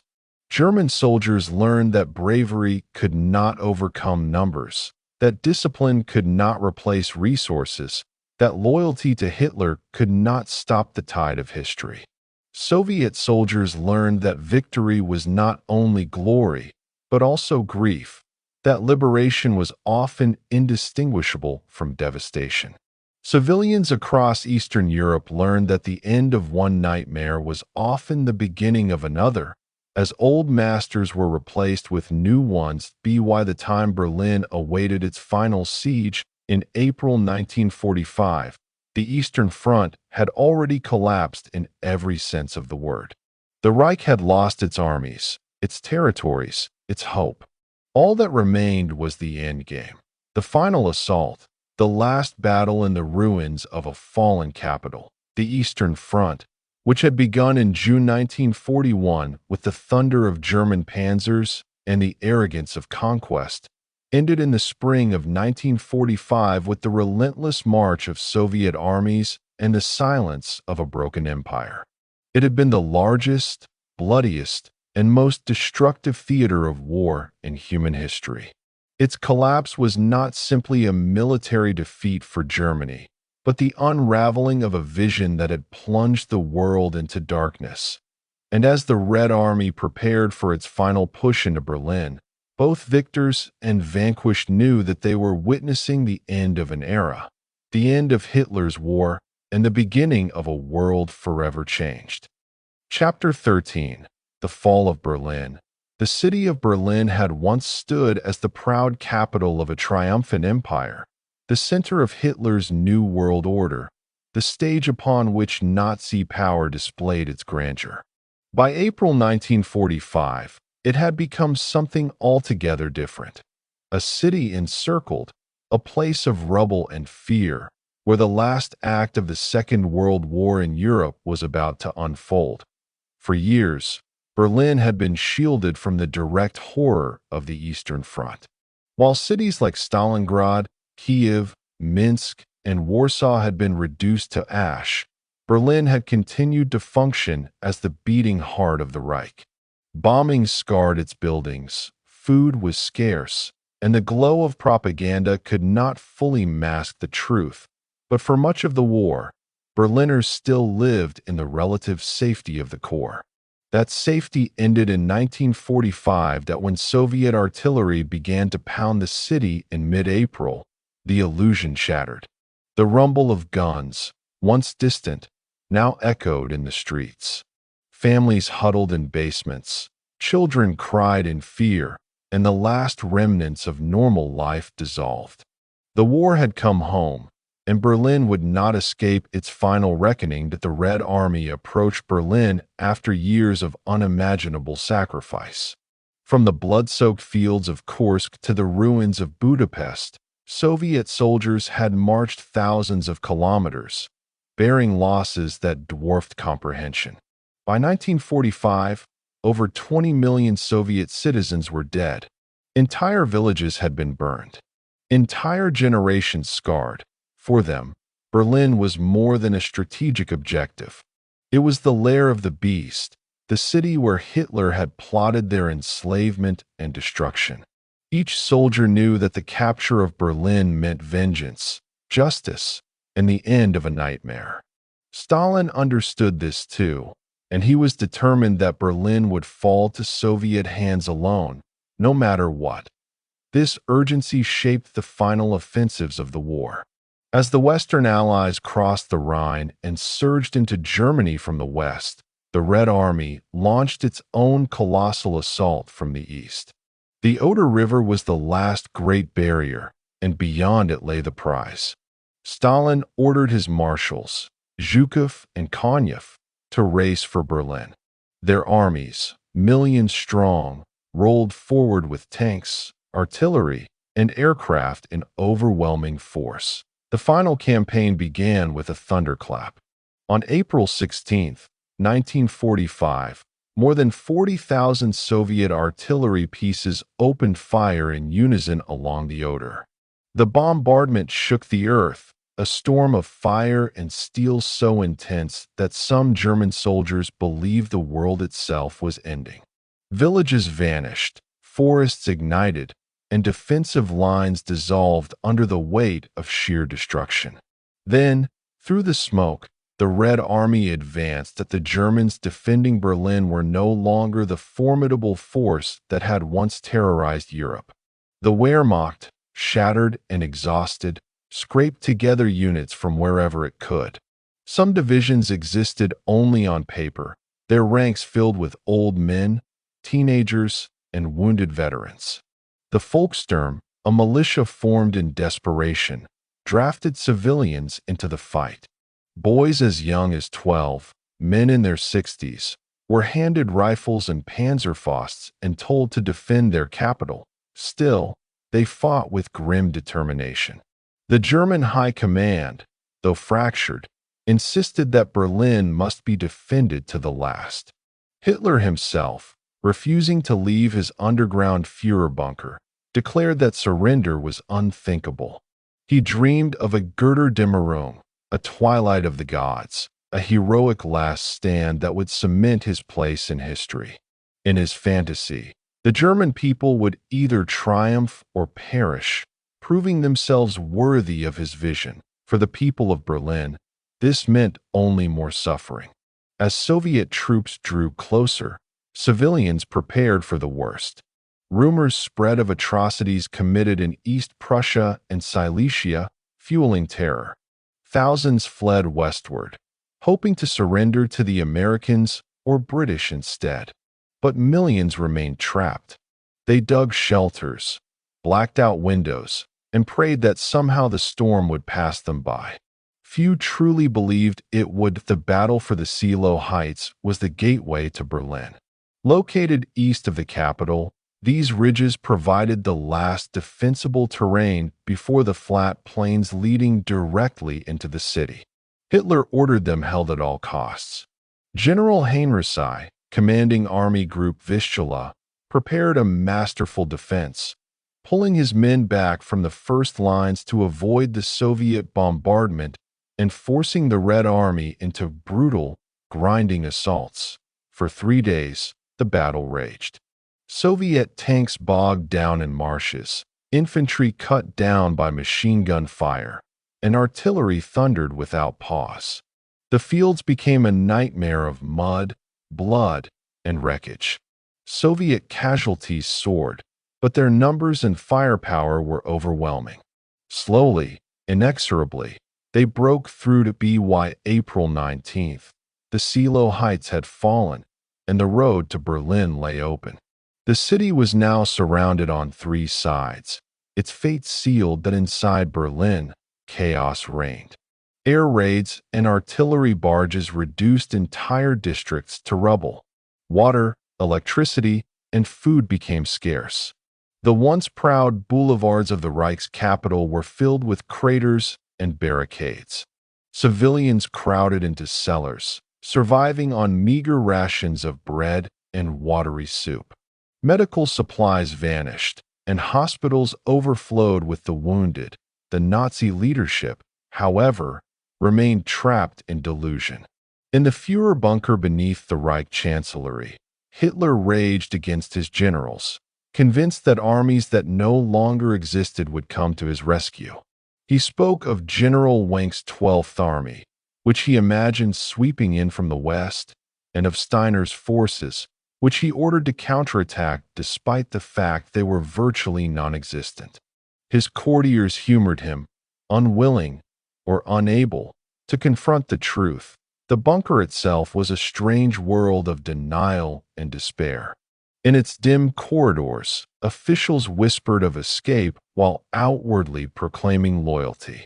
Eva Braun, Hitler's mistress, remained by his side, hosting small gatherings where champagne was still poured even as shells shook the walls. The atmosphere swung between eerie normalcy and impending doom that by April 21st, Soviet shells were falling on the city itself. The Battle of Berlin had begun. Zhukov's first Belarusian front pressed from the east, Konyev's first Ukrainian front from the south. Their armies converged in a vast pincer, squeezing the city block by block. Berlin's defenses, though desperate, inflicted heavy casualties. Tanks rumbled through streets lined with barricades, snipers fired from shattered windows, and every intersection became a battlefield. The Volkssturm, though poorly trained, fought fiercely for their neighborhoods. Hitler Youth squads launched suicidal attacks with Panzerfausts, ambushing Soviet armor at close range. The cost in lives was staggering. For Soviet soldiers, the fighting was unlike anything they had faced. The city was a labyrinth of fire and ruin. Every building concealed danger. Every street corner demanded caution. Artillery reduced entire blocks before infantry dared advance. Casualties mounted, but momentum was unstoppable. Step by step, the Red Army closed in on the heart of Berlin.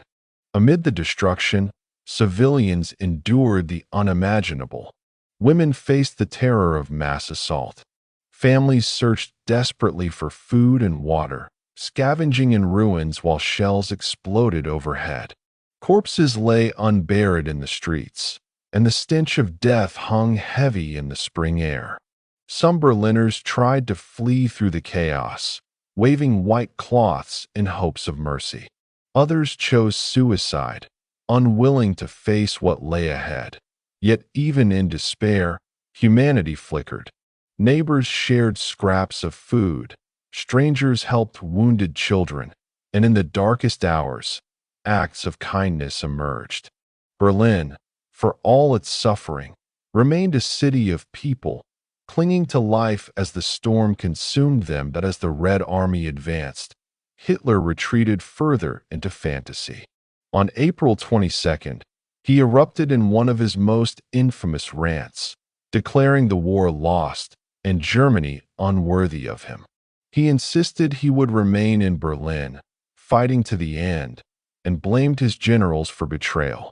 Those in the bunker watched in silence, realizing that their leader had abandoned reality entirely. Yet Hitler still imagined a final reversal of fortune.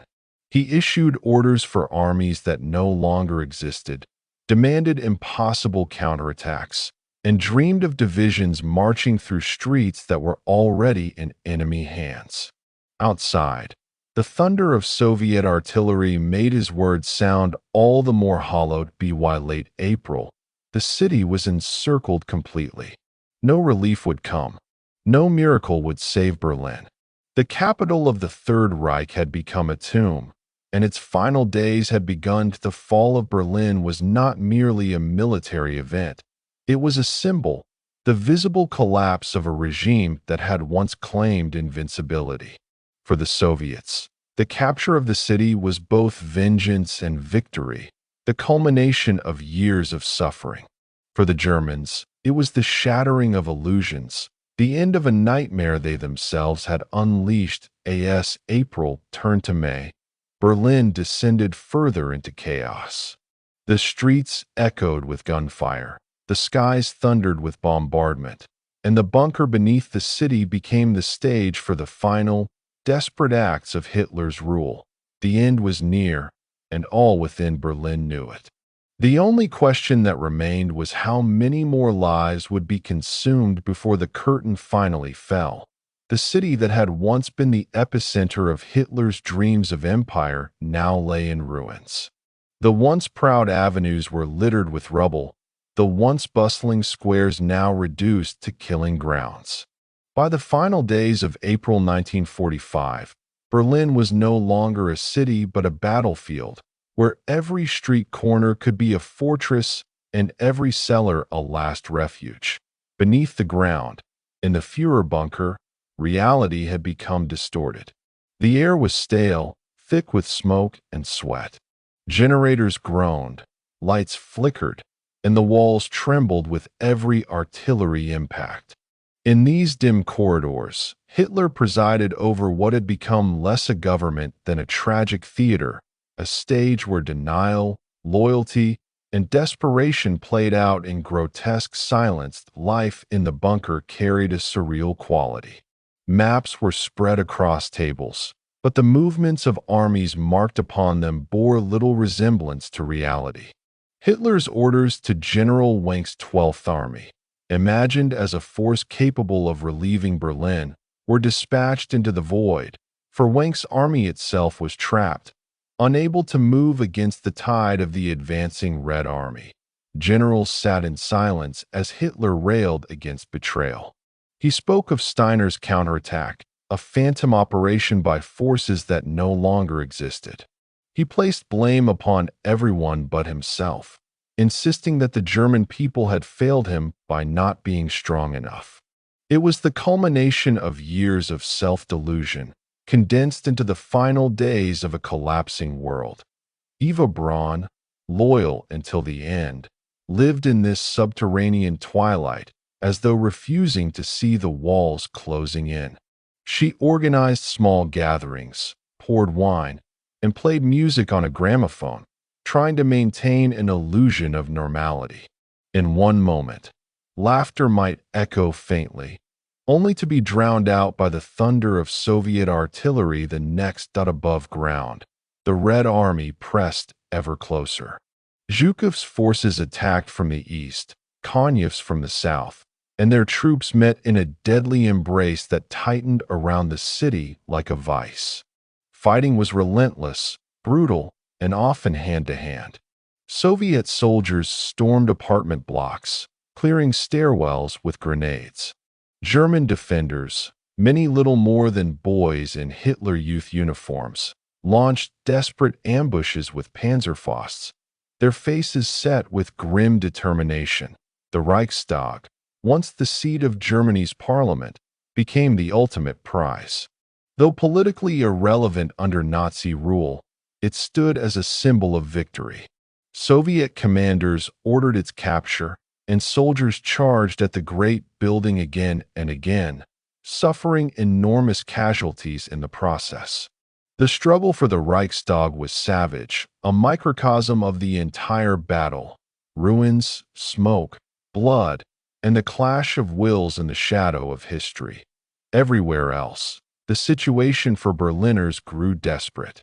Water was scarce, food almost non-existent. Families lived on scraps scavenged from the ruins. Fires burned uncontrolled, spreading smoke through the streets. The city, once a glittering capital, had been transformed into a graveyard inside the bunker. The last acts of Hitler's life unfolded. On April 29th, he married Eva Braun in a brief ceremony witnessed by his closest aides. It was a strange, almost ritualistic act, taking place as the Reich crumbled above their heads. Champagne was poured, and the couple shared a final toast, knowing that their hours together were numbered. That same night, Hitler dictated his last will and testament. In it, he railed against Jews and blamed them for the war, clinging to the poisonous ideology that had consumed him from the beginning. He appointed successors to his government, though even he must have known that the Reich was no longer a functioning state. His words, scrawled in those final hours, were the echoes of a man whose power had vanished, yet whose delusions still shaped his thoughts. The following day, April 30th, the end arrived. Soviet forces were only blocks away from the bunker. The thunder of artillery was so loud that the walls themselves seemed to shake. Hitler bid farewell to his staff, shaking hands with those who still remained. He spoke quietly, almost calmly, as though resigned at last to the fate that had long been inevitable. Shortly after lunch, he and Eva retreated to his private quarters. A gunshot rang out a short while later. Hitler had shot himself, while Eva took poison. Their bodies, as he had ordered, were burned in the garden above the bunker, though Soviet artillery made the process hurried and incomplete. In those flames, the man who had once sought to conquer the world was reduced to ash. News of Hitler's death spread quickly through the bunker. For some, it was a relief, the inevitable conclusion to years of madness. For others, it was despair, the final shattering of the cause to which they had devoted their lives. Outside, the war continued, but within those underground walls, an era had ended. In the city above, the fighting raged on. With Hitler gone, command fell into confusion. Some Nazi officials attempted to flee. Others, clinging to the promise of an honorable last stand, continued to resist. The Soviets pressed forward with unstoppable momentum, their artillery reducing entire blocks to dust as infantry advanced behind the smoke. The Reichstag fell on May 2nd, though at a cost of thousands of lives. Soviet soldiers raised their red banner above its shattered dome, a symbol of victory that would become one of the most iconic images of the war. For them, this was more than triumph. It was vengeance, justice, and proof that their long and terrible struggle had finally reached its climax. For Berliners, the city's fall was both liberation and catastrophe. On one hand, the bombs ceased, and the endless days of terror began to ebb. On the other, the reality of occupation brought fear and suffering of its own. Stories of looting, violence, and mass assaults spread like wildfire. Families cowered in basements, uncertain whether to welcome or fear the soldiers who now patrolled their streets. For the German army remnants, surrender became the only path left. On May 2nd, the garrison of Berlin officially capitulated. The guns fell silent. White flags appeared on shattered buildings. Survivors stumbled from cellars into the daylight, dazed and hollow-eyed. The city had endured its apocalypse, and now it lay in ruins, broken but alive. Back in Moscow, the news of Berlin's fall brought jubilation. Stalin had achieved his great goal. The Red Army had captured the enemy's capital. Across the Soviet Union, celebrations erupted. Fireworks lit the skies, and people wept with relief. Yet the cost had been almost unimaginable. In the battle for Berlin alone, Soviet casualties reached into the hundreds of thousands. Victory had come at a terrible price. For the Allies in the West, the news was received with mixed feelings. They had raced across Germany, liberating cities and concentration camps, but Berlin had been denied to them by Stalin's iron determination. Still, the war was nearly over, and soon Germany would surrender unconditionally. The long nightmare in Europe was finally ending. That the fall of Berlin was more than the end of a battle.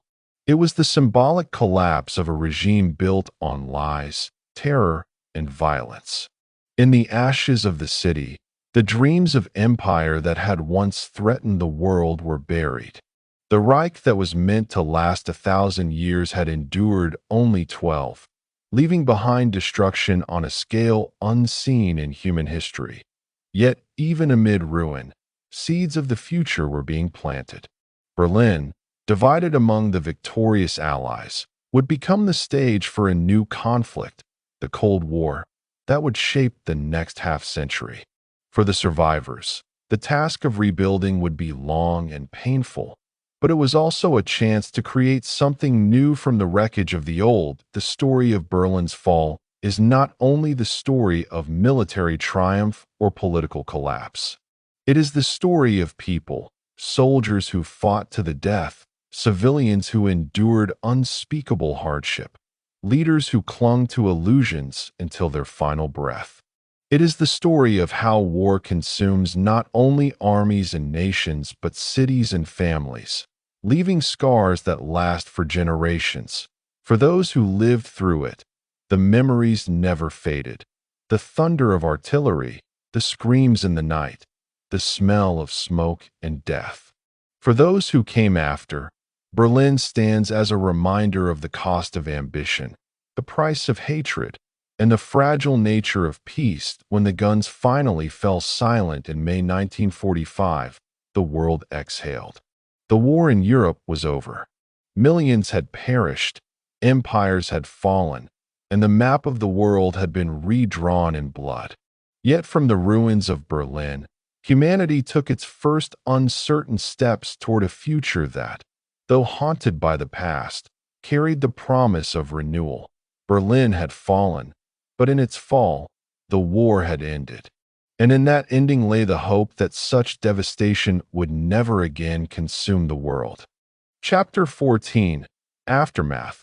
The cost of Stalingrad and the road to peace. The guns had fallen silent. The smoke of battle drifted away on the spring air, and the once ceaseless thunder of artillery gave way to the quiet shuffle of survivors stumbling from cellars and ruins. In May of 1945, Europe was a continent of ashes. The war that had begun 6 years earlier with the invasion of Poland was over.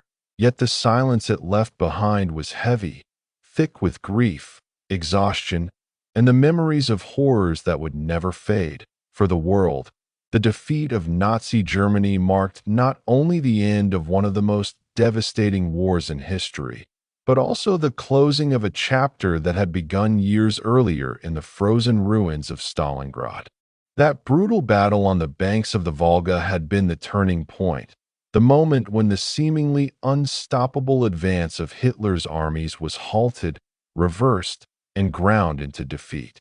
To understand the aftermath of the war, one had to look back to Stalingrad, not merely as a battle, but as a symbol of sacrifice, resilience, and the staggering human cost of victory. When the last German soldiers marched into captivity from the ruins of Stalingrad in February 1943, they were not merely prisoners of war. They were the shattered remnants of Hitler's dream of conquest. More than 90,000 had surrendered, skeletal and frostbitten, many too weak to stand. Few would ever return from the camps where they were sent. The once proud Sixth Army had ceased to exist, and with it went the myth of German invincibility. For the Soviet Union, Stalingrad was a triumph bought at unimaginable cost. The Red Army had lost more than 1 million men in the battle, killed, wounded, or missing. Civilians had died in equal numbers, trapped in the burning city that became a battlefield. The ruins of factories and apartment blocks were littered with the dead, and the Volga River ran red with blood. Yet in that devastation, the Soviets had won something far greater than a military victory. They had proven that Hitler's armies could be defeated. They had lit a spark of hope, not only for themselves, but for the entire world. The aftermath of Stalingrad rippled outward like shockwaves from an explosion. In Berlin, Hitler raged at his generals, issuing orders disconnected from reality, insisting that his armies stand and fight to the last man.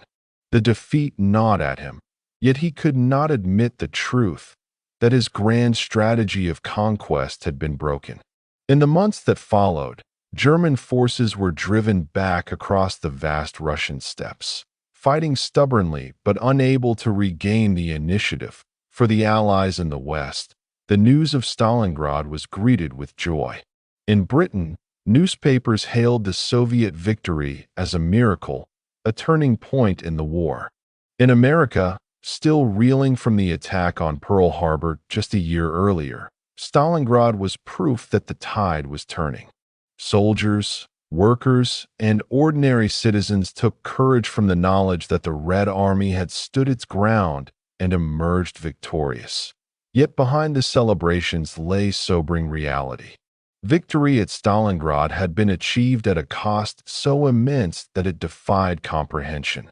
Entire divisions had been annihilated. Families across the Soviet Union mourned sons, fathers, and brothers who would never return. The scars of the battle were etched not only into the ruins of the city, but into the hearts of millions as the war dragged on. Stalingrad became more than a battle, it became a legend. Soviet propaganda celebrated it as the heroic stand of the people against fascism.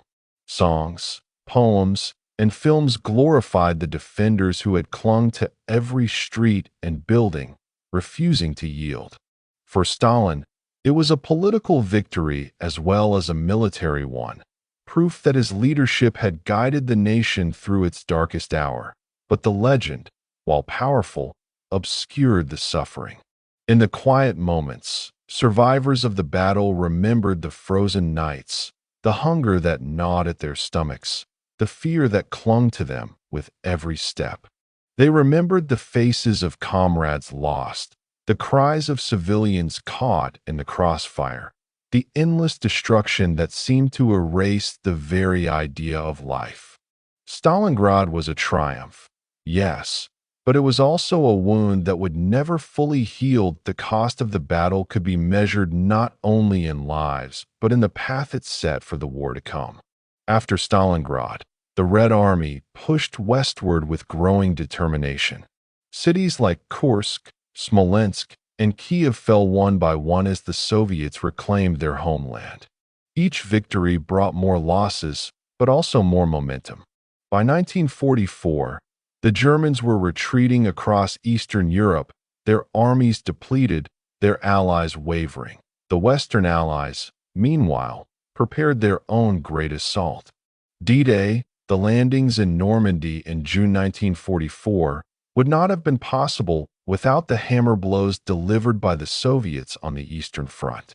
The sacrifice at Stalingrad, and in the battles that followed, had weakened the Wehrmacht to the point where it could no longer defend on all fronts. In this way, the road to Paris and eventually to Berlin began in the rubble of that Volga city. Yet even as the Allies closed in, the shadow of Stalingrad lingered. For German soldiers, it was a name that inspired dread, a reminder that their armies were not invincible.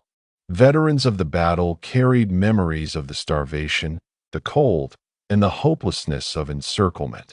To them, Stalingrad was not merely a defeat but a nightmare, a place where comrades vanished into snow and silence, never to return. For the Soviets, it was both a rallying cry and a warning. The victory had shown what they could achieve, but it had also demonstrated the terrible cost of underestimating their enemy. Every subsequent battle was fought with the knowledge that the line between triumph and catastrophe was thin, that survival demanded not only courage but sacrifice on an almost unimaginable scale. But when the war finally ended in May 1945, and Berlin lay in ruins, the echoes of Stalingrad were still present. The Red Army marched into the German capital with the confidence of conquerors, but also with the weariness of men who had endured years of bloodshed. Many of those who raised the red banner over the Reichstag had fought at Stalingrad, or knew comrades who had fallen there. For them, the victory in Berlin was the closing of a circle begun in the freezing winter of 1942 that the cost, however, could not be undone. The Soviet Union emerged from the war victorious but devastated. More than 20 million of its people were dead. Entire cities lay in ruins. Fields were barren, factories destroyed.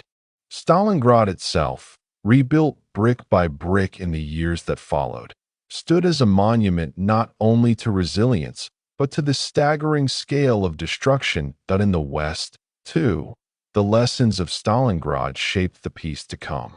The Allies recognized that Soviet sacrifice had been decisive in the defeat of Nazi Germany. Without the Red Army's stand, without the destruction of the Sixth Army, the war might have dragged on for years, with consequences too terrible to imagine. At the same time, the immense power demonstrated by the Soviet Union sowed the seeds of future tensions. As the war ended, the fragile alliance between East and West began to fracture. The Soviet Union, scarred and suspicious, sought to secure its borders by controlling Eastern Europe. The Western Allies, wary of Stalin's ambitions, sought to contain his influence. Thus, the Cold War was born, and once again the world found itself divided, this time not by battle lines of tanks and soldiers, but by ideologies and nuclear arsenals. For ordinary people, however, the end of the war was less about politics and more about survival. Families searched for loved ones among the ruins. Refugees wandered across Europe, displaced by war and persecution. In Germany, cities lay flattened, industries shattered, and hunger stalked the streets. For the survivors of Stalingrad, both German and Soviet, the challenge of rebuilding lives was immense. Many German prisoners taken at Stalingrad never returned.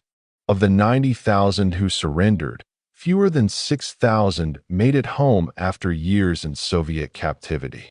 For their families, the war never truly ended, but lingered in absence and unanswered questions.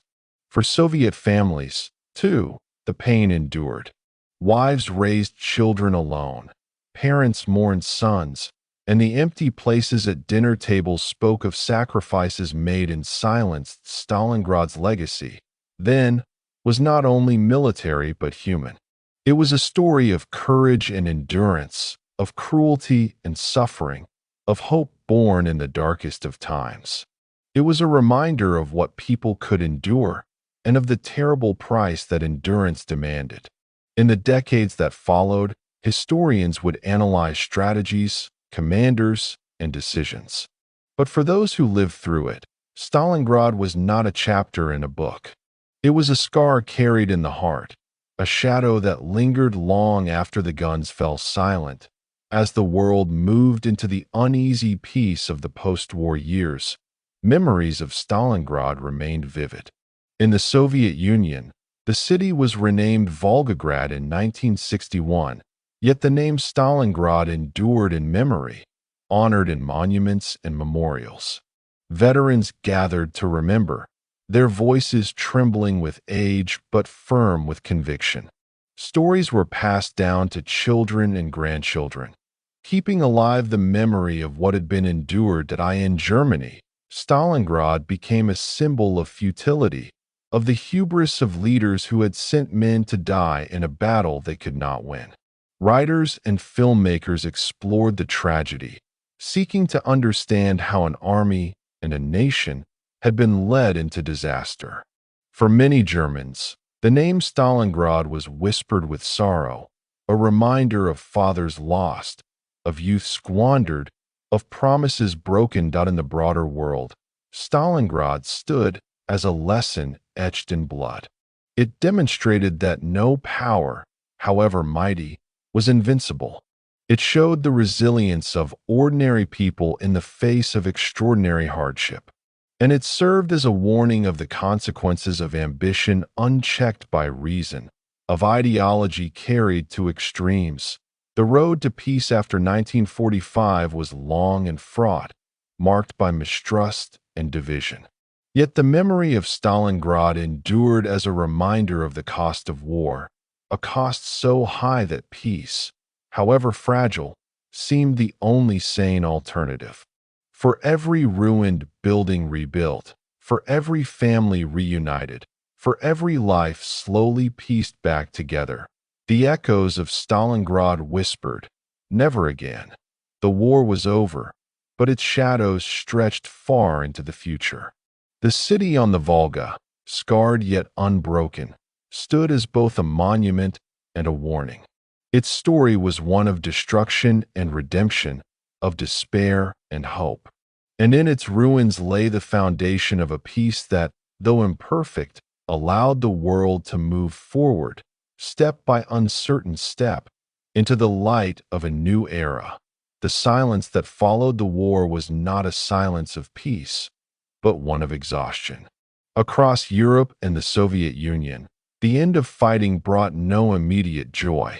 Instead, there was a heavy, almost suffocating quiet, broken only by the sounds of rebuilding, the hammer striking steel, the shovel cutting into soil, the murmurs of people trying to piece their lives back together. For those who had survived the inferno of Stalingrad, life after the war was never the same.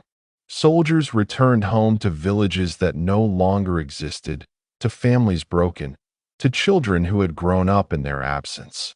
Many bore scars that were visible, missing limbs, faces marked by shrapnel, bodies weakened by frostbite. Others carried wounds that were invisible, nightmares that would visit them long into old age. Sleep was no refuge.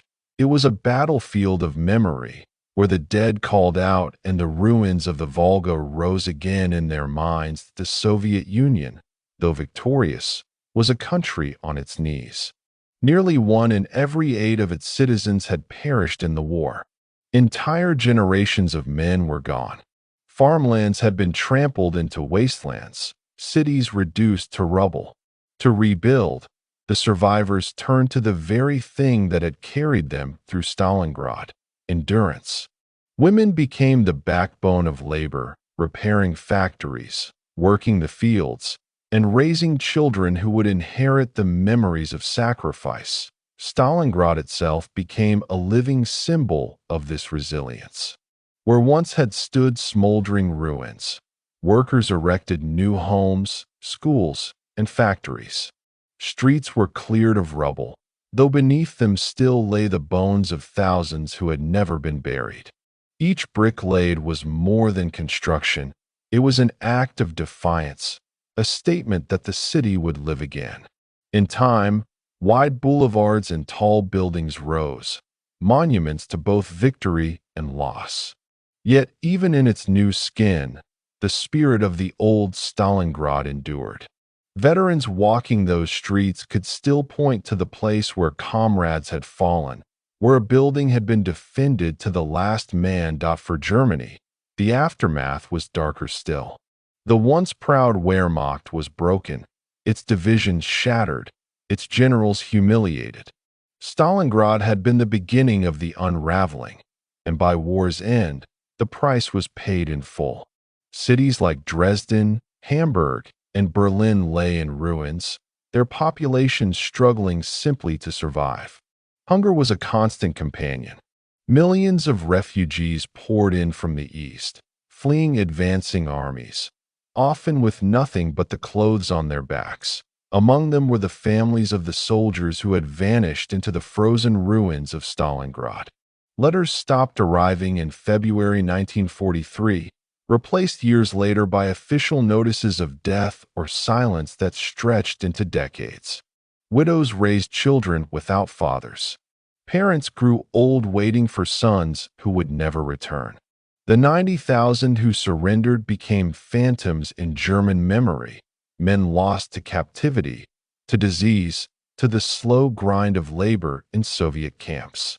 Only a fraction, barely 6,000, would return, often gaunt, aged, and carrying the hollow stare of men who had seen too much. The stories of these prisoners became part of the haunting legacy of Stalingrad.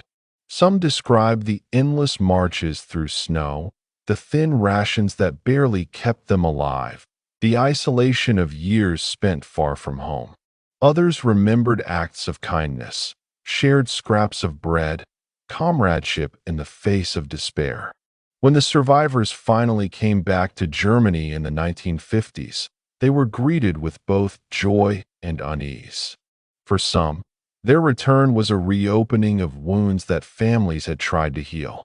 For others, it was a miracle that seemed almost unreal, as if the shadows of Stalingrad had finally loosened their grip. In the Soviet Union, the mythology of Stalingrad only grew. The city was not merely rebuilt, it was sanctified. Monuments were erected, the most famous being Mamayev Kurgan, where a towering statue of the motherland calls stretched her sword skyward, calling generations to remember. At her feet lay eternal flames, guarded day and night, honoring the countless dead. To walk among these memorials was to walk through history itself, to feel the weight of sacrifice pressing on every step. Children learned of Stalingrad in school, not just as history, but as a sacred story of survival. Veterans told their tales to younger generations, ensuring the memory would never fade. For many, Stalingrad became more than a battle. It was a part of their identity, a badge of endurance carried proudly. Yet beneath the pride lingered grief, a grief too deep for words, expressed instead in silence, in the quiet tears shed at gravesides, in the pauses that hung heavy during gatherings of old soldiers. The wider world, too, came to see Stalingrad as a turning point. Historians pointed to the moment when the tide shifted, when the myth of Nazi invincibility was shattered. Politicians invoked it as proof of the strength of unity and sacrifice. Writers and filmmakers used it as a canvas for exploring human courage and human suffering. But beyond the speeches and the books, there was the simple, undeniable truth. Stalingrad had been a crucible of humanity. It had shown both the worst of what war could bring, the cruelty, the destruction, the endless death, and the best of what people could endure. Courage, solidarity, the refusal to yield even when all seemed lost. As the world entered the Cold War, the memory of Stalingrad took on new meaning. For the Soviets, it was a reminder of what they had achieved and what they were capable of. For the West, it was a sobering recognition of Soviet resilience and strength. In military academies across the globe, officers studied the battle, dissecting strategies, analyzing mistakes, drawing lessons that might one day apply to their own conflicts. Yet in the quiet moments, away from politics and strategy, the survivors carried their own lessons. They spoke of the importance of peace, of the fragility of life, of the need to remember so that such suffering would never be repeated. Some turned to faith, finding in it a way to cope with the losses they had endured. Others turned inward, holding their memories close, unwilling or unable to share them even with family. The road to peace after 1945 was uneven. Nations rebuilt, but mistrust lingered. The scars of war were not easily healed, and in many places they never truly disappeared. Yet there was also hope. Hope that out of the ashes of devastation, a better world could emerge. International organizations were formed, treaties signed, and though conflict would never vanish from the human story, there was at least a recognition of the need to prevent another Stalingrad, another war of such scale and cruelty. The people who had lived through the battle became living testaments to that hope. They had endured hunger, fear, and death, and yet they lived on, building families, communities, and futures. Their children and grandchildren would grow up in a world shaped by their sacrifices, a world that, though imperfect, owed its survival to the resilience born in places like Stalingrad. As the decades passed, memory gave way to history, and history to legacy. Veterans grew old, their numbers dwindling each year. Their voices, once strong, grew faint, yet their stories remained. Museums preserved artifacts from the battle, helmets dented by bullets, letters written in the margins of torn notebooks, photographs faded by time. Visitors walked through these halls in silence, sensing the presence of lives lived and lost. The city of Stalingrad, renamed Volgograd, continued to thrive, but its old name lived on in the hearts of people worldwide. For many, Stalingrad meant not a place on a map, but an idea of endurance, of sacrifice, of the turning point when darkness began to give way to light. And so, the aftermath of Stalingrad was not confined to the years immediately after the war. It stretched across generations, a shadow and a beacon, a wound and a lesson. It reminded the world of the cost of war and of the strength that could be found in unity. It was a story passed from father to son, from grandmother to grandchild, spoken in classrooms, honored in memorials, and felt in the silent pauses of remembrance days. Even now, long after the last veterans have passed, the city still whispers its story to those who walk its streets. The Volga still flows, carrying with it memories of sacrifice. The monuments still stand, calling out to the living to remember the dead. And the name, Stalingrad, still echoes, not as a word of war, but as a warning and a hope that the road to peace was not easy, but it was paved by the sacrifices of Stalingrad. Every brick in the rebuilt city, every life carried forward after the war, was part of that legacy. In the quiet of night, when the world grows still, the story of Stalingrad lingers like a solemn lullaby, reminding us of both the fragility and the resilience of the human spirit. And perhaps that is the true aftermath, not only in the rebuilding of cities or the drawing of borders, but in the way people carried forward the lessons of suffering, the commitment to endure, and the hope, however fragile, for a world where the silence of peace is no longer heavy, but healing. Chapter 15, Legacy of Stalingrad, Memory and Meaning Across Generations. When the smoke of battle faded and the broken ruins of Stalingrad were cleared away, the world might have expected silence to follow. Yet what emerged was not silence, but an echo that carried through the decades, across borders, through families, schools, parades, and memorials. It was the echo of a name that refused to vanish, a memory that demanded to be told and retold. Stalingrad, though it existed as a city on maps, became something larger, a symbol, a lesson, a story that belonged not only to those who fought there, but to humanity as a whole. The legacy of Stalingrad is not contained by statistics, though historians often speak of them. They speak of the millions who fought, the hundreds of thousands who perished, the cities destroyed, the prisoners taken. Yet numbers alone do not tell the story. For the families of those lost, the legacy was measured in empty chairs at dinner tables, in the faces missing from photographs, in the letters that stopped arriving. For survivors, it lived in their dreams, their nightmares, in the scars they carried on their bodies, and in the pauses in their speech when memory grew too heavy to bear. As the war ended and peace slowly took root, Stalingrad became a touchstone for remembrance. In the Soviet Union, the battle was woven tightly into the fabric of national identity. To speak of Stalingrad was to speak of courage, sacrifice, and victory against impossible odds. Schools taught the story not just as history, but as a moral lesson, that unity and resilience could overcome even the fiercest enemy. Children recited poems about the city, and veterans visited classrooms, their uniforms heavy with medals, their voices carrying the weight of lived truth. For many veterans, these visits were bittersweet. They looked into the bright eyes of children born after the war and felt both pride and sorrow. Pride, because the sacrifices had not been in vain. Sorrow, because those sacrifices had been so immense.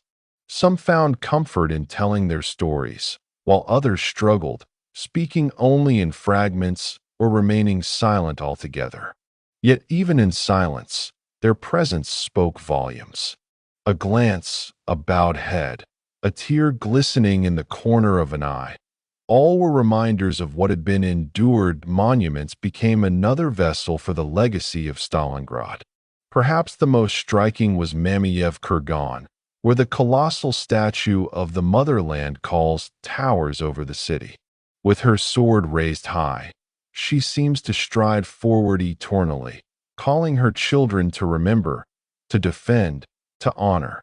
At her base, eternal flames burn, and visitors walk in hushed reverence, their footsteps echoing softly against the stone. To stand there is to feel small and yet part of something immense, to sense the presence of those who once fought on that very hill, their blood mingling with the soil. Across the world, too, memorials arose. In Germany, plaques bore the names of divisions lost, soldiers who never returned. In cemeteries, crosses and headstones marked the graves of men who had marched east but would never march home. In books and films, artists sought to capture the essence of Stalingrad, its horror, its endurance, its meaning. Each attempt was both a tribute and a struggle, for how could any work of art truly encompass the enormity of what had occurred? Generations grew up in the shadow of Stalingrad, each interpreting its legacy in their own way. For the children of the Soviet Union, it was a story of triumph, a proof of their nation's strength. For Germans, it was a story of tragedy, of loss, of the dangers of hubris and dictatorship. For the rest of the world, it was a turning point, a symbol of resilience against tyranny. But beyond nations and politics, there were the personal legacies. A grandmother telling her grandson about the day she carried water to soldiers in the ruins. A father showing his daughter the scar on his arm, explaining how he had survived the winter of 1942. A widow tending the grave of her husband, whispering words that only he would ever hear. These were the quiet legacies, carried not in books or speeches but in hearts, in homes, in the simple rituals of remembrance that as time passed, memory became history, and history became legacy. Veterans aged, their voices growing weaker, their stories more precious. With each passing year, reunions became smaller, parades quieter. Yet the flame of remembrance did not fade. Instead, it was passed on to younger generations who carried it in museums, in documentaries, in classrooms. They read letters written in pencil on scraps of paper. They held helmets dented by bullets. They stared at photographs of men and women their own age who had faced unimaginable trials. For many young people, encountering the story of Stalingrad was a moment of awakening. It was the realization that history was not abstract, but lived, that people only slightly older than themselves had been asked to endure the unendurable. In their faces, they could see reflections of their own. And in that recognition, the legacy of Stalingrad continued, alive in empathy, in understanding, in the determination to remember. The city itself, renamed Volgograd in 1961, carried the weight of dual identities. To the world, it was forever Stalingrad, the battlefield that had turned the tide. To its citizens, it was also a living city, a place where people worked, studied, loved, and dreamed. Life went on amid the memorials, the history woven into the very streets. Children played near monuments. Couples strolled through parks built where ruins once lay. Workers hurried to factories rebuilt on ground once soaked with blood. This coexistence of the ordinary and the monumental was itself part of the legacy. Stalingrad was not frozen in the past. It was carried forward in the lives of those who lived there. The laughter of children became a quiet triumph over the silence of death. The growth of families was a victory over loss. The rebuilding of homes was an answer to destruction. In this way, the legacy was not only memory, but renewal.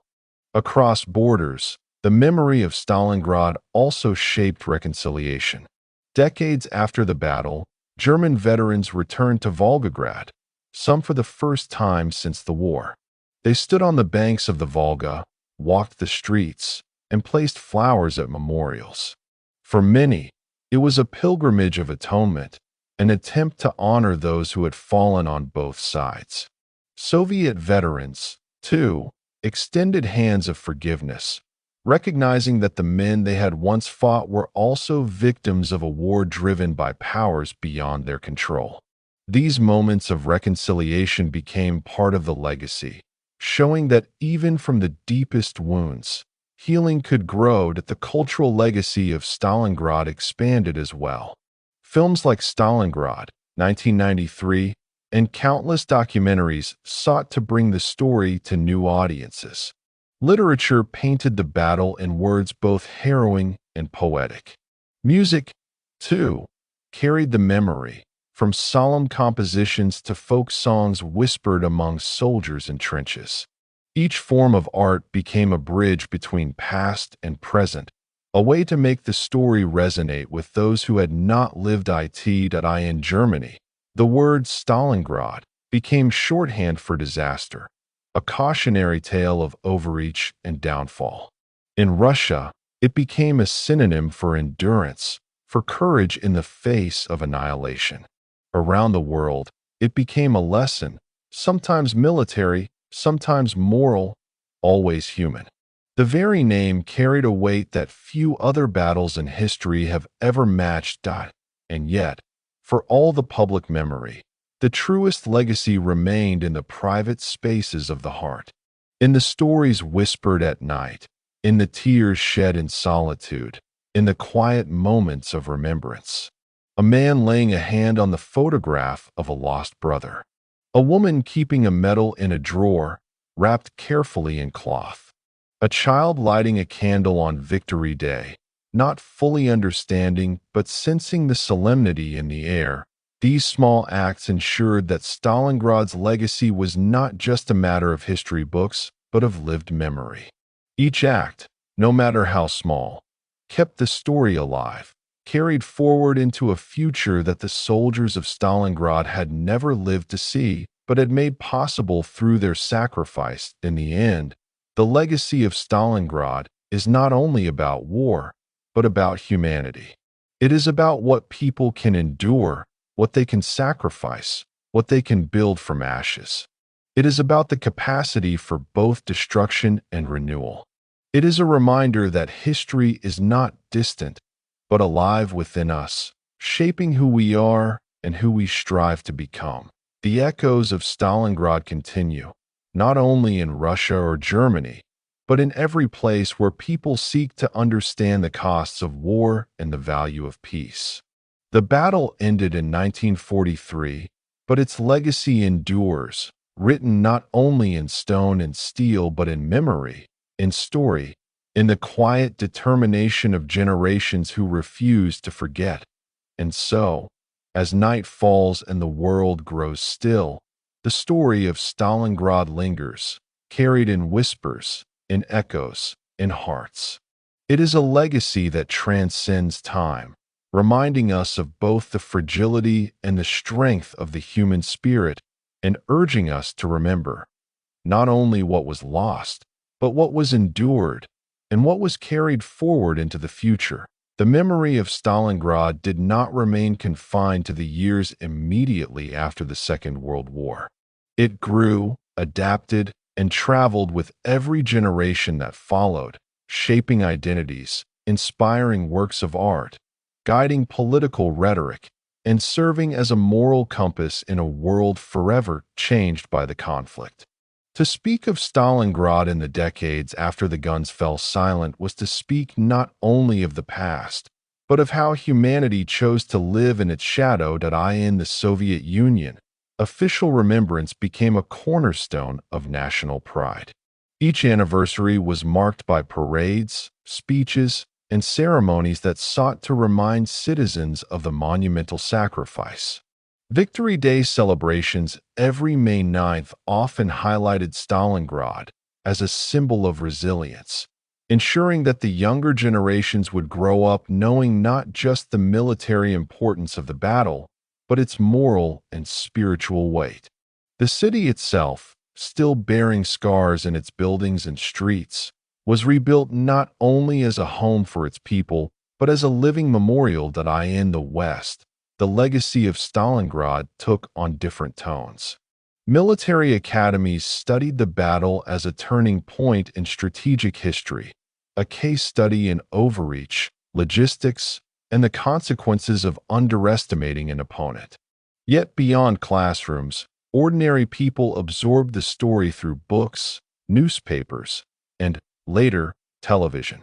They read about soldiers huddled in the ruins, about civilians enduring unspeakable hardship, about generals making choices that would change the world.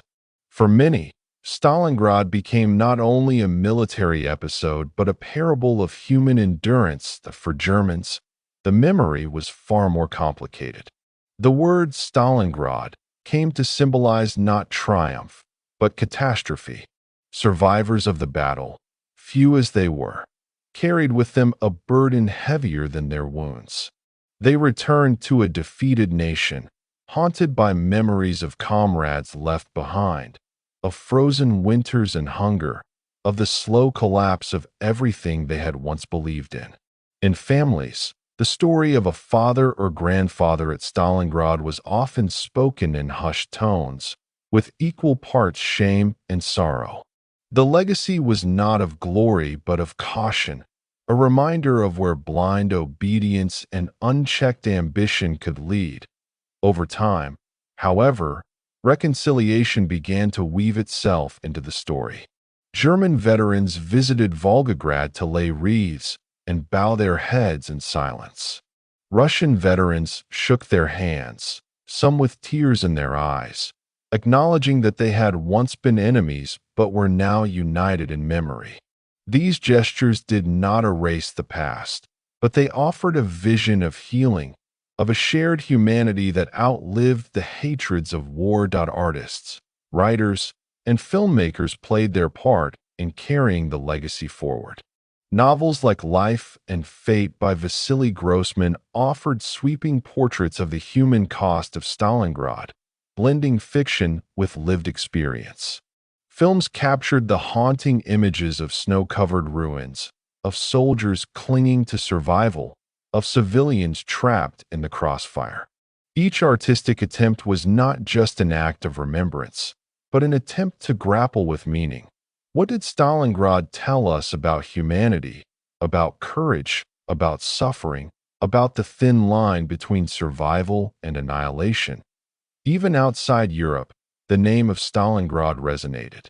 In Asia, Africa, and the Americas, newspapers had carried reports of the battle in real time, and in the post-war decades, the story was retold as an example of how even the mightiest armies could be humbled. Leaders in post-colonial nations invoked Stalingrad as a metaphor for resistance against overwhelming odds. The city became not only a Russian symbol, but a universal one. As the decades rolled forward, the physical survivors of the battle grew fewer. By the late 20th century, their numbers had dwindled to small gatherings. At commemorative events, the sight of frail men and women, many using canes or wheelchairs, reminded onlookers that the living link to Stalingrad was fading. Their testimonies became ever more precious, recorded in books, interviews, and documentaries so that future generations could hear their voices even after they were gone. In classrooms, children watched grainy footage of the battle, listened to veterans recount their experiences, and felt the weight of history settle upon them. For many, it was their first encounter with the raw cost of war, a realization that the peaceful world they inhabited had been purchased at an unimaginable price. Teachers spoke softly, urging students to remember not only the facts but the humanity within those facts.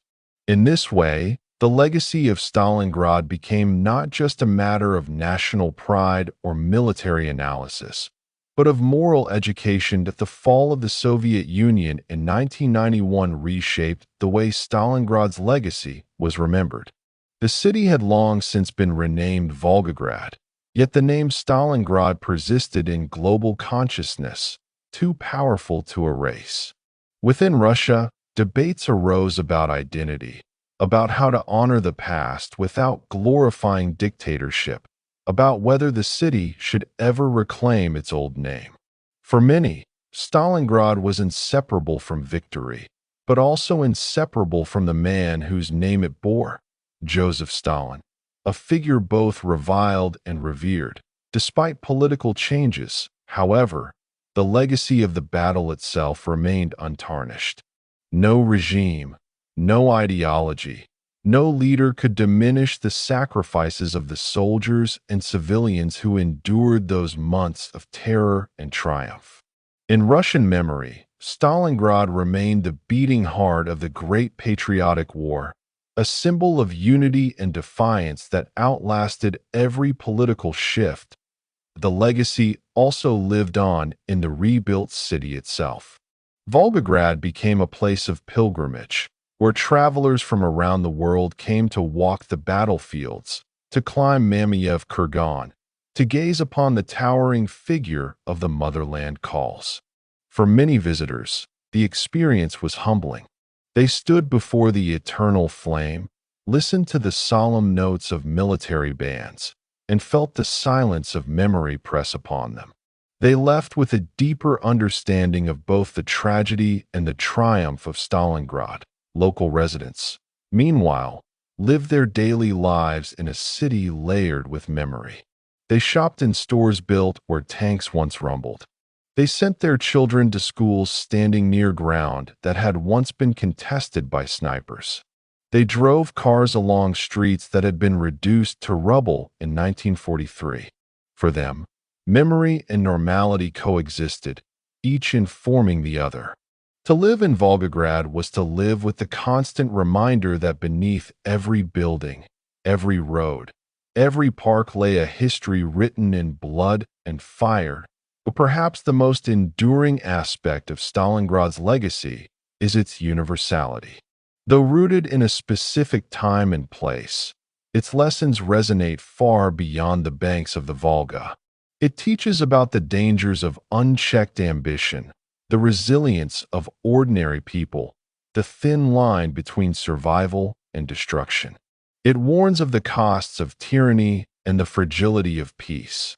It inspires courage in the face of overwhelming odds and compassion in the face of suffering. In modern times, as conflicts continue to erupt around the globe, the story of Stalingrad serves as a reminder of what war truly means.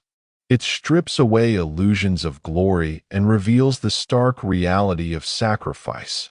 Leaders and citizens alike look to its example, drawing lessons not only about strategy, but about humanity. That families still carry the legacy in personal ways. In Russia, grandchildren listen to their elders speak of the battle, holding medals in their small hands, sensing the weight of history without yet fully understanding it. In Germany, descendants of soldiers who fought at Stalingrad search archives, seeking to piece together the final days of men who never returned. Across the world, families light candles, visit memorials, and whisper prayers for ancestors who became part of the vast story of Stalingrad. The legacy is also digital now, carried through documentaries streamed online, through virtual museum tours, through social media posts on anniversaries. A teenager in one country can watch footage of the ruins of Stalingrad, listen to the stories of survivors, and feel connected to an event that took place generations before they were born.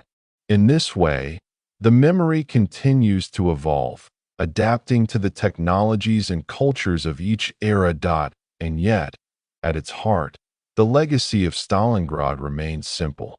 It is the legacy of endurance, the ability of human beings to withstand hardship, to sacrifice for one another, to find strength even in despair. It is the legacy of remembrance, the commitment to honor those who came before, to keep their stories alive, to learn from their experiences. And it is the legacy of hope, the belief that from the ruins of destruction, a better future can be built. The ruins of Stalingrad have long since been cleared, the city rebuilt, the battle concluded. But the echoes remain. They linger in stone and steel, in memory and story, in silence and song. They remind us that while battles may end, their meanings endure as the world grows quieter at night, and the stars will silently overhead. One can imagine those echoes drifting still, across the Volga, across continents, across generations.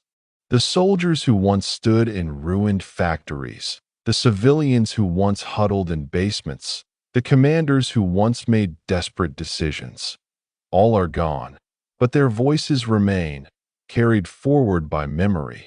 And so, the legacy of Stalingrad lives on.